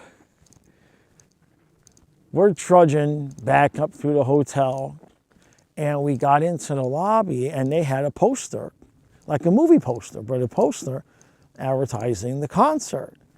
And Gene went up to the manager and was like, "Hey, can we have this poster?" He's like, "Sure." So there was a few of them. There was like 2 or 3. So he just gave us a screwdriver and let us take the frames apart and take the posters. I still have it somewhere. In my shed. I can't imagine what kind of shape it's in. It's probably in there with melted records and silverfish, but that's another story. So we did the same thing going home, right? I love you, I love you. But it worked. I mean, it was way easier. I mean, you can go to the titty bar and see titties, or you could just drive on the strip and yell "I love you" and have at least a 20 to 30% return rate on whether you were going to see free titties or not. So on the way home, we realized now we were going to spend the night. He had to go back to base because he had to go to work in the morning. So we were going to spend the night on the base. And then, actually, now that I'm remembering it, when we left his house in the morning, we drove to the base and dropped off my car on the base because we knew we were going to spend the night on the base. So we get out of Daytona and we go, and we're getting close to, close to the base, and we both realized that, we're going to have a massive sunburn. We've been out there for 6 or 7 hours before the concert started. So it was just an obscene amount of sunburn we were going to have. So Gene stopped at the BX and got this huge bottle of aloe. So we get home. I met his roommate. I crashed on the couch. Gene crashed in his bunk bed. And he had to get up early and go to work in the morning. So he gets up, does this thing, goes off to work. Now remember, there's no cell phones or anything, right? So I don't know. His roommate went to work too. I must have got up 8 o'clock. I slept in a little bit. I got a 2-hour drive, 2.5-hour drive home. I'm sunburnt like a son of a bitch. And then I said, what are best friends for if you can't play practical jokes on each other? Okay? Now our faces, we're like already peeling. Like it's the worst sunburn you can imagine. And what I did was I woke up and I got my stuff ready, and as I was walking out the door to get to my car, I saw that giant bottle of aloe. And I thought, what would be funny? It would really be funny if I took that bottle of aloe, and when Gene got home from work, he couldn't find it and had to go get another one. So that's what I did. I took the bottle of aloe and left. And I got home, and I knew the phone call was coming. I knew it was coming. I knew he was going to get out of work about 4. And it probably mean he's going to be back to his room by 4:15, 4:30. And I knew the phone call was coming, so I just sat there by the phone waiting. 4:25, phone rings. I picked it up, and I just picked it up, and we had caller ID by then, so I just picked it up, and I just started laughing, and he was so pissed. He was F you memming effing son of a, but he couldn't stop laughing at the same time because he knew damn well he would have done the same damn thing. He would have done the same thing. It was just sitting there. It would have been wrong of me to leave it there. If any of you guys listening have had the party time with your best friend, you know what I mean. It would have been wrong. It would have ruined the experience if I would have just left that big bottle of aloe sitting there for him. So the best part is that he called me, but he hadn't gone back to the BX to go get more. He was calling me to let me know, you bastard, now I got to go all the way back to the BX. I'm already blistering. I'm already peeling. And I just couldn't stop laughing. And I used that whole bottle of aloe too. It was crazy. We must have been in the sun, because even though we weren't in position until 9 o'clock, we probably parked around 8.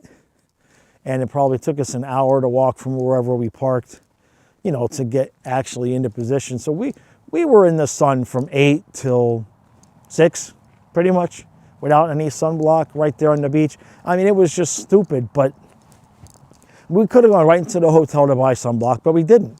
Because when you're that age, you're invincible. Nothing bad can happen to you.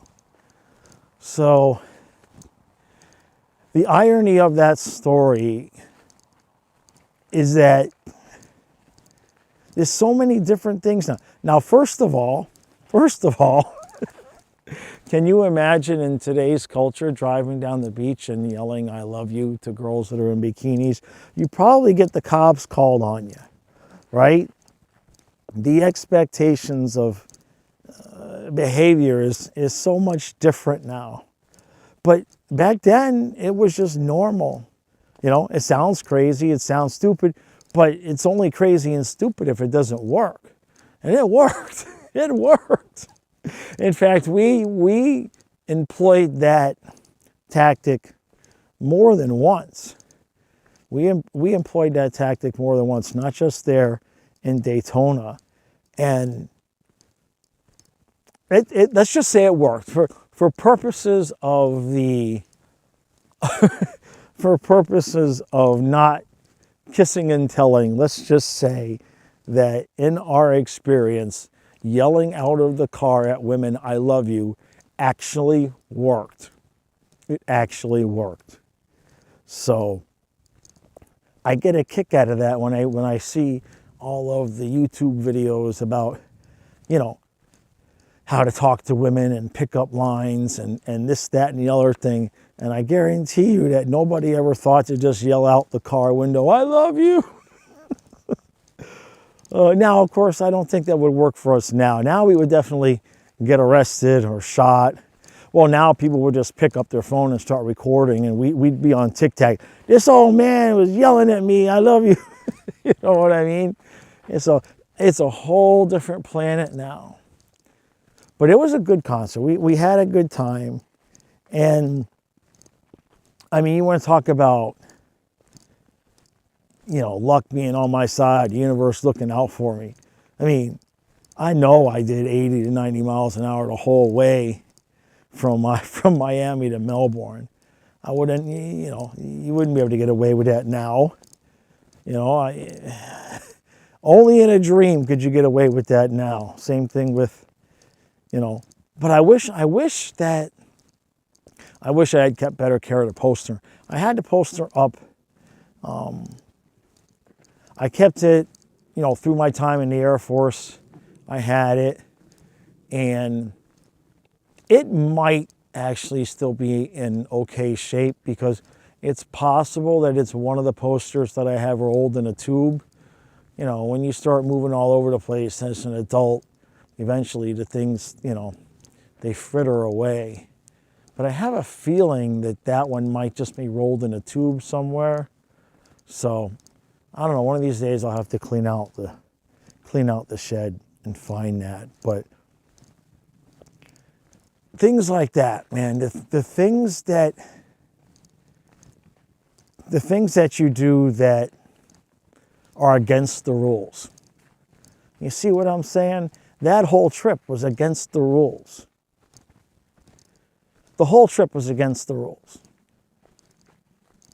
Telling my girlfriend on no notice, right? And we were serious. Like, yeah, we were still only, you know, she was 16, I was 17, but, you know, high school sweethearts, we were, you know, life kind of got in the way, but we were going to get married.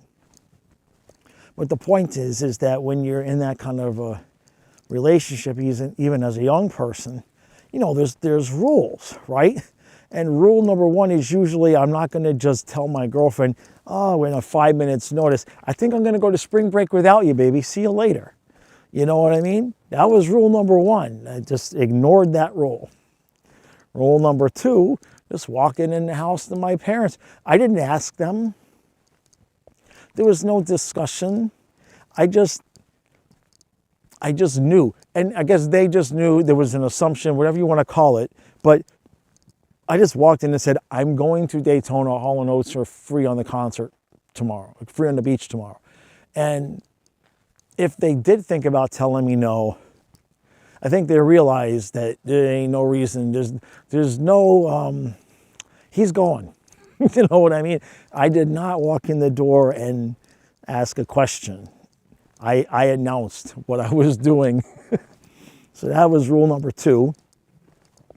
Rule number three was the entire drive to Melbourne. I mean, it was just, It is what, I don't even want to know what my insurance rates would have gone up to back then if I would have got a speeding ticket over 30 miles, over the speed limit. That would have just been insane.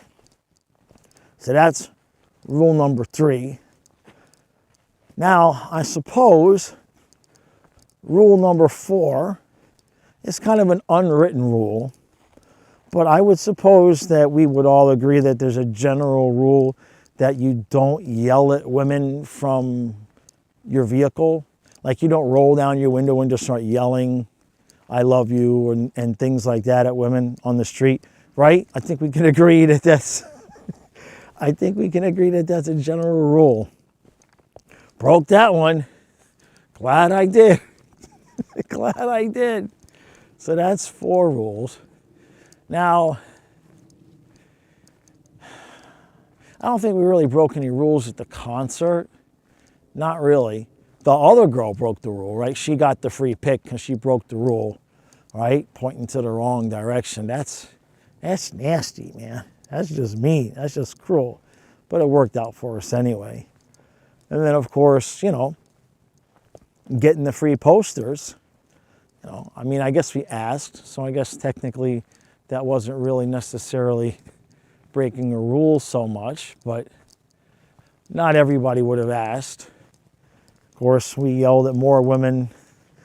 On our way home, we yelled at more women. They weren't so much in bikinis. Well, they still were a little bit, but they were getting ready to go dancing to the clubs and everything. We thought about staying. If he wouldn't have had to go to work the next day, we would have stayed overnight, but he was in the military and he had to go to work. Because back then, they didn't ID you the way you do now. I mean, I was getting into places at 16. Nobody ever asked for my ID. It was a whole different world. So we could have easily gone to the clubs. I mean, we had gone to clubs in Fort Lauderdale before, but not Daytona. So we kind of wanted to stay, but he had to go to work in the morning, and we thought about it, and we had stayed out in the sun for so long that he did not think that he could pull. He had to be to work at like 6. So maybe we could have stayed at the club till like maybe 3, right? And then driven back to base, and he would have had to do it all-nighter, but we were in such rough shape from the sun that we decided not to. So, and then of course, I broke the final rule. Although I don't know if that's technically taking his aloe was both. Obviously, taking his aloe is breaking a rule. But wouldn't you say that the rule also should be, if you have the opportunity to pull a prank on your best friend like that you must take the opportunity, right? I think that one kind of evens itself out. You cannot just let him work all day and come home to a nice big bottle of aloe. That doesn't seem like the right thing to do. It seems more like the right thing to do is to have him work all day and come home and reach for the bottle of aloe and have it not be there. That feels more right to me than anything else. So I don't really know. We'd have to go to Judge Judy on that one, because that one was, and we still talk about it. I mean, we always talk about all the stories, but he's still pissed off about that bottle of aloe. He's still pissed off about that bottle of aloe. I mean, it wasn't cheap either. I mean, it was a big bottle. It was probably at least 32 ounces. It was not a small bottle of aloe, and we needed it, man. That was just a crazy, crazy trip, and it was just done and over so fast, right? I got the phone call 9 o'clock ish, and by 9 o'clock the next night, we were gone. We were, if not on the base, that's probably when we were buying the aloe at the BX, was about 9 o'clock the next night. What a 24 hours, man. But I don't know if they do that anymore, man, the free concerts on the beach. Back then, that was a big thing. Back then, for the spring break and for summers and everything, the artists would just, you wouldn't know about it, and then all of a sudden on the Friday, and that's what happened with Gene, right? He didn't even know about it, and then I guess he was driving home from work and he heard a commercial on the radio, and he called me. He's like, "Oh no, it's tomorrow, free concert on the beach, Daytona." I'm like, "I'm on my way." I mean, there's no discussion. There was no discussion whatsoever. So that's it. I just wanted to pass that story along. I don't know what triggered that memory for me today.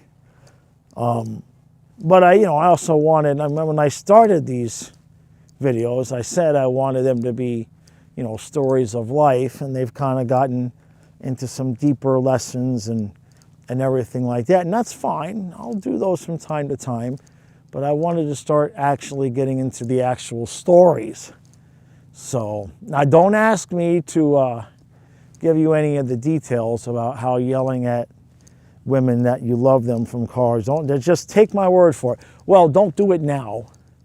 Don't do it now. I don't think it would work. So if you try it and you end up on TikTok, don't blame me, okay? Do not try this at home.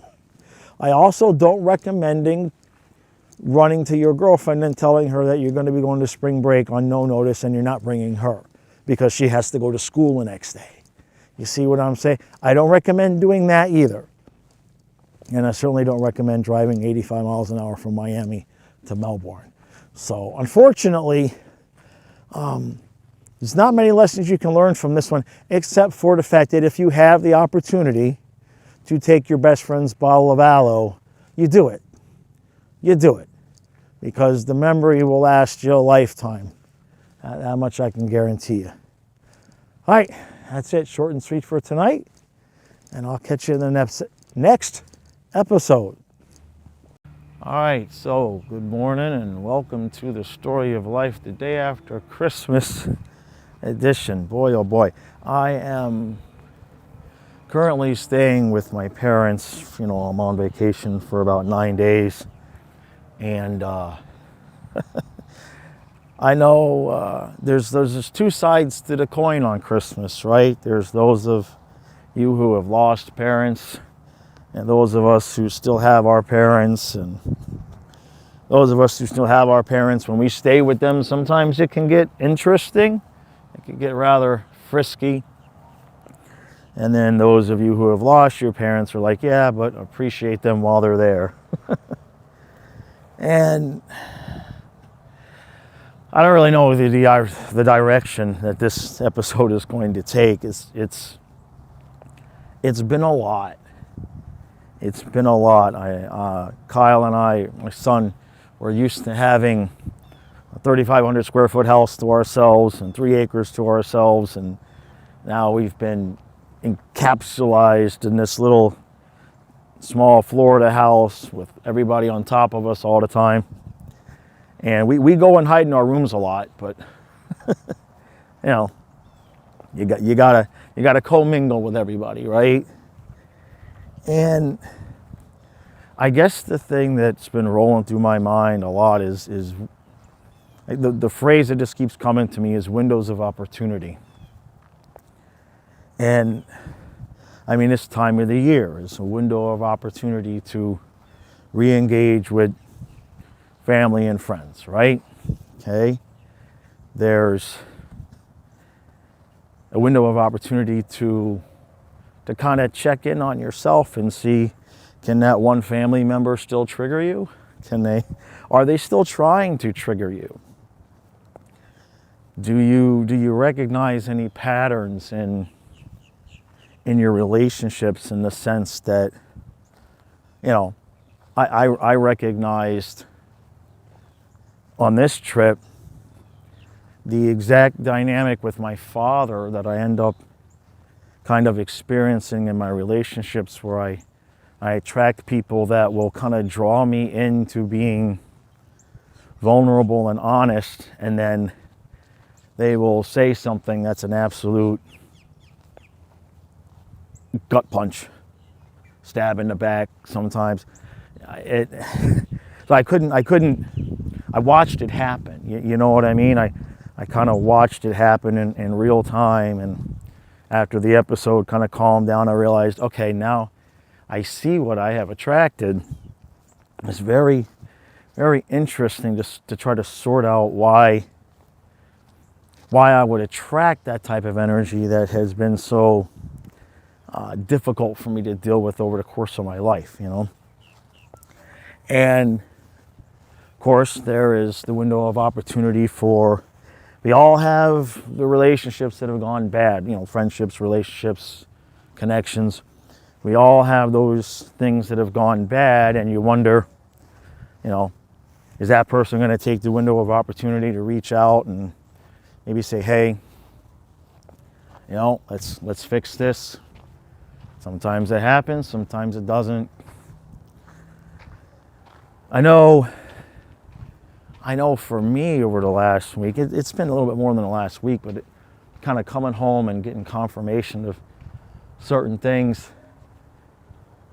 You know, I'm walking around a park right now that I used to take my first set of dogs to. And when I lived here before, the park would almost always be, you know, empty or close to empty. And it is not that way anymore. Things have progressed and things have changed. The park's still nice. They've expanded it.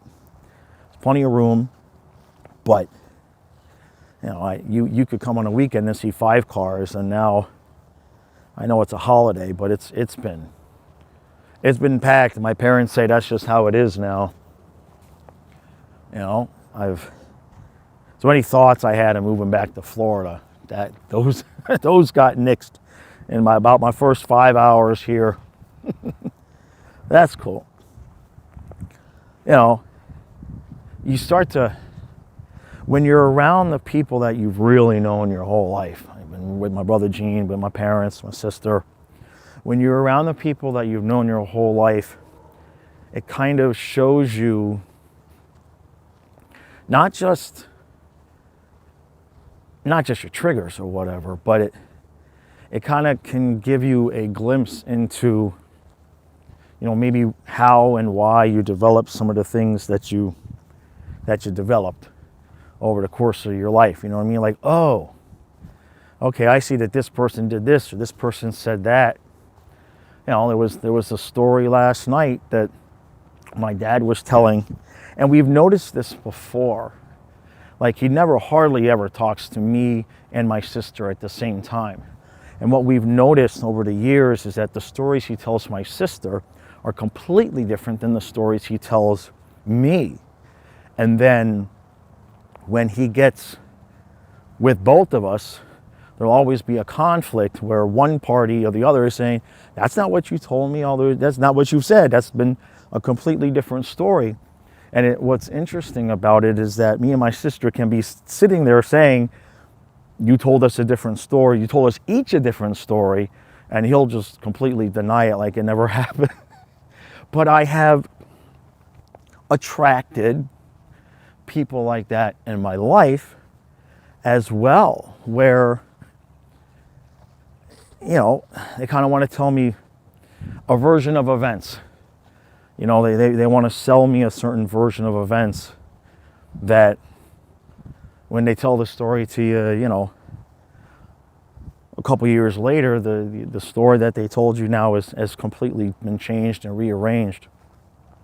So it's been interesting for me to try to get a little bit of alone time and try to figure out, well, okay, so this was my family dynamic. All right, why did I attract that, especially and specifically in relationships? Now, I can't get into too much detail, but one thing I did figure out is what, you know, I've had 2 long-term relationships in my life, and what I did figure out is exactly what I did at the beginning of each relationship. It's incredible that, you know, after the 24-year marriage, when I began the second relationship, I was presented with almost, well, the same energy. not the same type of circumstance, but the same energy in the sense that where at the beginning of both relationships, I had the opportunity to say, no, I value myself way more than that. I'm not going to be, an energetic option, so to speak. And, in hindsight, I've seen exactly what I did. I see the patterns of things that I developed to cope with certain things that were just kind of coming my way. And, I can see the other person's role in it in the sense that they were just kind of being who they were a little bit. It's an interesting dynamic where people can want something but not know how to get it. I think in some ways we're all that way a little bit, right?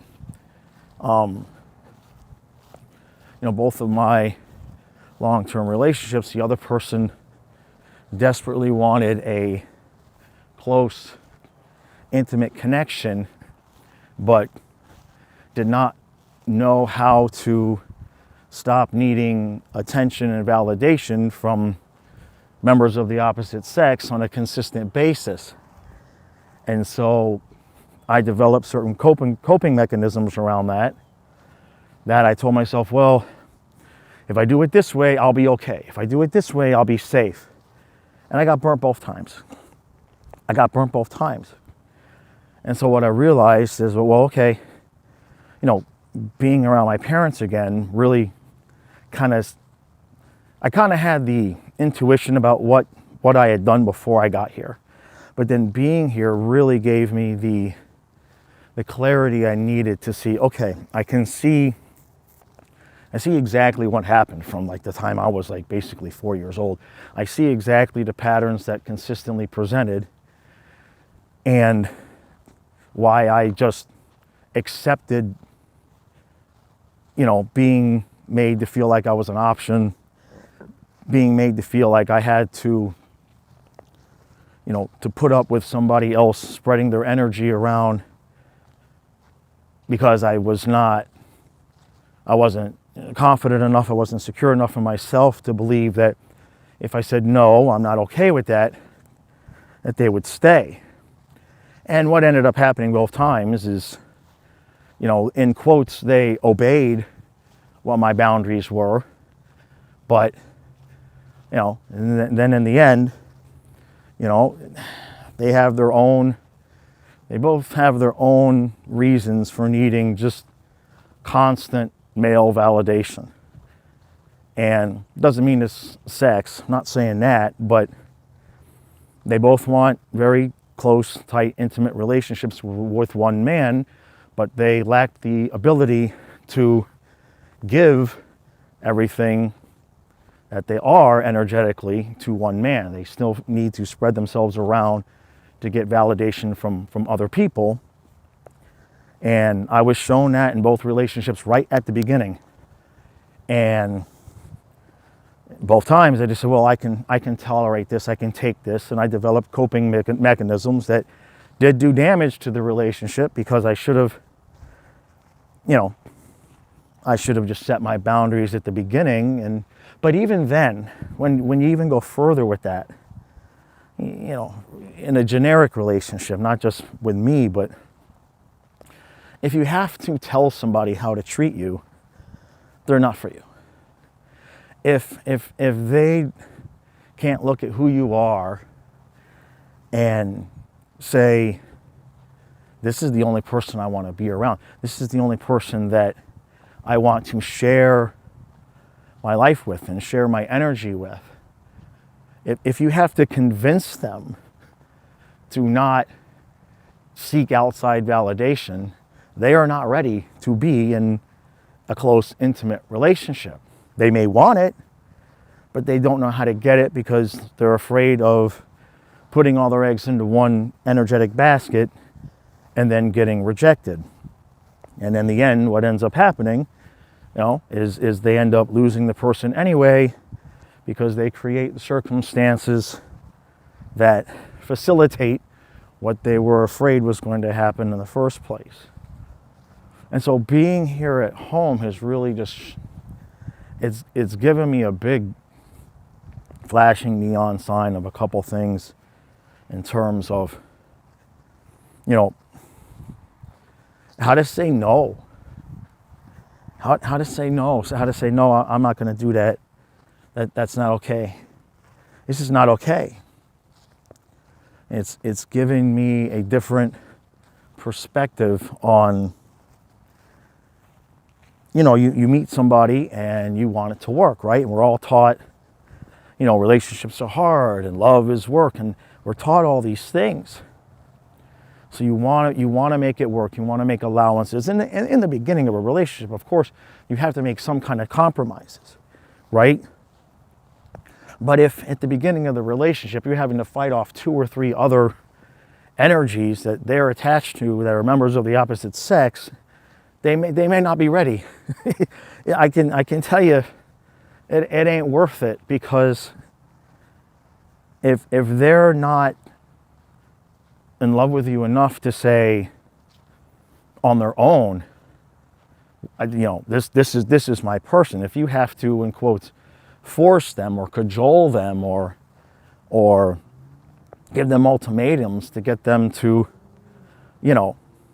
stop spreading their energy around. If you have to do that, they're not ready. They're not for you. And there's a lot of people like that out there. I'm not just picking on my exes. There's a lot of people that they want that one close person, but they're so afraid. And it usually goes back to something that happened when they were young, right? We all have our childhood wounds, and that's what led to my coping mechanisms, no doubt. It's interesting because I recognized it in a sense while I was still doing it in the relationship, but it was the only way I could get through what was coming at me. You know what I mean? If you're in a relationship and the other person desperately wants something that you're not okay with, you have to choose. You have to choose to either find a coping mechanism that will make it so that it is okay, or you have to leave that person. And, in many ways, it's happened to all of us. But I look at my father and I see, we were all having a chat last night, but my daughter had gone to work and she was taking a nap. So she wasn't there. Now, my dad going to text her, and instead of saying, "Hey, Emiliana, miss you, would really like you to be here," he has to text her, "Hey, you're missing all the fun." He has to text, he doesn't have the capacity to say what he's really feeling. He speaks in code, and it will come off in such a way as though, so that if she rejects him or says something, my dad won't feel rejected. And when he did that, I just recognized that is what I attracted in relationships. The women that I have attracted want certain things, but they don't know how to. They're afraid to lower their boundaries, to soften things enough to actually ask for exactly what they want. And instead it will come off as anger or sarcasm or frustration. And then, of course, they don't get what they want, and that cycle just repeats itself, repeats itself. And what I really recognized there is, okay, well, this was just big flashing neon sign in terms of what I have attracted. And so then you have to start delving into, okay, so why would I attract something that I don't want so much? And the bottom line is, well, I was going to keep attracting it until I learned how to handle it properly. And the way to handle it properly is setting your boundaries. And if someone's not going to just naturally be what you need them to be, it is not worth the effort to try to convince them, to try to force them You know, if whatever it is, you know, if like I said, if you're the kind of person that, you know, I don't. I think it's a pretty universal thing that if you want a deep, intimate relationship with one person, you cannot spread your energy around to members of the opposite sex. I think that's a pretty well-rounded take. But you know, there's a lot of people that have the wounds from their childhood, and they don't quite know how to pour everything into one person because they've been rejected in the past, or they've been, you know, they put themselves out there and got burned, and, you know, they learn their own coping mechanisms. A lot of people just can't be honest, no matter what it is. They could be holding a dollar bill in their hand, and they will argue with you and swear to God that they do not have a dollar bill in their hand because maybe they said they didn't. Maybe they forgot that they had a dollar bill in their hand. And instead of looking at their hand and going, well, shit, I do have a dollar bill in my hand, they will refuse to look at their hand. They'll put their hand behind their back and yell and scream at you that they do not have a dollar bill in their hand. Meanwhile, you got a picture of it right there. You're showing them on the phone. Hey, there's a dollar bill. I'm not mad that you have a dollar bill. Why are you fighting me? Why are you fighting me on this? But that comes from, a lot of that comes from, you know, when you're a kid, you have to choose which way you're going to be with your parents. You're going to be honest or you're going to be dishonest. And maybe one time you were honest and you got into a bunch of trouble that you shouldn't have been in. And so you started being dishonest and you just never stopped. You just never stopped. You just developed that coping mechanism. Well, if somebody gets too close to me, or I think they're going to know something about me that I don't want other people to know, I'm just going to lie. I'm just going to hide stuff. And I feel bad for those people because they, more than anyone else, they desire a one-on-one, close, intimate relationship, but they sabotage it every single time, whether it's a relationship, a friendship, whatever it is, family members, because they got so burnt and they've never been able to, and they got so burnt, they developed a pattern of lying, and then they were never able to trust another person enough to start to try to tell some truths. And so each time they've gotten burned because they've lied or hid things or did things out on their own, every time they've gotten burnt by that, they've used that as confirmation of like, yep, everybody's going to leave me, everybody's going to dump me, I may as well just not tell the truth because eventually they're going to leave. And they never wake up and realize they're losing the people because of the lies and the hiding and the dishonesty. And that's a tough spot to be in because, you know, lies build upon lies, right? And even though they may have been in, you know, multiples and multiples relationships and friendships and everything, if it, for somebody who has lived their life that way to admit that they were lying about one thing, they then have to retroactively admit to themselves, you know, what they've done. And in many ways, it can become like politics. You know, we've all been one way politically and then turned around and gone, oh, wait a minute. And all of a sudden you realize you don't agree with everything that party is saying. But it can be very, very difficult to get that first thing through, to get you to say, oh, wait a minute, that doesn't seem true. You don't want to admit the one thing doesn't seem true because then you have to question everything else. And so people end up doing that to themselves where they just feel more comfortable, you know, being dishonest, hiding things. They couch it, they mask it as independence, but it's really just fear of being hurt, fear of abandonment, fear of being rejected. And it's unfortunate because you lose good people that way. If you know, you can't tell somebody that you can't be the one saying you can trust me and then knowingly be not the person that is trustworthy it can't feel good inside, and it all adds up. And for whatever reason, well, I know the reason, for whatever reason, I've attracted people like that into my life. Not just romantic relationships, but friendships. Now, friendships are a little bit different because, hey, they got their life, and they're going to do what they're going to do, and you know when they're telling you the truth, and you know when they're kind of not. Relationships are different because, especially if you're married with somebody, living with somebody, you know, what happens in your life affects theirs and vice versa. You kind of need to have open, honest communication about things.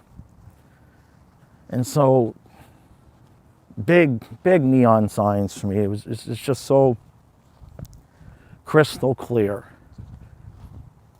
You know, I dealt with some things when I was 3 and 4 years old, as crazy as that sounds, and I developed some thoughts around that, and I never really, you know, I said, well, why do I keep manifesting the same person? It's like, well, because I keep handling it wrong. And that's the truth. If the same thing continues to happen to you over and over and over again, it might be time to look at how you're handling the situation. You know, if everybody in your life won't talk to you, if everybody that you get close to eventually just has to protect themselves and turn away, there's going to be a reason for that. It's up to you to decide what that reason is, and if it's something you want to work on, or if it's something that you just want to be alone your whole life. But for me, you know, I see very clearly, which is good, because once I realized what was happening, the desire for the coping mechanism instantly dissolved. It was immediate. And now I think about that coping mechanism, and I don't want to say I want to vomit, but I know that I will never look in that direction again. I know that I will never have those thoughts again, because I realized that it was just coming from a lack of self-value. And once you recognize what you've been doing to yourself, it becomes very easy to not do it again. Now, there's, of course, frustration and regret over having done it in the past. But, you know, generally speaking, a lot of times two people meet in a relationship, and, you know, you both got a handful of shit to throw at the other person. Some of it is yours, some of it is theirs. And, you know, all you can do when you have gotten to the point where you realize you're ending things, then there's that small window of opportunity. It depends on, I guess, God and the universe, how small that window of opportunity is, but there's that space where you've been healing and you've been very closed off, so nothing's going to come your way. And then you see what you did. You see what you attracted. You see, you know, how you reacted to what you attracted, right? You attracted it because you have not been reacting properly. You see it. And then in an instant, your entire perspective has changed. Your entire way of, you know exactly how you would deal with that situation again. And for better or worse, right? You know that, you know, in my case, I know that the next person I meet or whoever comes my way, you know, I know the kind of relationship I want. I'm not a date around, sleep around. It's not, I've had my time. But I'm not going to be with somebody that's going to spread their energy all over the place either. And so I may have a hard time finding somebody, or it may take me a couple of tries, because, you know, if I see the same things, if I see the same patterns presenting at the beginning of meeting somebody, I'm going to just say, no, that's not for me. No, I'm not going to try to convince you. No, No, no, no. Because if you meet somebody while they have a number of other energies attached to them of the opposite sex, they're not ready.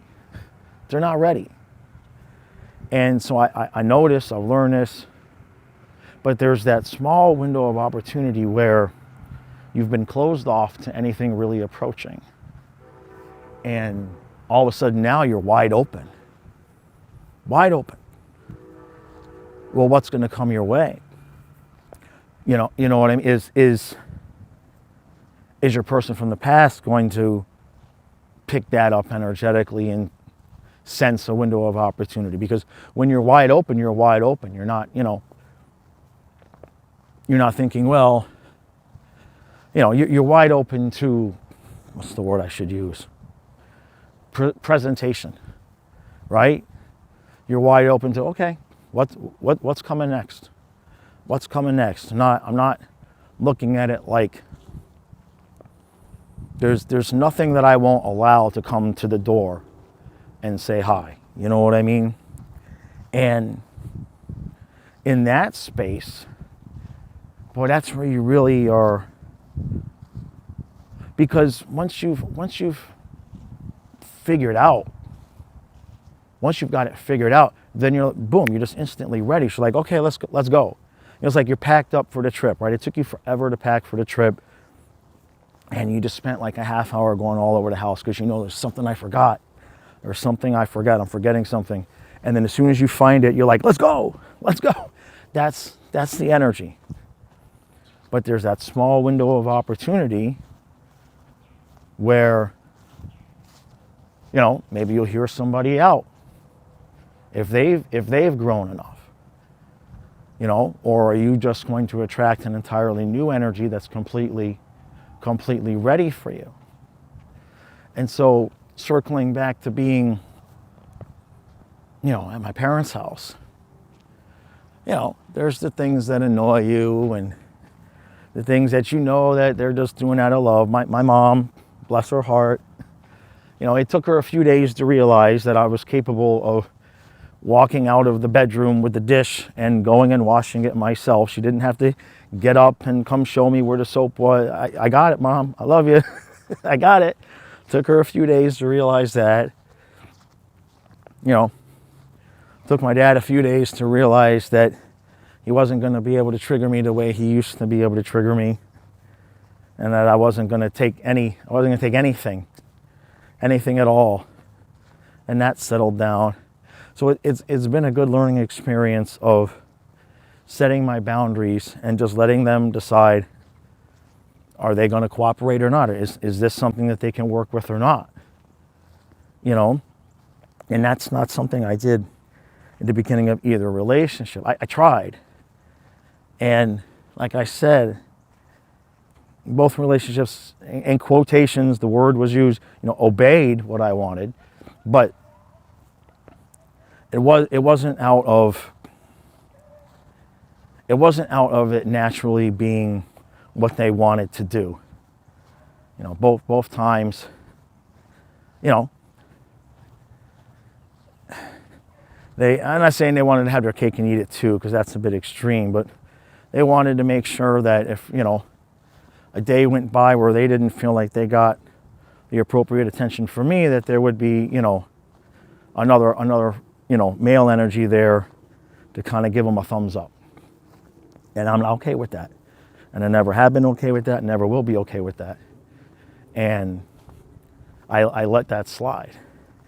I convinced myself that I was, and I found ways to handle it. And now I realize, it's weird because I knew the ways I was handling it was toxic, but at the same point, it was like, well, it's this or that. It's this or that. And now I realize the third option. And the third option is don't be with people that don't value enough, period. Don't be with people that don't value you enough. That's really the biggest lesson. And I'm not talking about words, because words don't mean jack diddly squat.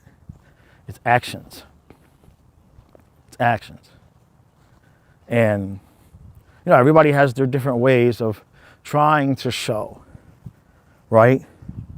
Some people are physical in the way that they try to show their partner. Some people it's pure acts of service. That's the only thing they can do. Some people just want to throw money at a situation. But what I have found is that you have to be with somebody whose way of showing it is going to match what you need in terms of receiving. You can accept, you can accept the way that they're showing it, but your needs are your needs. I don't, maybe I don't need the $50 item. Maybe what I need is somebody to just come up and give me a peck on the forehead every once in a while without me having to beg for it. You see what I mean? That's, for me, that little show of physical attention is going to go way more,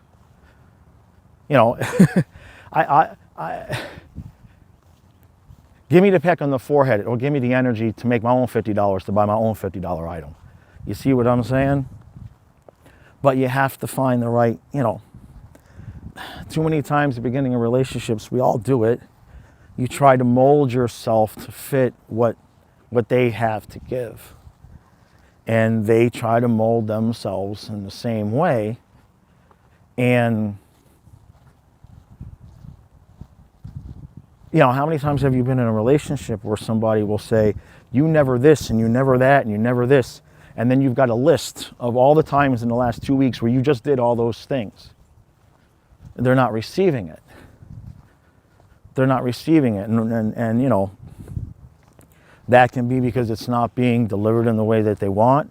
It can be that, again, people can be so afraid of the intimacy and the commitment that they will block out the good things that you are giving and doing, because if they accept them, then they're going to feel more vulnerable. And if they feel more vulnerable, they're going to start running. And the way that they run is they start not telling you the truth, hiding things. So there is that energetic barrier between the two of you. Because we all know it. If our person is not telling us the truth about something, we're not stupid. If you even have a half a brain, you can tell. And so, there's that energetic barrier that they'll put there. And then maybe they'll even blame, like if they get caught in the lie, they'll even blame, well, you never this, you never this, you never this. And you'll point out where you have been doing it all, but they don't see it. They're not accepting it, because if they do, that means they have to actually lower their guard and face what they've been doing. And most people are only going to face most people will only face what they've done at the bottom of the barrel, right? I mean, there's some people that are willing to work on things while they're in the middle of a relationship, maybe, sure. But it's been my experience that people only want to look at that hard stuff after they've blown shit up. So we've all had the experience of going back home for Christmas, man. And I haven't been here in 10 years. And, I knew that the way this presented, if you follow the hockey channel, you know how this presented. And I knew that I had to do it. I shouldn't be here. Okay? I should not be here. I didn't pay last month's house payment. I have no idea where that money's coming from, because I had to close the eBay store for a week to do it. I should not be here. I should be at home working. But I knew I had to do this. I knew I had to do this. And it's been some hard stuff, but it's been good. It's been good. It's given me so much clarity in terms of, like I said, before I got here, about 3 or 4 days before I got here, I really kind of got the intuition, the download of, okay, I think this is what I did in both my relationships. And then coming here just really solidified it. And, I went and I met people, and it was great meeting everybody from my hockey channel, and it was an enlightening experience in terms of seeing how people were reacting to me when I juxtaposed it versus how I had been reacted to in relationship for the last several years. You know, you pour yourself out trying and trying and trying and doing all of the things that they say that you're not doing, and you keep doing it and they're not recognizing it, and you just get to a point where you just feel so beaten down, you know, and you just get so exhausted by it. And you know, seeing the way everybody reacted to me the other day at the hockey game, just it really brought it all kind of home for me a little bit, where I realized, hey, you know, don't let this past experience, you know, color exactly who you think you are. You know, it doesn't mean you have to become an arrogant prick or anything like that, but you know, I couldn't remember the last time somebody had said that they appreciated something I did for them, other than Kyle. You know, people on the hockey channel have said that, but in terms of like meeting somebody face to face and them saying, hey, thank you for doing this. Thank you, you're doing a great job. Thank you for doing this. I can't remember the last time in relationship that I was given any kind of positive, any kind of positive. I'm talking years. And so taking this trip has given that kind of back to me and made me realize, okay, you know, there's some things I don't need to accept. You know, I want what I want, and I see exactly how I see my part. I see my part in having screwed it up, no doubt. You know, I mean, if you develop a coping mechanism, the universe is going to bring you somebody that is going to bring that coping mechanism out of you, or give you the opportunity to recognize it in real time and try a different approach. But you know, so I recognize what was presented to me. I absolutely recognize what was presented to me and how I handled it. And, you know, what would I have done differently? I mean, right now, I would not. I don't want to say I wouldn't have engaged, but, you know, I'm not an option. I'm just not an option. And I allowed myself to be made to feel that, you know, not everything is about sex in a relationship. And what I mean is that there's, you know, some people think the only infidelity is if they actually have physical sex with another person. But it's interesting. I've made a video about this on this channel, especially when it comes to male-female dynamics. A lot of times women will say that, you know, they need the emotional attachment first before sex, the energetic attachment before sex. And that's all fine. But then, and it's been my experience that in relationship, there are some women that still want to be free to have energetic and emotional connections with members of the opposite sex while you're in a relationship with me, justifying it by saying, oh, it's not like I'm having sex with them. It's like, well, you already told me that sex is not the big thing for you, right? A lot of women will say it's not about the sex, it's about the energetic attachment. So of course, men are going to say, well, then you're going to have to not be energetically attached to another man, because you yourself are the one that told me that's bigger for you than sex. It's kind of a little trap that gets laid for us guys. And you know, I did not handle it There's all sorts of multiple ways that I handled it wrong. That's what I know, and that's fine. I'm capable of looking at my behavior and seeing what I did wrong and saying what I did wrong. Not everybody's capable of doing that. And I guess that's the last part to this, is that, if you were someone who has the emotional capacity to easily take accountability, you must be with somebody who also has the emotional capacity to easily take accountability. Because the alternative is you are going to be vulnerable and lay your feelings and trials and errors, you're going to just lay it all out there on the table, and instead of reciprocating, the other person's just going to want to pick apart what you're doing and not look at what they're doing. And then if you call them out on what they're doing, they will blame you.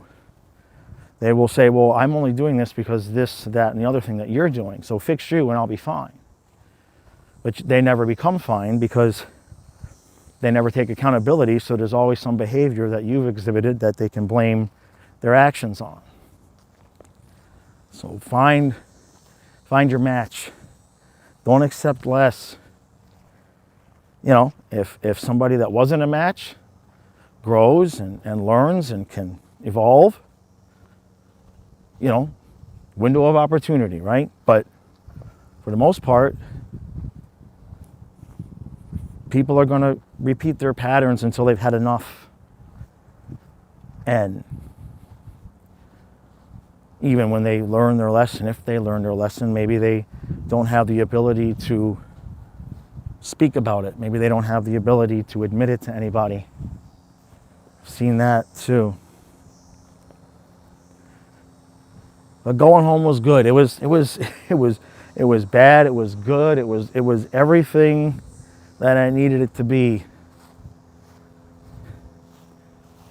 Everything I needed it to be. All right, that's gonna do it for today. And Kyle and I we got to leave for the airport tomorrow at like 4 in the morning. That's great. All right, I'll see you next time. All right, so welcome to the first Story of Life episode of 2025.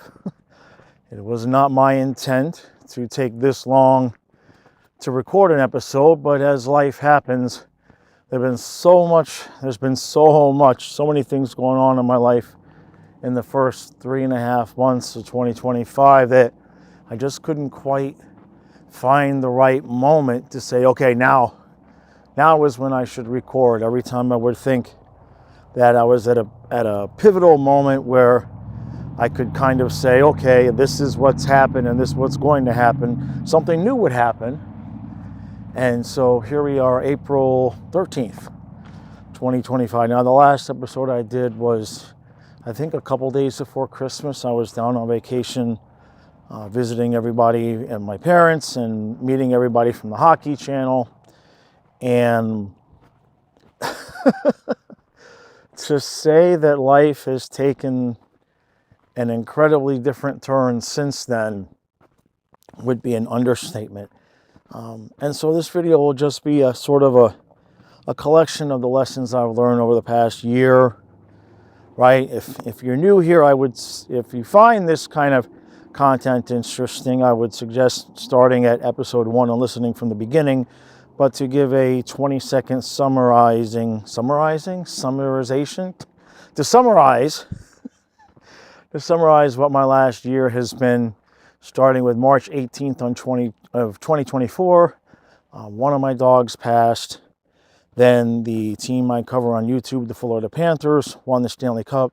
Then my last dog, Fluffy, passed. And then 3 weeks later, my 6-year relationship ended. And then I'm in a new relationship. So that's the last year. So I just kind of want to touch on some things. And the first thing I can say is that, I've been a life coach for a long time. I was a life and relationship coach for quite some time. And one thing I've noticed, it seems to be that for the most part, when you exit a relationship, a lot of times the further away you get from that relationship, the softer you become. And what I mean by that is you might be willing to say, well, this is what I did wrong. This is where, this part was my fault. This part, maybe they weren't this bad. Maybe they weren't that bad.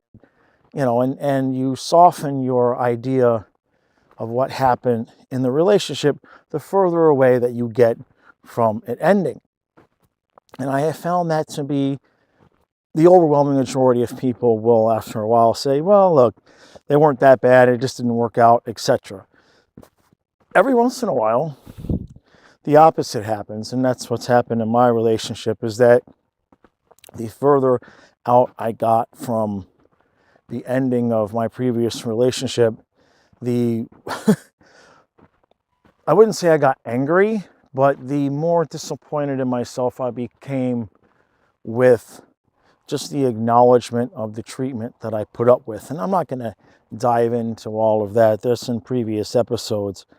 But for me, it was just an interesting thing for me to witness in myself, where the more that I kind of parsed through what happened in that relationship, and the more thought that I gave it, and the more that I tried to look in the mirror and know where my heart was and what had happened, the worse it looked. The worse I felt about the opposite party. So I did not soften over time. If anything, I kind of became more aware and acknowledged the treatment that I was given under that time. And the reason why I bring that up is because at some point in that journey, I kind of marked the delineation. And what I did was I said, okay, you know what? Now that I really am stepping back and realizing how I was treated or even mistreated, once I got to that realization, I said, okay, so how do I go about making sure that that doesn't happen again while still being able to enter into a relationship? Because I'm not the kind of person that wants to be alone. I'm not afraid to admit that. I have no problem being alone. I prefer to be in a relationship, but be able to get significant alone time while you're in the relationship. So if I'm going to be, with somebody, they will be somebody that needs alone time. I need alone time. And I'm not talking about girls' nights out and that sort of thing. I'm talking about I can go down to the river and fish for a couple of hours, and they're happy to just see me go get some peace and quiet time. So I started to sort of map out the things that I needed to have in another partner, the things that I really felt that were not the negotiables and the non-negotiables. And an interesting thing happened. So when the relationship initially ended, I had joined a group online that was part of a course that I bought. And, being someone who had never really thought that I would need a course on how to get my head right, I was in such a bad state. And when I found this woman's course and everything, I bought it.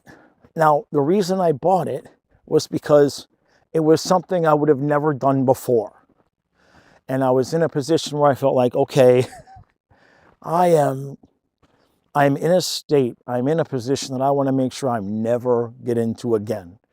And so I know that any other time somebody would have presented me with, hey, read this book or take this course or whatever the case might be, I would have kind of, frowned on it, be like, I don't need a course. I don't need that. I know I know enough.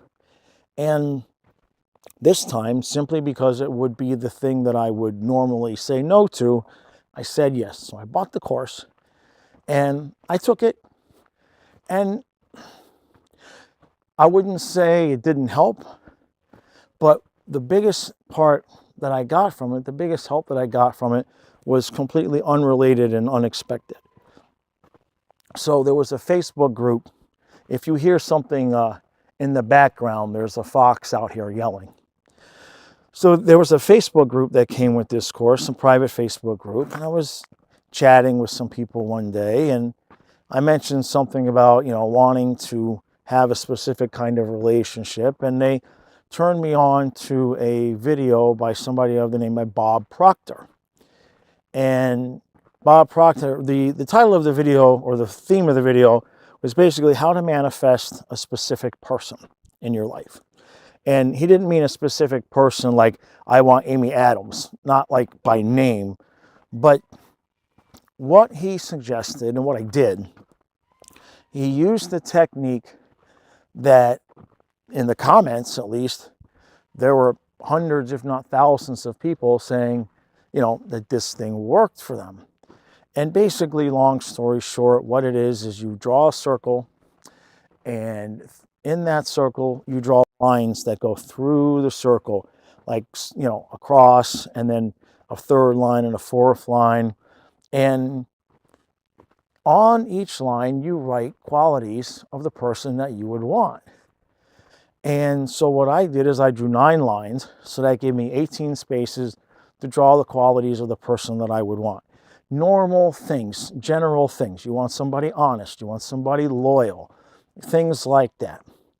And then some other pretty specific things.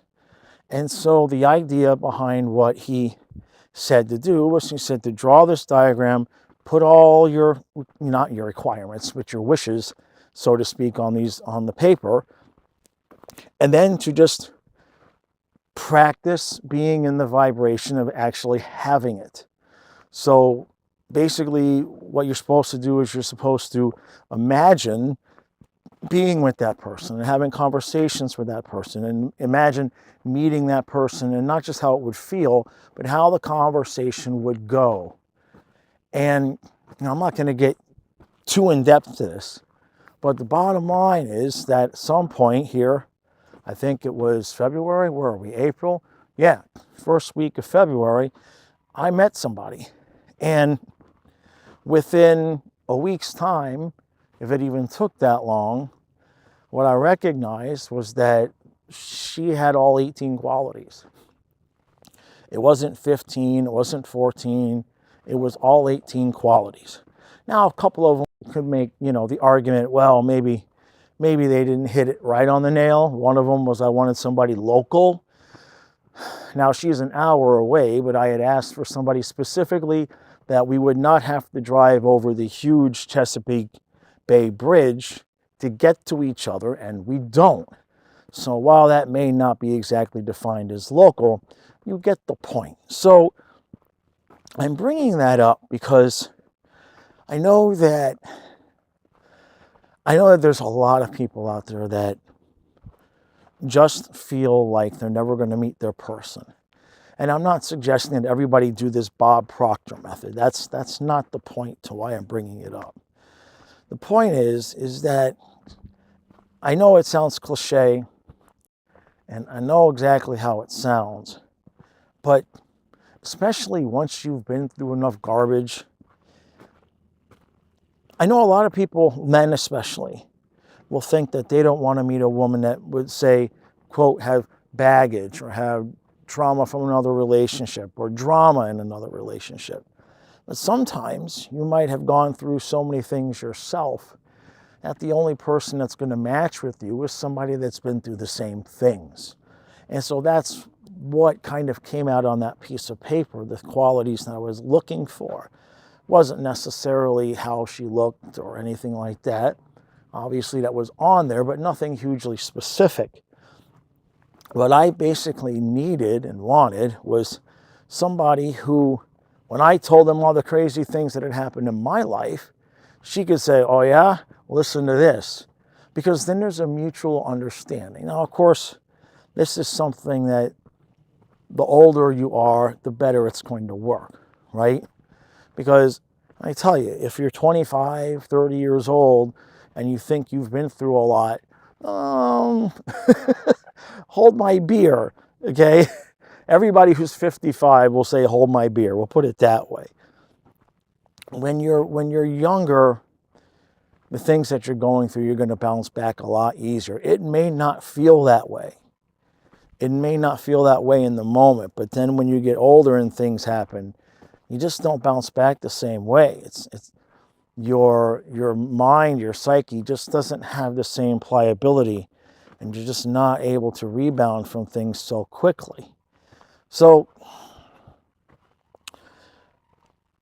whether you're in a relationship or not, I think the overall point that I'm trying to get to, and the thing that I've realized here in these last several months, is as important as it is to be honest with yourself about yourself, it is probably even more important to be honest with yourself about the people that are in your life, whether it's your wife, your spouse, someone you're dating, someone you want to be with, someone you used to be with. You can't be afraid to look back on things and be just completely open and honest, and look at them and really get to the root issues for you of why things happen. And, like I said about my previous relationship, how the further away I got, the worse opinion I had of her. It didn't mean I was perfect, but what it meant was that when I was able to look at myself in an honest light, I was then able to look at her in an honest light instead of making excuses. And, if you can apply this to the people that you're in a relationship with now, might make communication a whole hell of a lot easier, because if you're willing to admit, hey, look, I know I do this, I know I have these faults, but here's some things that I would like us to work on. The more honest you are about not just yourself, but the more honest that you are to yourself, the better off you're going to be. Because let me tell you, if there's no other lesson to be learned from relationships and dealing with people, it's that if you're lying to yourself about how somebody's treating you, or you're lying to yourself about the longevity, how can I put this? If you're lying to yourself about just how long the relationship can last, it's a bad combination. We all want to make things work, right? Nobody gets into a relationship with the idea, well, we'll do 5 years and then we'll be apart, right? You always want to try to make things work. And, the same thing holds for somebody you've been with for 5 years or 5 weeks. You have to be able to hold each other accountable. And when you make a mistake, if they are going to deflect blame and not just say, not be willing to admit the parts that they had in it, and they're moreover going to say, well, I did this because you did this, right? If they're not going to take accountability, that's not a relationship that's going to last very long. And what you will find as you age is the people that have had a more difficult time, whether it be in relationships or with their kids or with their family, you'll know the difference between somebody who has done the work to be honest with themselves right away or not. Because the people that have not done the work, they're going to have stories about their ex-partners and their breakups and everything that pretty much blame everybody else. But the people that have done the work to be honest with themselves, you're going to get the honest version about both sides. Say, well, this is what I did. And that's a big sentence. If you can find somebody willing to say, this is what I did. And they don't even have to say why they did it. They don't even have to immediately say they're sorry. Just finding somebody that's willing to admit, this is what I did. Just that one sentence. If you find somebody that is willing to say that, the rest of it will come. The rest of it will come if you can get somebody just willing to admit what they did. Not necessarily always have to be with you, but what they've done in their past. If they can simply tell a story of things that they've done in their past, that they're not blaming anybody else, they're just saying, this is what I did. Don't even make an excuse. I don't know what I was thinking, or I do know what I was thinking, and now I look back and I was crazy. I don't know why I was thinking that. I think that's a better sentence than I don't know what I was thinking. We usually know what we were thinking. It's just, especially when you're young, you might not recognize why you were thinking that thing, and you make decisions, and the next thing you know, life got turned inside out and upside down. And we're all a collection of our own experiences, right? And what I can definitely say is I don't recommend trying to put a AA battery in a AAA spot. And what I mean is that if you are someone who's had a tremendous amount of experience, it doesn't necessarily have to be sexual, but somebody who's just had numerous relationships and different situations and different living partners, and maybe you married a couple of times, maybe you have, you've got kids, maybe you got stepkids, etc. If find somebody that has a sort of a confusing situation where it's tough to follow the timeline because it's been so chaotic, it's not going to be a match for somebody who might have only had, I was married for 20 years to one person and we got divorced and now I'm looking for somebody. The idea some people have is that, they've had all this chaos in their life and now they want to settle down and have some calmness. But you're probably going to be better off creating that calmness with somebody who is sick of the chaos themselves. Because if you try to take your chaotic past and match it to somebody who's had a pretty calm, easygoing life, just the one divorce, like I said, something like that, they're not going to understand, for lack of a better phrase, they're not going to understand your triggers. They're not going to understand, why you might act a certain way when certain words are used. They're not going to understand why you might need a little bit of extra, not so much validation and security, but maybe you just have extra questions. Maybe you just need a little bit extra TLC as opposed to somebody who's had it pretty easy. And the trick that people will fall for, and the trick that happens, is that you take the chaotic person and you take the calm person, and the calm person says, I feel bad for them. I want to try to help them because it sounds like all they've had in their life is chaos. And the chaotic person looks at the calm person and says, wow, they've had such a calm life. They must be doing something right. Maybe they can teach me how to be calm. Maybe their calmness will rub off on me. And those relationships will start off pretty good because the chaotic person will be trying to learn from the calm person, and the calm person will kind of take the other person in under their wing, sort of like a little lost puppy dog. But eventually, the reasons why the person's life was chaotic will pop up. And how long will the calm person want to deal with that? How much leeway are they going to give the chaotic person? How many mishaps and how many times are they going to be willing to bang their head up against the wall with things that happen before they say, you know what, this is just not a match? Now, I'm not saying it can never happen, but two people that have had a chaotic life, don't assume because somebody's life has been chaotic, number one, don't assume that it's necessarily their fault. And number two, don't assume that there's not a calm person inside of them screaming because their entire life has been so chaotic and all they've really ever wanted is peace. Now, there are people that create their own chaos, there's no doubt, especially when they're younger.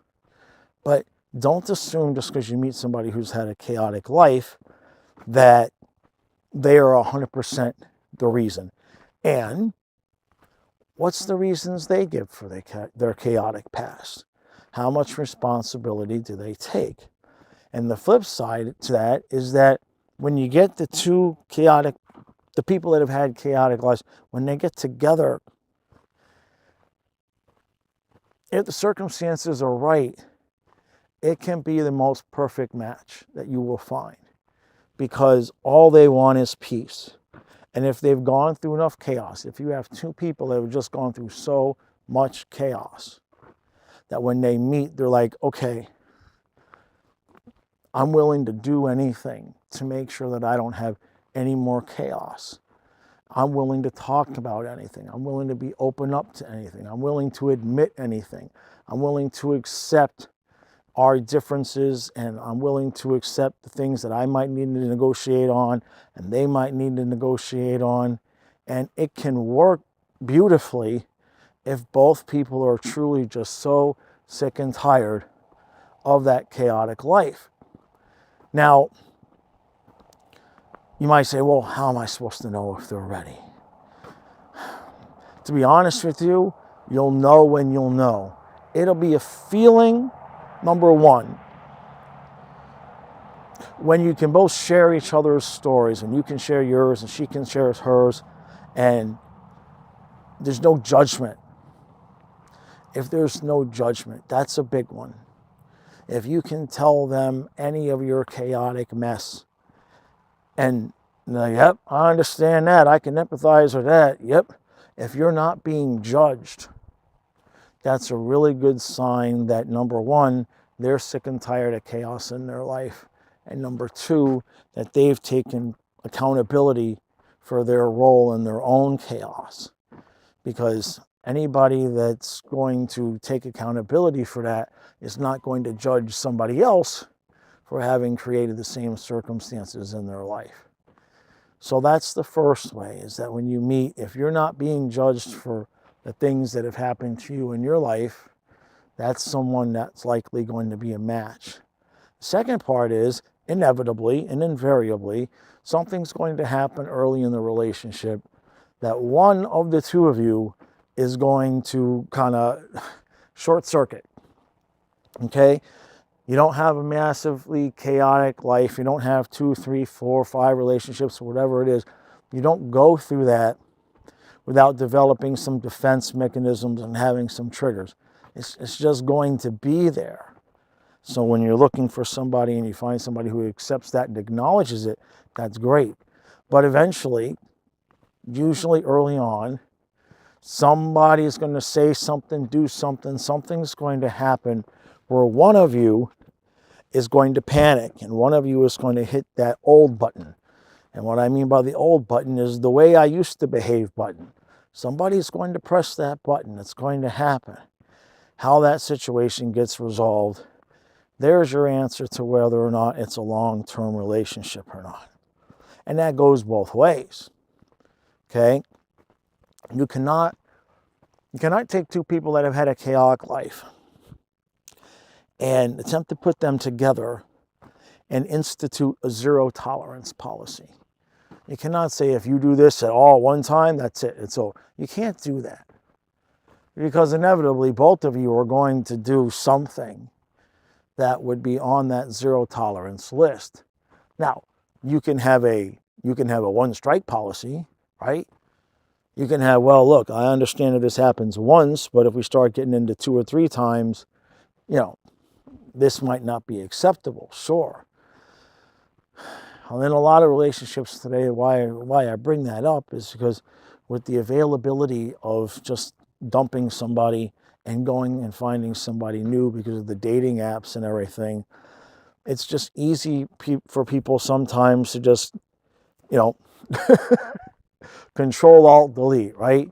To just, nope, not this one, and just hit the restart button and just move on. It's very easy for people, especially if they are struggling to get past, the 4th date, 5th date, 2nd month type of period. If they're struggling to get through that, a lot of times it could just seem to be a lot easier to be like, nope,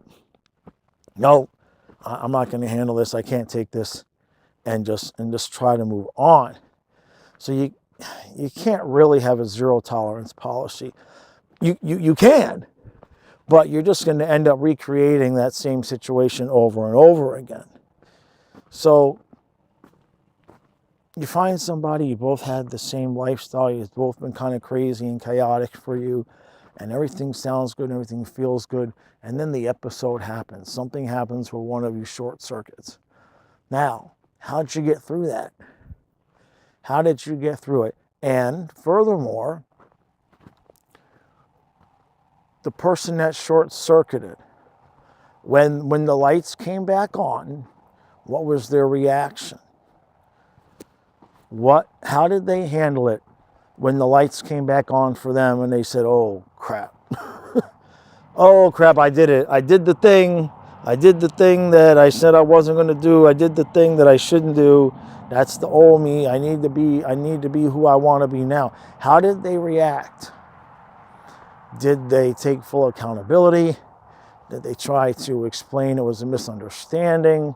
Did they try to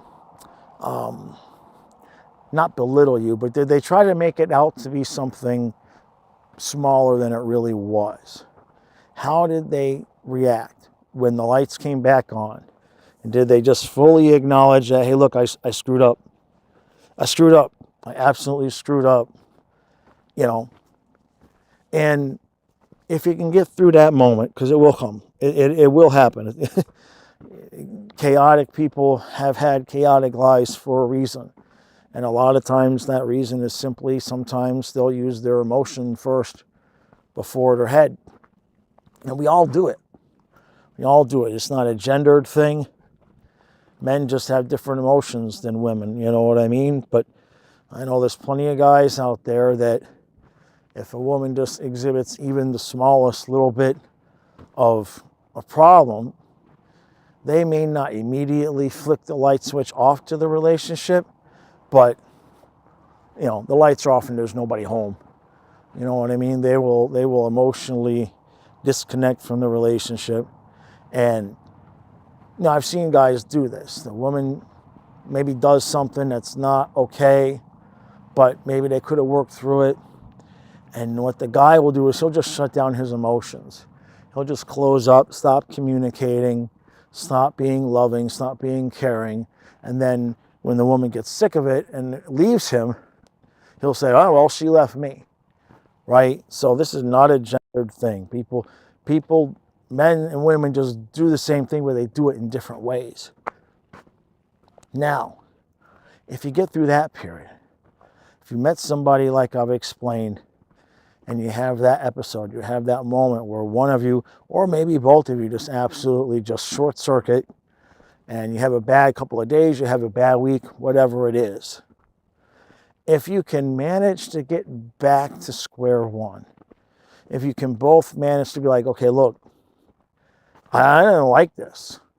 I thought, and I know this sounds cliche, but I thought we were going to be different. I thought this was going to be a new leaf I was turning over in my life. I don't want this chaos. I don't want to act this way. I want to be with somebody who we can make a mistake with and have it not turn chaos. And that's the point. That's the point, is that when you are in relationships, everybody's going to make mistakes. Everybody is going to, you know, inadvertently press boundaries, press triggers, say things, do things, take things the wrong way, misinterpret, be confused, not say yes when they should have said no. There's all a number of things that people are going to do because we're not perfect, we're not mind readers. And many times, the reason why there's chaos in the relationship is simply, how is the other person going to react when one person makes a mistake? That's the biggest thing. And that's how you can tell if you found somebody that, yeah, they have a chaotic past, but I can tell that they want peace. Because if you make a mistake and they react calmly and they don't exacerbate the situation and they kind of give you time to put the lights back on, that's when it's right. And that's when you've got a keeper. When you guys can laugh about it and say, hey, look, you know, we didn't get to this state by being perfect, right? Right? You know, you're 50, whatever, have had multiple relationships. You didn't get there by being perfect. But a lot of times you got there because the people that you were with didn't know how to handle your imperfections, let alone handle their own imperfections. So I did this whole manifestation thing. I did the whole thing. I wrote the paper, and I came out here, and I, imagined talking to her and the whole thing. And as that happened, it kind of helped me separate out some things in my previous relationship. And what I mean by that is that previous relationship I had, I was with her for 6 years, give or take, whatever it is, and all 3 of my dogs died while I was with her. And for whatever reason, for focusing on the qualities that I wanted in my new person, helped me to separate out. It's hard to explain, but I wanted to be able to separate out the memories of me and my dogs from me in the previous relationship. I wanted to separate those 2 things out. Now, normally I wouldn't have done that. Okay? But all I can say to you is just imagine what kind of treatment I was given to make me want to separate somebody out from them being there when my dogs died. You follow what I'm saying? It was so egregious that I needed to remove that person from those memories. And manifesting and just imagining talking to my new person all those months helped do that for me significantly, because we've all done this. We've all played out conversations in our head with somebody. You need to have a conversation with your mom or your wife or your boss. And we played a conversation out over and over and over in my head, in your head. And it's a good practice, because when you do that, when you role play like that, you will say things from the other person's perspective that you would not have normally thought of. And it can lead to a lot of self-discovery. It can lead to a lot of epiphanies. When maybe you're talking to your wife in your imagination, you're having a conversation back and forth. And in your head, she says, yeah, well, if you would have done this, that, maybe it would have been okay. And you say, oh, wow, I didn't think of it that way. So that role play definitely works. And when I did that, imagining talking to my new person, obviously before I had met her, what I found was that as I was discussing and explaining the things that had happened in my previous relationship, it was a natural progression for my new person to just be in utter disbelief at what had happened. And I understand that my own bias is going to be injected in there, but there was some learning that I did from that. It helped me to separate out my actions from her responses and recognize that a lot of the responses I got were not okay. Wasn't appropriate. I had just accepted, being yelled and screamed at for simple, communications, not even things that were problems. Just, what are we going to have for dinner tonight could easily turn into me being yelled at. And I just took it and I just accepted it, and, was told it was my fault and kind of internalized it. And so role playing with my future person in my imagination kind of gave me the ability to parse through that and have her say, hey, wait a minute, no, that's not okay. You shouldn't be, if there's a misunderstanding or miscommunication, that's fine, but you can't be yelling at somebody because you didn't answer their question about what you want for dinner fast enough. And so it allowed me to separate out as best I could the memories of my dogs during all those years and the memories of my ex during those years. And I think that played a huge role in me healing as fast as I did and being emotionally available for another relationship. And that's the next part. When I was doing this, somewhere around October, it was during some kind of one of the arguments me and my ex had, because we were still texting back and forth because it was a business and it was taxes and a whole mess of things. And I'm not somebody who necessarily prays, but I did ask. At some point, I was so frustrated. I said, God, just whatever you have to do, just give me a situation to present that I never have to speak to her again, and I don't have to worry about the taxes.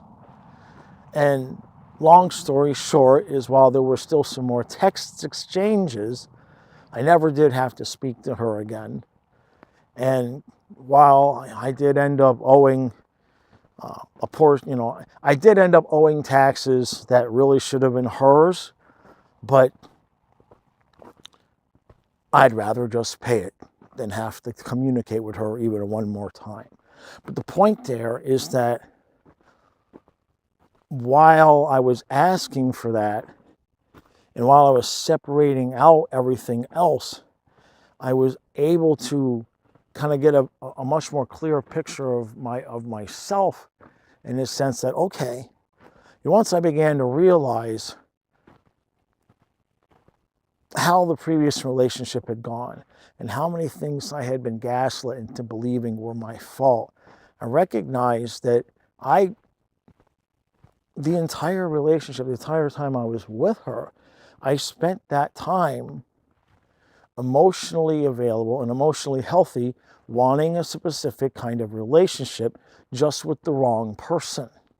That doesn't mean I was perfect, but in the end, at the end of the 6 years, when I went through it all and I looked at myself in the mirror, I realized that I wanted the same things. I didn't feel like I needed to change.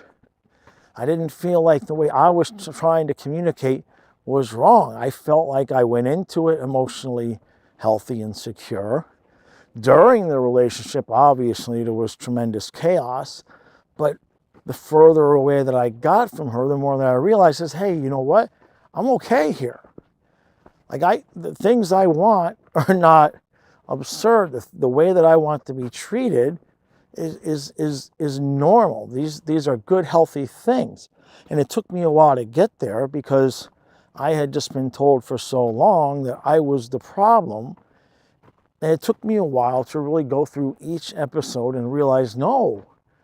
And I looked at it honestly, and I wasn't perfect. And there's some things I certainly could have done better, but most of them revolve around, I should have stuck up for myself a lot earlier and a lot sooner. And so it kind of feels like, on paper, so to speak, that almost like I rebounded too fast. Now, in reality, it wasn't all that fast. I made a video on this channel about the length of time that you should take from one relationship to the next. And basically what I got to was 1 month per year in general. And that's about what I did. The relationship ended the end of July. And by the time I felt I was ready again, it was late January, early February. And now that is a whole nother podcast, the online dating. Oh my God. In fact, let me take a sip of water over here as I'm walking around the corner. And I'm just going to give you all who might be in a relationship, okay? I'm just going to give you all a little pause here in terms of, if you're in a relationship and you're thinking about getting out of one, I'm going to tell you a story. Let me just take a sip of water. I'll cover up the mic.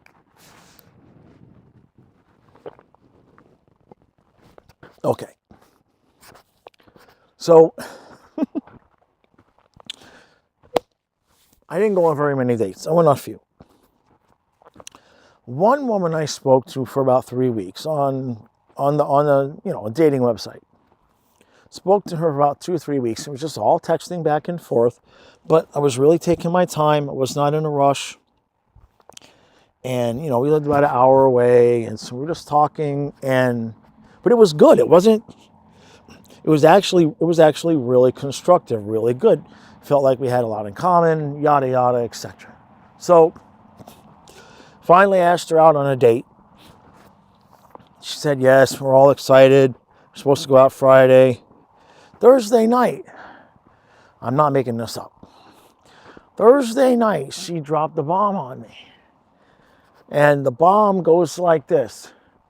Well, technically, I'm still married, but he lives in the basement and he's smoking himself to death, and I assume that he's going to die within a couple of years. So I'm not going to leave the marriage or this house because that's my retirement plan, because I'm going to inherit the house when he dies. Yeah. That is the state of affairs out here in the dating world, people. So if you are in a relationship considering pulling the plug, let me tell you, think twice. Now, obviously, don't stay in an abusive situation, right? And if you know it's over, it's over. But if there's minor to even moderate problems, the benefit that you could get from working through those, as opposed to trying to find somebody new, because everybody, unless you're super duper young, if you're over 35, 40 years old, everybody's damaged. Okay? Everybody's already damaged. We all got our things that we went through. And, I went through, first of all, it's all politically based. Okay? You will get, I seen multiple people with the, I can't date you if you're a Trump supporter. There's, let's just say the expectations for the women, they have high expectations. There's some high expectations out there. Women that are 45, been divorced once, been divorced twice, and they want you to fully commit and be all these great things, but you have to be okay with them being friends with all the guys that they used to date and having male friends and taking girls trips, and it's just not worth the hassle because we all know how that ends. Okay? So, as an aside through the video, yeah, if you're in a relationship and you think it's salvageable, try to salvage it, because if you can work through some problems, that's going to bring you all closer. It's going to bring you together. And trust the brother when I tell you. And the profile pictures, find a woman who actually looks like their profile pictures. Okay? Find a woman who actually looks like their profile pictures. That is rampant. If there's filters, they're out. Okay? If they've got too long of a list of requirements, they're out. You wouldn't believe. Well, maybe you would, but so yeah, the dating experience was, I wouldn't say it was traumatic, it was hysterical. I mean, the idea. Now, here's the kicker to that woman who told me she was married and expecting her husband to die within a couple of years. She was actually angry at me for ending it. I kid you not. We spoke for 2 or 3 weeks. At the last minute, she tells me she's married, waiting for her husband to die, and then had the nerve to tell me she felt like she wasted a lot of time with me when I told her, yeah, I can't do this. So, I mean, I just couldn't do anything but laugh. I still remember sitting there reading the text when she told me, and I'm like, mouth is wide open. I mean, if there's anybody that wasted their time, it was me. So be careful out there. If you think you're going to end a relationship and get into something better, be sure. Have that honest talk with yourself first. And so now where does that leave us? Where are we now? Well, new relationship. Lady's name was Donna. And Donna has Leia. And Leia is a 4-year-old pit bull. And for those of you who have followed the channel and know my dogs, she reminds me a lot of Ellie. She's about the same size. She's probably a little bit huskier than Ellie was. She has the same need to give kisses. She lays with Kyle on the stream, much in the same way that Ellie did. She comes out here and rolls her back in the grass like Ellie did. She's got a lot of Ellie's mannerisms, and it's been good. It's been difficult, but it's been good. You know, it's there's every once in a while I'll get a little extra twinge of sadness. You know what I mean? You're never ready. You're never ready when your pets pass. You know, I was definitely not ready to go out and get a puppy and raise a whole new puppy and all of that. But Leia's a good girl. I love her. She's a good dog. She's a smart dog. She listens completely good. She wants to do good, do right. So it's been nice having the dog around the house. Now Donna and I are not living together. She comes and spends the weekends because she has to work, which is what we're trying to solve. We're trying to solve that problem so eventually we can live together, because we're just in a position where we just, when you know, you know what I mean? It's not a situation where when she leaves the house, I'm like, okay, phew, that weekend's over. Okay, good. I've got some time to myself. It's not like that. It's just definitely not like that. If any of you have ever met somebody that it just fit like a glove, I don't feel like I don't feel like I need alone time from her. So guess what I'm saying? And playoffs coming back, right? Panthers are back in the playoffs, so that's going to be a whole nother thing in terms of memories, right? Last year was when Fluffy got sick and passed, and it just happened. Everything happened so quick last year, and things are still happening quick, right? I mean, meeting somebody in February and knowing that you want to live with them so soon, it's probably better that we're not able to do it right now, which is fine. But just when you know what I mean? When you've had enough chaos, you recognize peace. And the other part to it is I can feel things changing and shifting. It's kind of like I'm being forced to change what I've been doing. Now, for 25 years, I've had the eBay store. 26 years I've had the eBay store, and then I've done other things to fill in the gaps. I was a massage therapist, I was a coach, got YouTube, and for whatever reason, 2 months ago, the eBay store, just like all sales dropped by like 80%. And it's not coming back. It's not coming back. I've had, that store for, like I said, 25, 26 years, and it's never failed me. In all those years, it has never failed me in terms of selling enough to pay the bills, fill the gaps in. When I needed money, something would always sell. I cannot recall 1 month where it ever failed me, but it's failed me the last 2 months in a row. And I just kind of feel like I'm being pushed to do something different. And there's some different things that are coming. I don't need to get into that. But I guess the point there is just the advice I can give to just because you've had something for forever doesn't mean it's for forever. You know what I mean? At some point, everything is temporary. Nothing is permanent. And what I'm finding most interesting about it is that for the longest time, I started the eBay store when I wanted to be home with Kyle when he was a baby. And, it's gotten through all the dogs and all the kids and everything, and it always made sure I was able to be home with all of them. And basically, from the time that Ellie died to the time that the eBay store just completely plummeted is basically 1 year's time. And I guess that was, its lifespan, right? It was there so I could take care of the dogs and take care of the kids and be home. And, it was there when the dogs died and my ex-girlfriend left, and she left us in a real bad financial position. That's a whole nother podcast.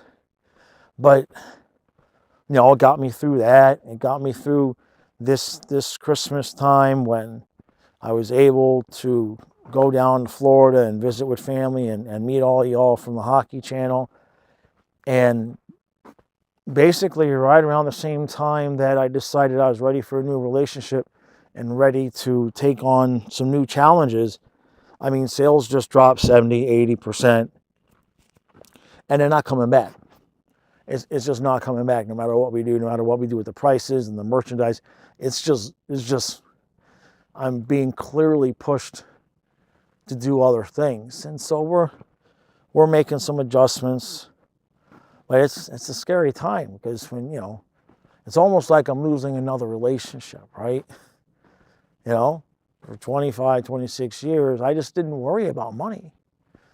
Something will sell. That was something I would always say. If it was a week before the electric bill was due, something will sell. I'm not worried. And I wasn't, because something always sold. And that has just completely stopped. And so we'll find our way. We'll find our way, but it's just the number of changes that have come in the last year, the things that have been removed from my life, the things that are being added to my life. It is unlike any period of time I can imagine. I mean, within the space of 1 year, because I met Donna, our first date was, I think, February 7th. And within the space of 1 year, lost 2 dogs, lost the relationship, got a new relationship, and that comes with a new dog in less than a year's time. So life is moving too fast for my old ass. And that's why I wasn't able to do one of these episodes for so long, because everything has been changing and happening so rapidly. It's like I couldn't get a grip on, okay, now. I couldn't, to say, okay, now I feel like I feel right now for me. It's like I can look back at what's changed. I can kind of see clearly what's coming, and I can see the space that I'm in now. But it took some time.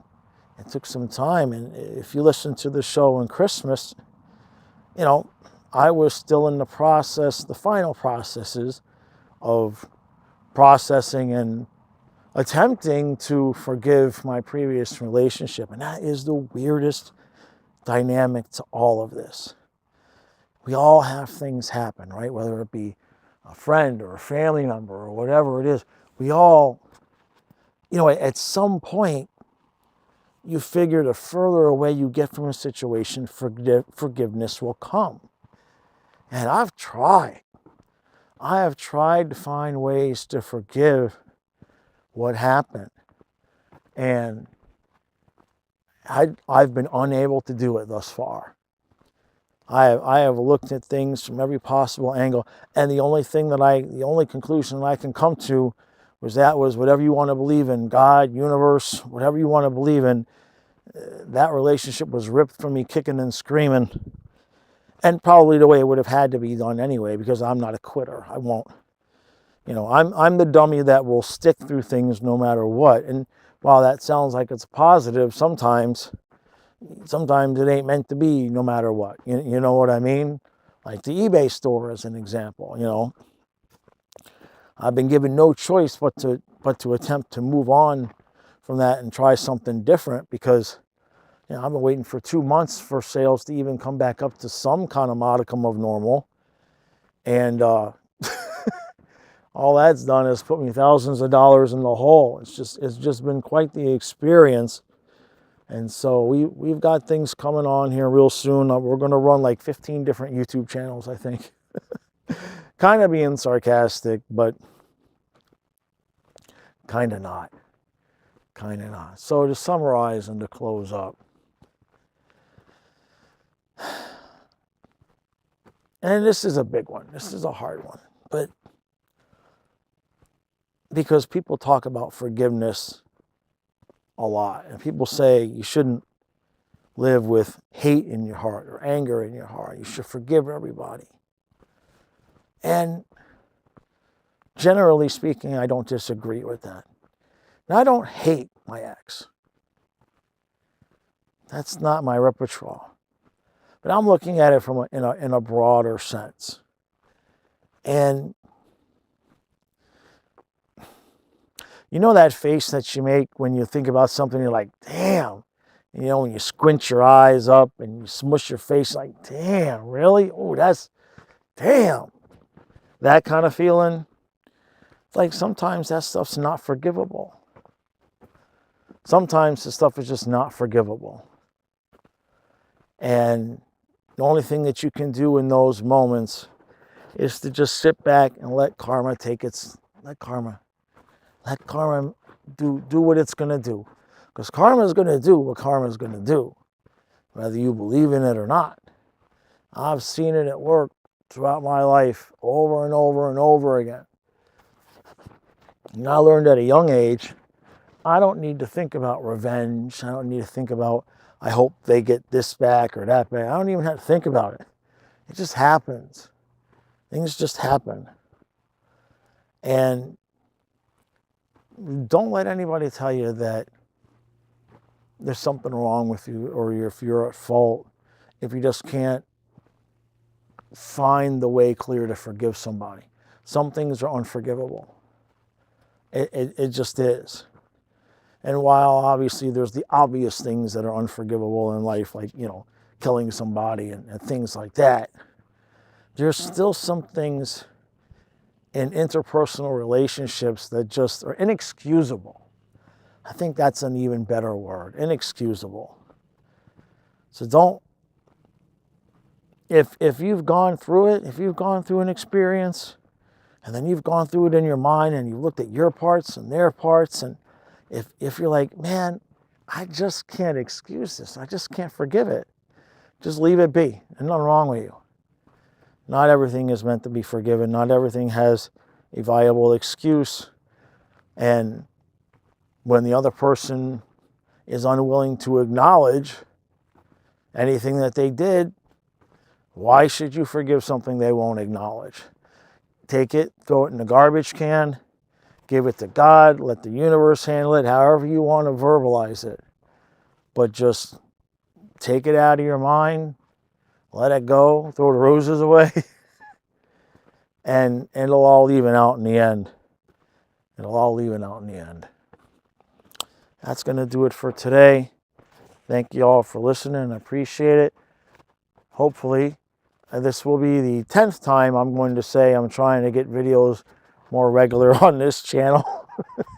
There will come a day when I will be as consistent with things as I would like to be. I think with the demise of the eBay store, I think I'm being given no choice but to become as consistent as I would like to be. So if you're new, hit that subscribe button. Appreciate all the support. And I'll see you in the next one. First time I go to record one of these in a year. And the second I press record, I get a car that rides by. That's about right. That's about right. So, for those of you who have listened to these previous episodes, welcome back. I haven't done one of these in a little over a year. That's the reality. Now, for those of you who are new, I will explain in a quick manner, as quick as I can, what this is. You'll see the title is A Story of Life. I may have titled it something else. I don't know. That's the point. I never really know what's coming out here. What I'm doing is I'm just walking outside in my yard. I've got about 3 acres. I've got an acre fenced in. And in between March and July of 2024, I lost both of my dogs and my long-term relationship. And so I started coming out here at night and just talking about what I'd learned, what I'd needed to learn, the experiences that I had had. And the last one of these I did was January I believe, of 2025. And it's now March of 2026. Yeah, March? Yeah, it's March. And so I never really know what's going to come out in these things. Usually I'm just kind of like talking to myself. But I needed to set the stage here since I hadn't done one in a year and there may be more than 2 new people listening. And so when you last heard from me in January of last year, I felt like I was coming pretty close to being healed from everything that had happened, and I felt good. And I wasn't quite looking for a relationship yet, but I think that subject was on the horizon. And well, as luck would have it, maybe a month after the last one, maybe in February 7th, I think, actually, is the date. I did end up meeting someone, and she's living with me now, and she brought a dog with her. Actually, I should say that the dog brought the girlfriend. So Leia is a 5-year-old pit mix, and so you'll hear her. She's right here with me. You'll hear her walking around rustling in the leaves. And so we have a good time, and we'll get into all of that. Now, why didn't I do one for a year? Like I said, at the end of the last one, I felt like I was getting close to being healed. Losing 2 dogs in a relationship in a 4-month period, it was unpleasant, to say the least. And what I've learned is, what I've learned in this year is how well the human mind is at convincing yourself that you're healed from something, and creating things for you to do to keep your mind busy, and to keep your body busy, but mainly to keep your mind busy and off of the reality of just not being healed. And when the relationship ended, I did the most typical thing you could do. I looked in the mirror, didn't like what I saw, started heading to the gym every day. And so I'd be at the gym every day. I'd be out here almost every night. And I'd be walking 10, 15 miles a night. And now I'm walking a little bit slower because I wouldn't say I injured my knee, but let's just say my right knee, it's either severe tendonitis or arthritis. It's one of the two. But since I don't have insurance, I just deal with it. As long as I get to the gym and do my specific exercises, it's okay. But for about a 6-month period, I was walking, at least 10 miles a night, five nights a week. Sometimes it'd be more like 15 miles. And so I didn't blow out my knee, but I burned it out. I'm 54. So now when I walk, I feel it. I wasn't feeling it then. And of course, the interesting thing is I didn't really even feel that the knee was sore until I stopped walking, which of course coincided with me stopping to do, I stopped doing these videos and started looking for a relationship. Didn't take me very long, but that's me. I know what I want. I know what I'm looking for, and I'm not a serial dater. I'm just looking for peace. Just looking for peace. You know what I mean? Not a peace, but just peace. And so, what I've learned more than anything in this year is that how busy I could keep my mind to block out the fact that I just did not heal properly from any of the things that had happened. So my first dog died in mid-March. 24, but I still had my St. Bernard. And so I couldn't really mourn Ellie. She was a Shar-Pei Shepherd. I couldn't really mourn her properly because I had to be strong for Fluffy, the St. Bernard. And then by about mid-May, it was obvious that Fluffy was checking out and he was dying. And although he was 11, it was a surprise because he was completely, perfectly healthy when Ellie passed. And so I never really mourned Ellie properly. And then by the time Fluffy passed, I had spent 6 weeks, 2 months, sleeping downstairs with him, only getting an hour or two of sleep a night. And so within a few weeks, my relationship had ended. And so I never really got to properly process everything that went on with Fluffy at the same time. And by that time, I was trying to still process the end of the relationship, see if the relationship was salvageable.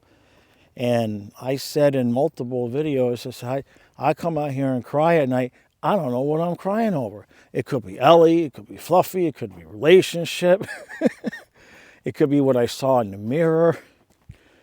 And that pattern continued for quite some time. And then right around the time that I made this last video in January of 25, I felt like, okay, I'm feeling healed now. I'm feeling healed enough now to seek out a new relationship. And I found the relationship and I worked hard and solidified it. And she moved in and everything is fine. It's very peaceful. We don't fight. There's no fighting. It's not perfect. No relationship is perfect, but we don't fight, which is the biggest thing I wanted to avoid. And so what ended up happening for me is that once she had moved in and the relationship kind of settled into a normal, we're accustomed to living together, it settled into just a normal everyday groove. And I had a little bit more mental energy to focus on things other than getting myself back into shape and all of that. For a couple of months, I was far more depressed than I'd ever been, and certainly far more depressed than I had been when the original things happened with the dogs dying and the old relationship ending, because it just kind of all hit me at once, like settling into the new relationship in my new life, and Leia included.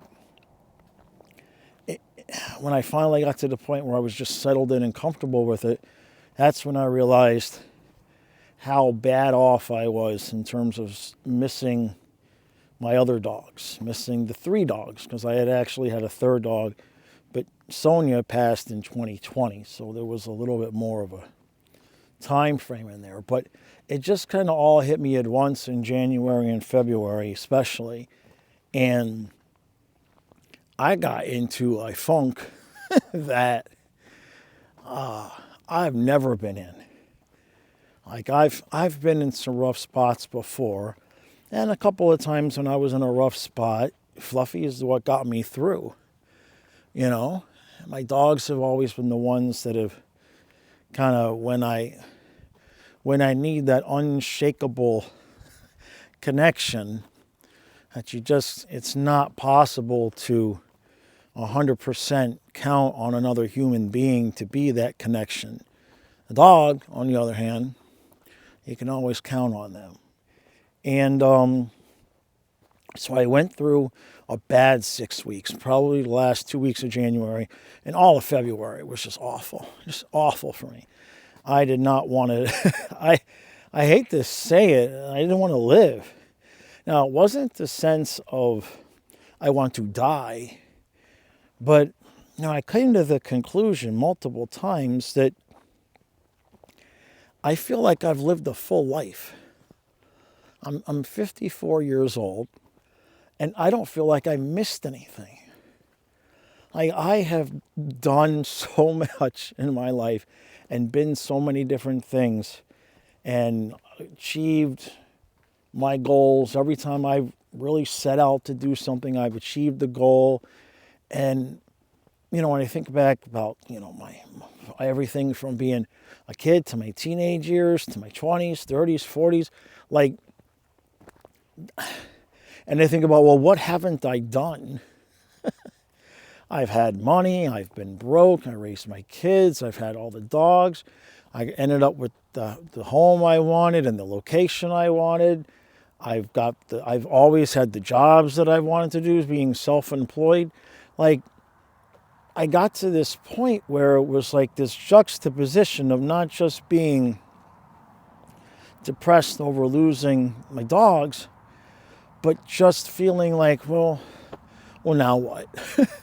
Like, now what? Like, what am I would search myself and try to find motivation. Like, what is the next thing that I can do that's going to bring me that I can do, that I can work for? What's the goal that I can set that's going to motivate me? And to be honest with you, I still didn't really find that.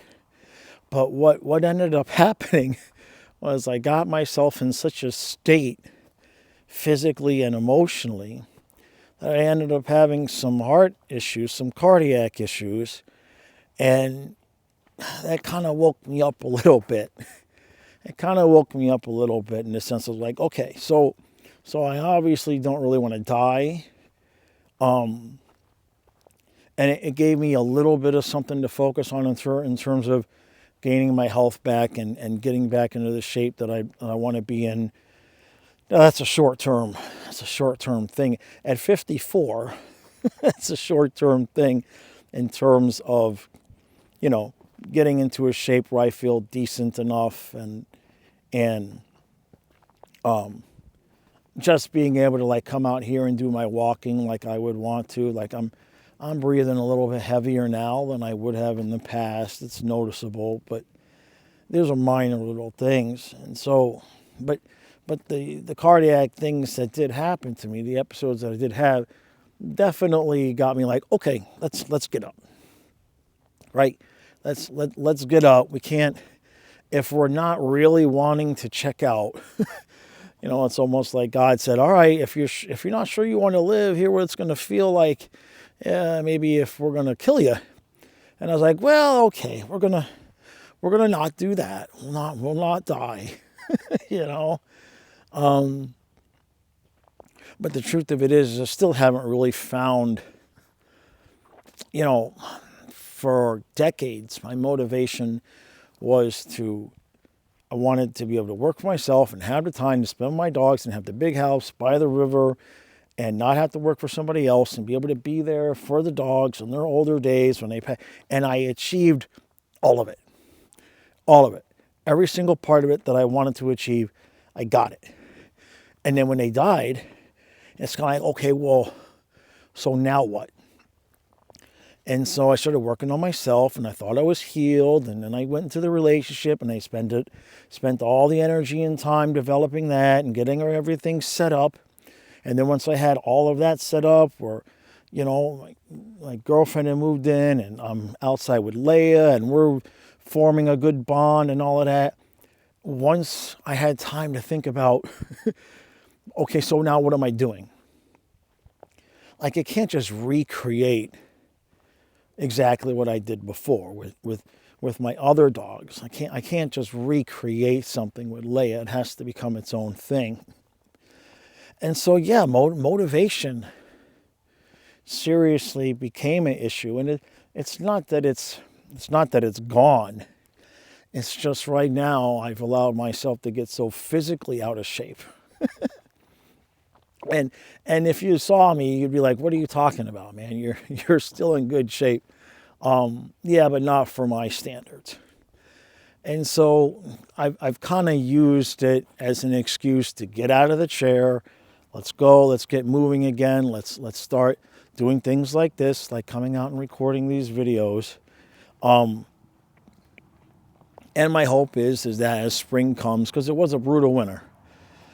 So my hope is that as spring comes and summer comes and things warm up, if I can get myself into a really good groove with the things that I want to do, by the time next winter hits, I won't be in such a predicament like I was this year.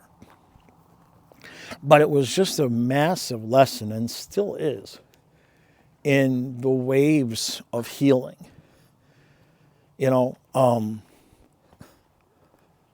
Something shifted in me a couple of weeks ago, maybe not quite 2 weeks ago, 10 days. Something shifted in me in terms of how I feel about losing the other dogs and having this new life. It's hard to put it into words, but it's a feeling. It's not that I miss them any less. It's just that I think I'm finally learning to channel a little bit of that sadness, a little bit of that energy.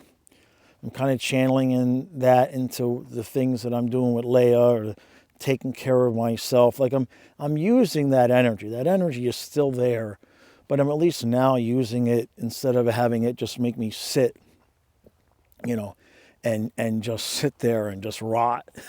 Because that's kind of where I was at, certainly for February. Now, in my defense, we did have a giant snow ice storm, and for 3 solid weeks, there was nothing but 6 to 10 inches of solid ice as far as the eye could see. So not being able to just get outside and do like normal walking, because you were going to fall on your ass walking on the ice, like, it had an effect. It certainly played a role. It was kind of like, well, I can't even go outside, so I may as well just sit here. So it just kind of contributed to the whole malaise I was in. Malaise, yeah. Depression, we'll just use that word. But I guess the point to it all is that you just never know when you're really healed. And I'm sure I've got more waves coming. You know what I mean? Like now, as I become more invested in Leia, it has started to dawn on me that, okay, so, a dog's life is finite, right? And so at some point, I'm going to have to go through that whole process again. Now, hopefully it can be a little bit easier for her than it was on Fluffy. My Ellie was in good health. She was 13 and a half. She was in good health. She had a stroke and she was gone that night, basically. So she didn't really have a whole long, drawn-out thing. And so, and so here I am. And another thing that I'm learning is, and this is a little bit more specific to my relationship, not necessarily just my romantic relationship, but with people in general. You could say that in the past, I have been played for a fool, played for a sucker. And it was never really because I wasn't suspicious or somewhat aware of what might have been going on or might happen. But it was more of a disregard for my own personal safety. I would give a lot longer than I should have, despite it not being reciprocated. There's Lele. I would give a lot longer than I should have, despite it being not reciprocated. And I would just do it to my own detriment. I'd wear it like a cross. Well, this is what I got to do. This is the choice I made, etc. And I'm not allowing myself to be that way anymore. I don't have the ability to be that way anymore. And in one aspect, it feels a little unfair to some around me, because my patience level, when I think things are not being reciprocated evenly, my patience level is, I wouldn't call it non-existent, but it's seriously limited. and it's not really their fault. But at the same time, I'm able to be aware of how other people's energy seriously affects me more than I thought it did. Because generally speaking, on the outside, when I'm with people, whether it's a relationship or out with a friend or my son or whoever it is, on the outside, it would appear to people that I'm running the show. But the reality of things is that it's, generally speaking, I will allow, or at least in the past, have allowed other people's energy and my fear of their energy changing and turning run the show. And so as this new relationship has continued to develop, I've recognized the points where I'm recognizing the points where I'm different now. And because I'm aware my natural instinct still is to act a certain way that's self-detrimental. And I'm finding that I'm having to very purposefully stop myself from those behaviors and say, no, I'm not doing that again. And that can be unfair to some people because, it's not their fault that I've had these previous experiences, but it's something that I've recognized and can't continue. And so as things have moved forward, I've just recognized these things in myself and not allowed myself to become as overstretched as I definitely used to. Before, I kind of felt like, it was impossible to stretch me too thin.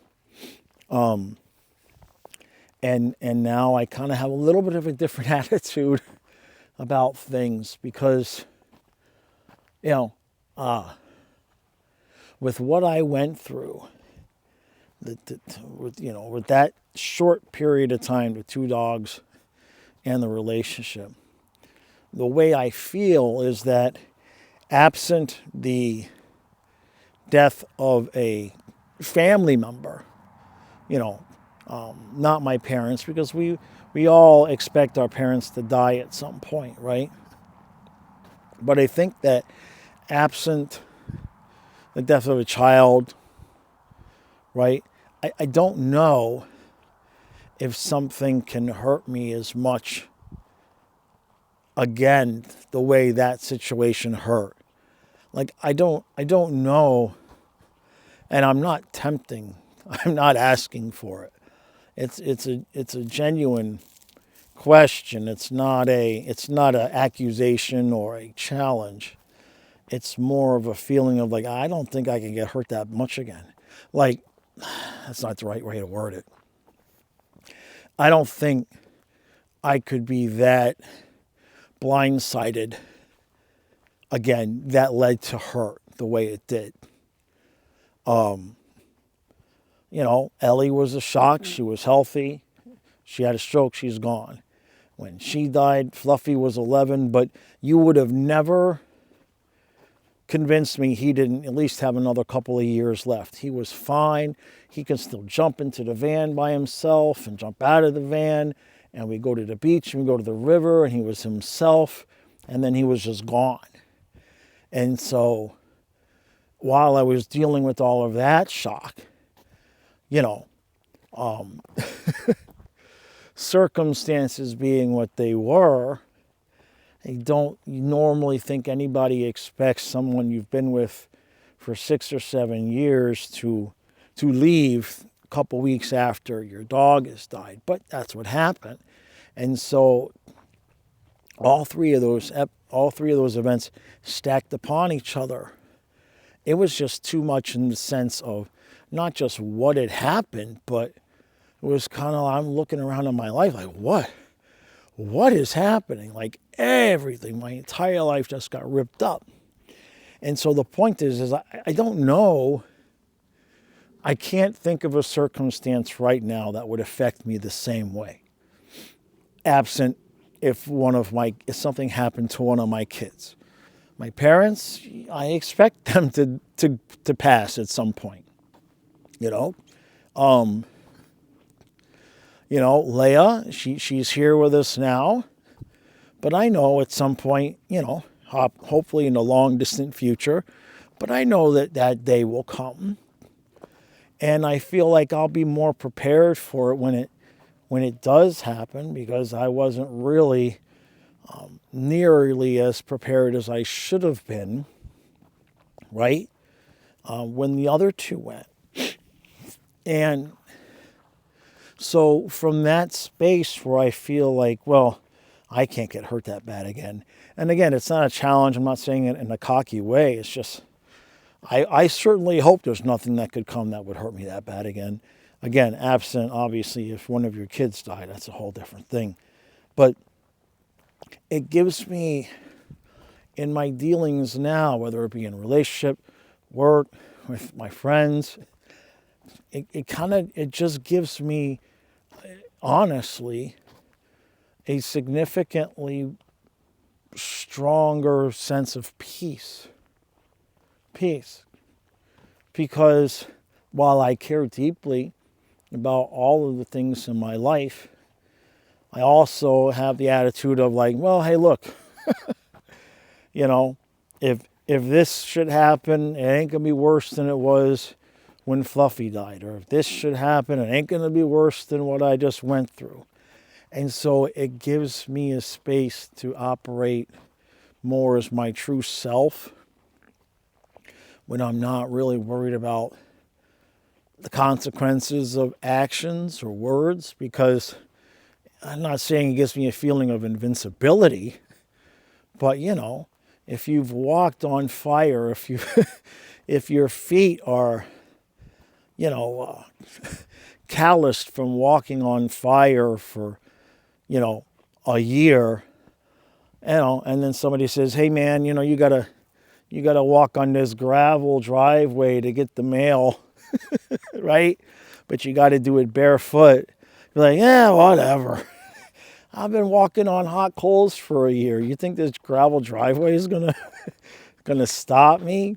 That's kind of how it feels. It's hard to put it into words, because I don't want it to appear as though it's like a disregard for my life now. It's just, this life that I have now is something that's been brought to me for probably mainly healing purposes. And that's not to say I didn't want the relationship or I didn't want Leia, but it wasn't something that I should back that up. The relationship was definitely something that I seeked out. I definitely did that. It never crossed my mind when I was looking for the relationship that she would have a dog. It never, like, for whatever reason, it just never crossed my mind that my next person would have a dog. And it kind of sounds stupid, right? You know what I mean? Like, I should have taken that into consideration. But it didn't. And so Leia's here. And, I see now, the role that she's played in this last year, especially. I've had a rough time. I've had some good moments, and I've had some rough times.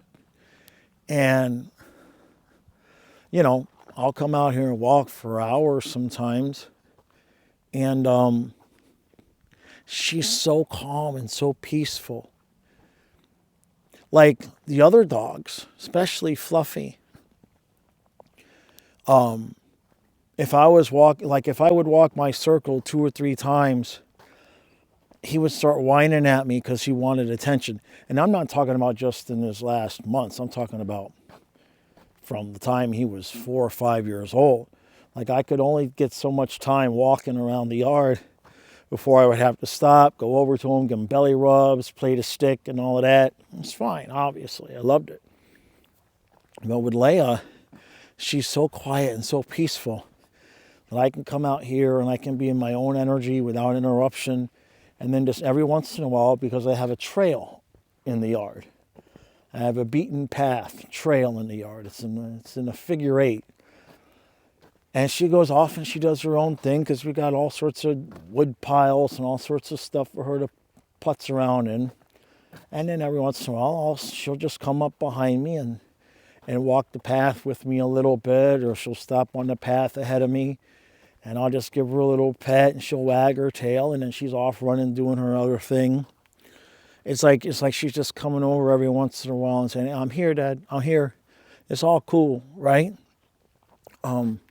Because the situation for her, as somebody put it, when I first got her, or she first came to me, and I showed the picture on Twitter, one of my friends who knows me for a long time says that dog doesn't know it yet, but she just hit the doggy lottery.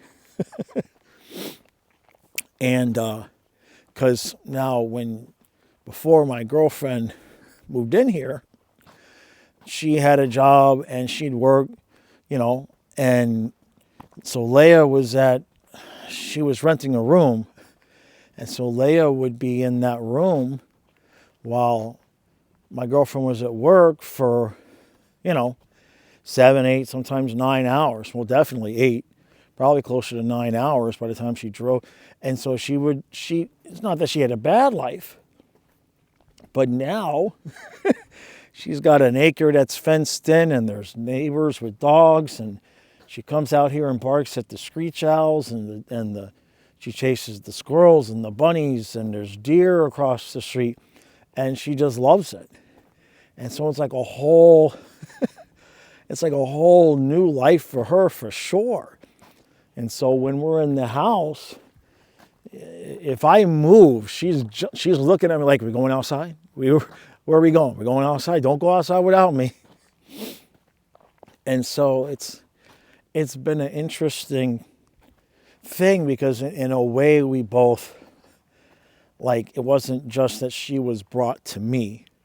You know what I mean? It's like, in a way, I was brought to her because, obviously her quality of life now is going to be significantly different. And I tried her at the river a couple of times last year. She wasn't all that interested, but I had Donna, that's my girlfriend. I had Donna with me. I had Kyle with me. And so I think this year, I bought her a harness. And once the water is warm enough, I'm just going to take her out there, just me and her. Now that she's a lot more comfortable with me, and this is home and all of that, I think I'm just going to put her in the van, and we'll just go, and we'll just start doing the thing. And I think she's going to love it. So we'll see how that goes.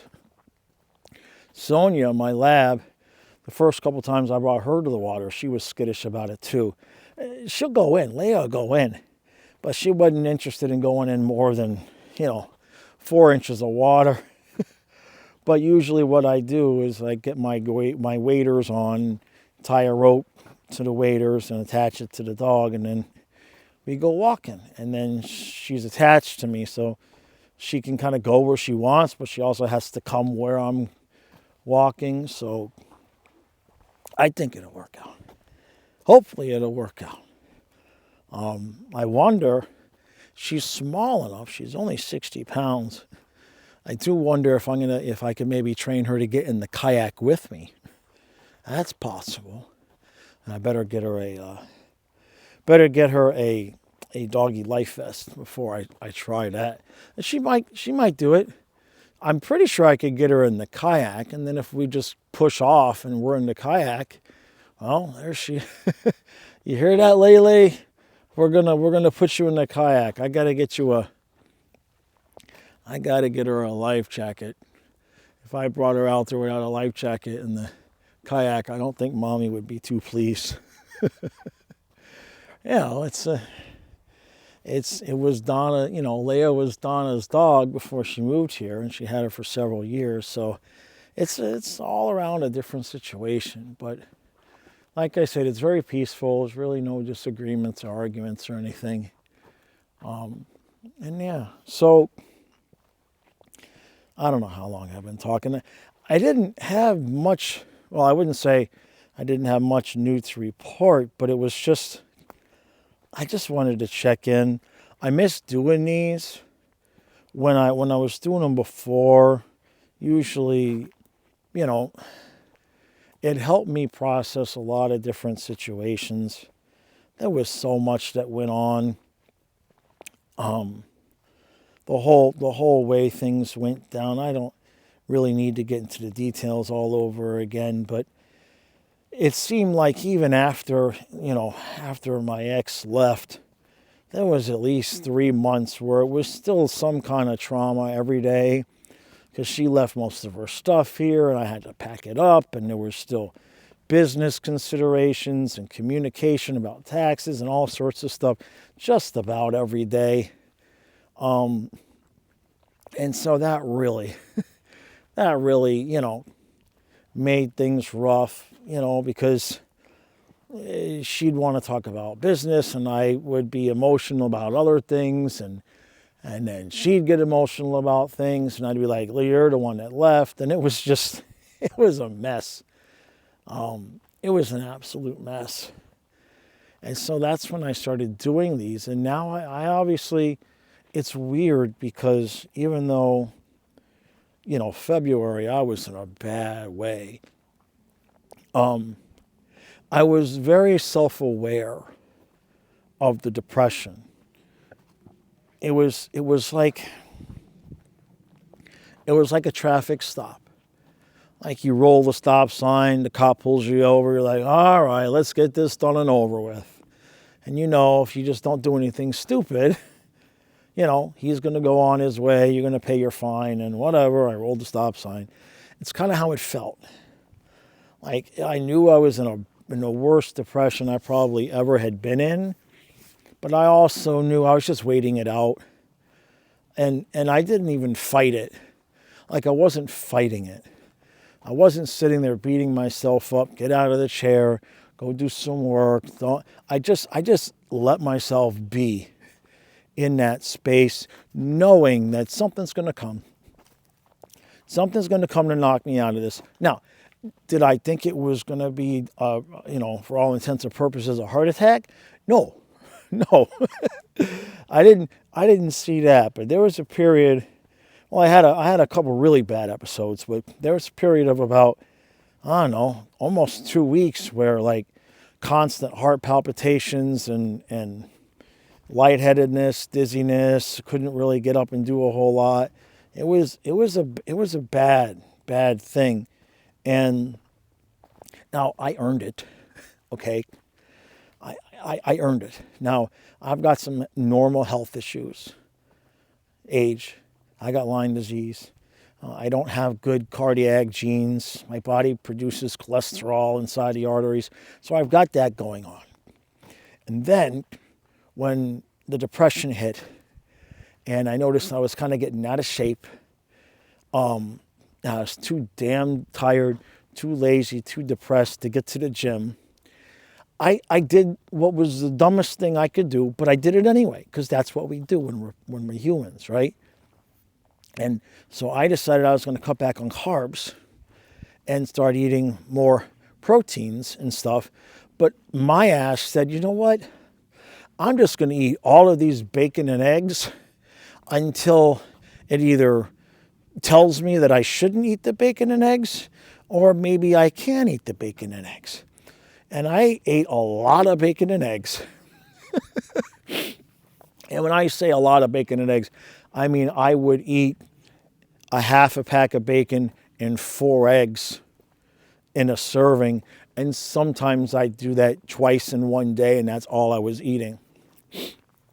On top of some waffles every once in a while. Like every third or fourth day I was having my normal carbs. But the point is that I said, well, in the past when I've eaten this stuff, I would start getting little heart palpitations and I would know, okay, I can't eat this stuff. But that's not what happened this time. See, what happened this time must have started eating that stuff, and I didn't get any warning signs at all. And then I got one big one.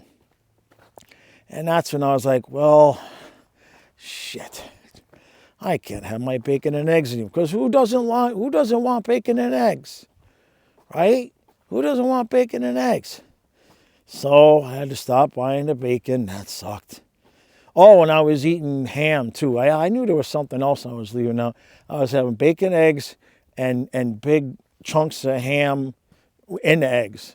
Like sometimes I'd have the half a pack of bacon and eggs for breakfast, and a 8-ounce piece of ham with eggs, 4 eggs for dinner. So I kind of earned the heart issues in those moments. But like I said, in the past when I did that, I'd start getting just a little flutter every once in a while, and I'd be like, all right, I can't do it. And so I figured, it had been, I don't know, 3 years since I had really eaten like that. And I take a lot of protocols, we'll call it, to keep my arteries clean. And so I said, well, let's see what I can do here. Now, of course, maybe only have it like once a week as a special thing, dumbass. But no, I was depressed. And so that's all I was eating. and I'd walk into the room, and Donna would look at my plate of food. She'd be like, I hate you. Because she's not supposed to eat that stuff too, obviously. And I was like, I'm eating it. You know what I mean? And yeah, it almost killed me. So once I stopped eating the bacon and the ham and the eggs, it took about another week or so for the heart palpitations and all of that crap to go away. And now my cardio is not great like it was when I was doing all that walking. You can hear it. I'm breathing. But I'm okay. I'm not going to die, but I can't do stupid shit. I can't eat what I really want, which is bacon. And that's what my grandfather did. He died when he was 86 years old. His heart, it just stopped beating. And, but the last several years of his life after my grandmother died, all he ate was bacon, eggs, beer, and pound cake and ice cream. That was it. That's not even an exaggeration. That's all he did. It's like, this is what I want to eat, and when I die, I die. And he was bowling the week he died. And when he went to the hospital, they knew his heart was going. He was actually scheduled to get a pacemaker on Monday. And Sunday, he just sat in the hospital with my dad. And he just laid there in the bed, and his heart just slowed down and slowed down and slowed down, and then just stopped. And that was it. There was no suffering. There was nothing. His heart just slowed down and stopped. So, and he ate that stuff for at least the last, let me see. My grandmother died when I was 16, and my grandfather died when I was 27? Yeah. Now, he ate that way until he moved in with my parents. He ate that garbage until he moved in with my parents, and I was about 25, 26.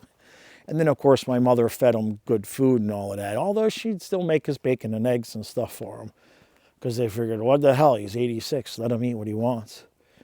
So I earned the cardiac thing. Between the Lyme disease and my family history and the depression with the food and all of that. And so when that happened, when I realized I can't eat what I want, damn it, and I realized, okay, I've kind of really let my health go. This is bad now. This is bad. I had to cancel one of my live streams because I couldn't even talk. Because if I was talking the way I am now, being animated into a mic, I was getting dizzy and heart palpitations. So it's like, okay, this has gone too far. It has gone too far. And so that's kind of what popped me out of the depression and got me to where I am now. And I'm still just as clueless. And what I mean by clueless is, like I said, I had the goal. House by the river, self-employed, time with the dogs. Like it's not a small goal.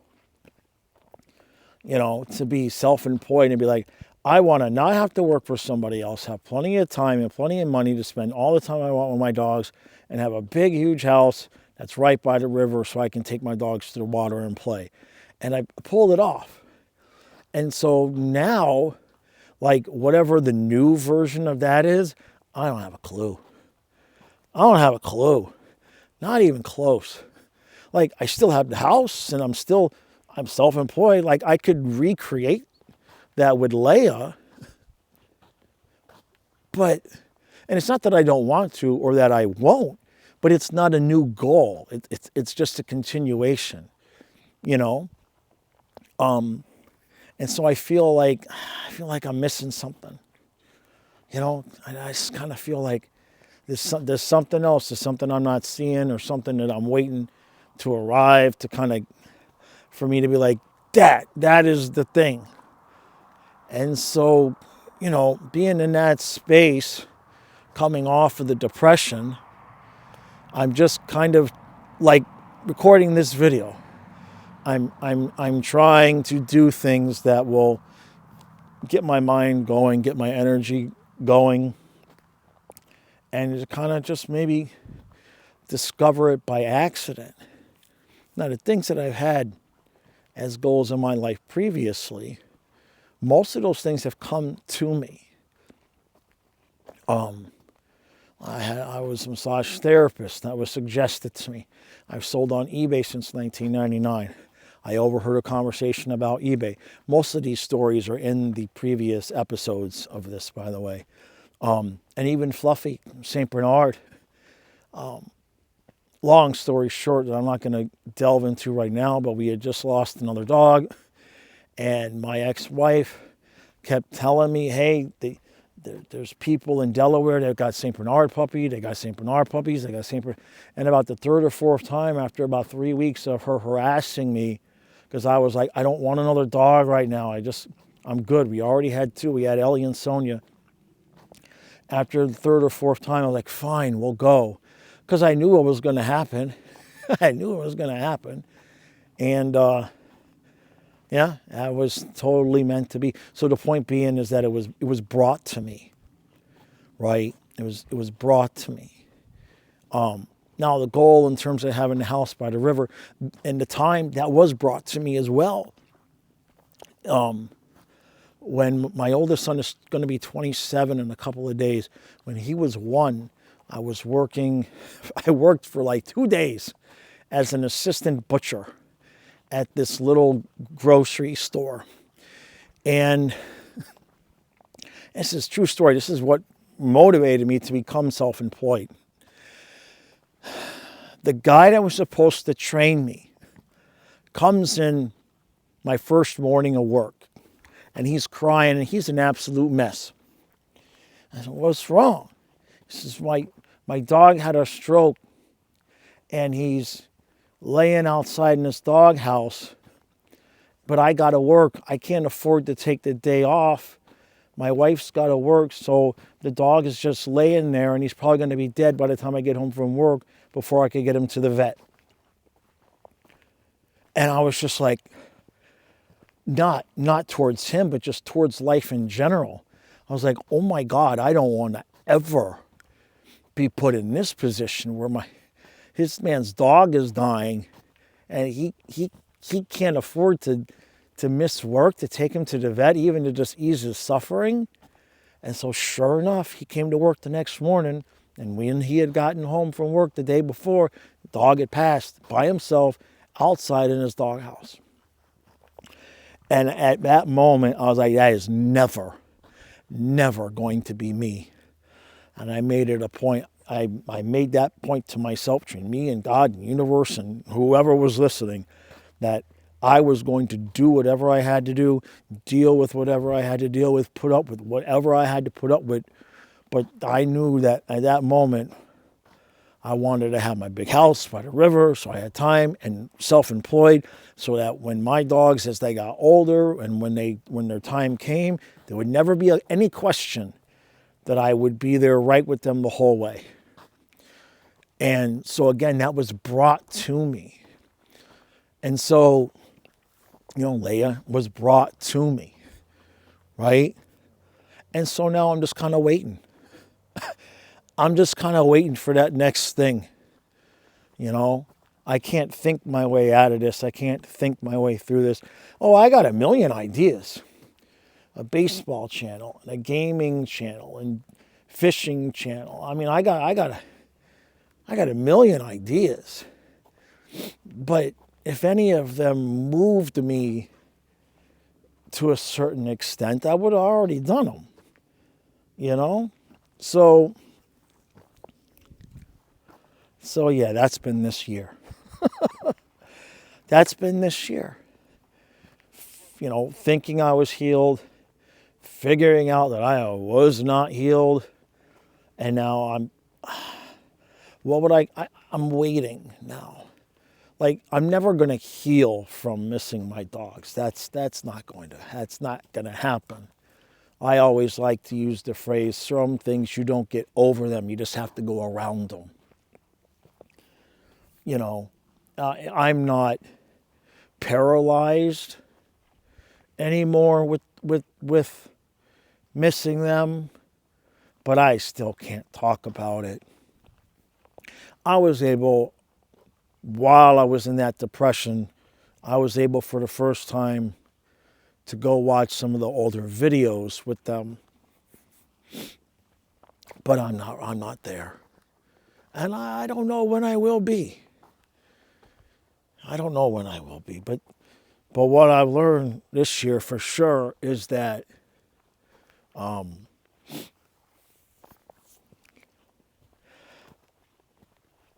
this sounds stupid, but I mean, no emotion is permanent. And I don't just mean emotion, but just like the healing. It's stages.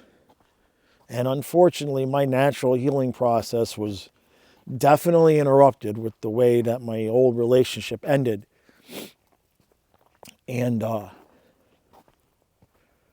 it's the same. I can't think my way out of this. Like even eating that bad food that caused the cardiac issues was kind of brought to me because, well, that's what my grandfather did, right? That's what my grandfather did. So we'll see what gets brought next. That's it. We'll see what comes next. I don't know what it's going to be, but it's coming. It's got to be coming. It's got to be coming. I waited long enough.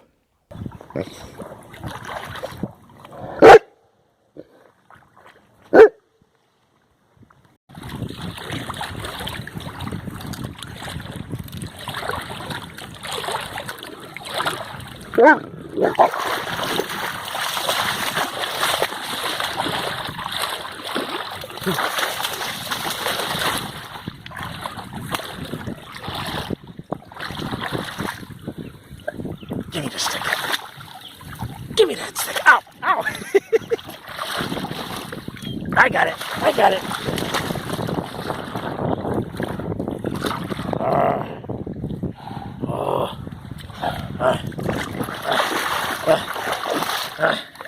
Okay, you got it. Meanwhile,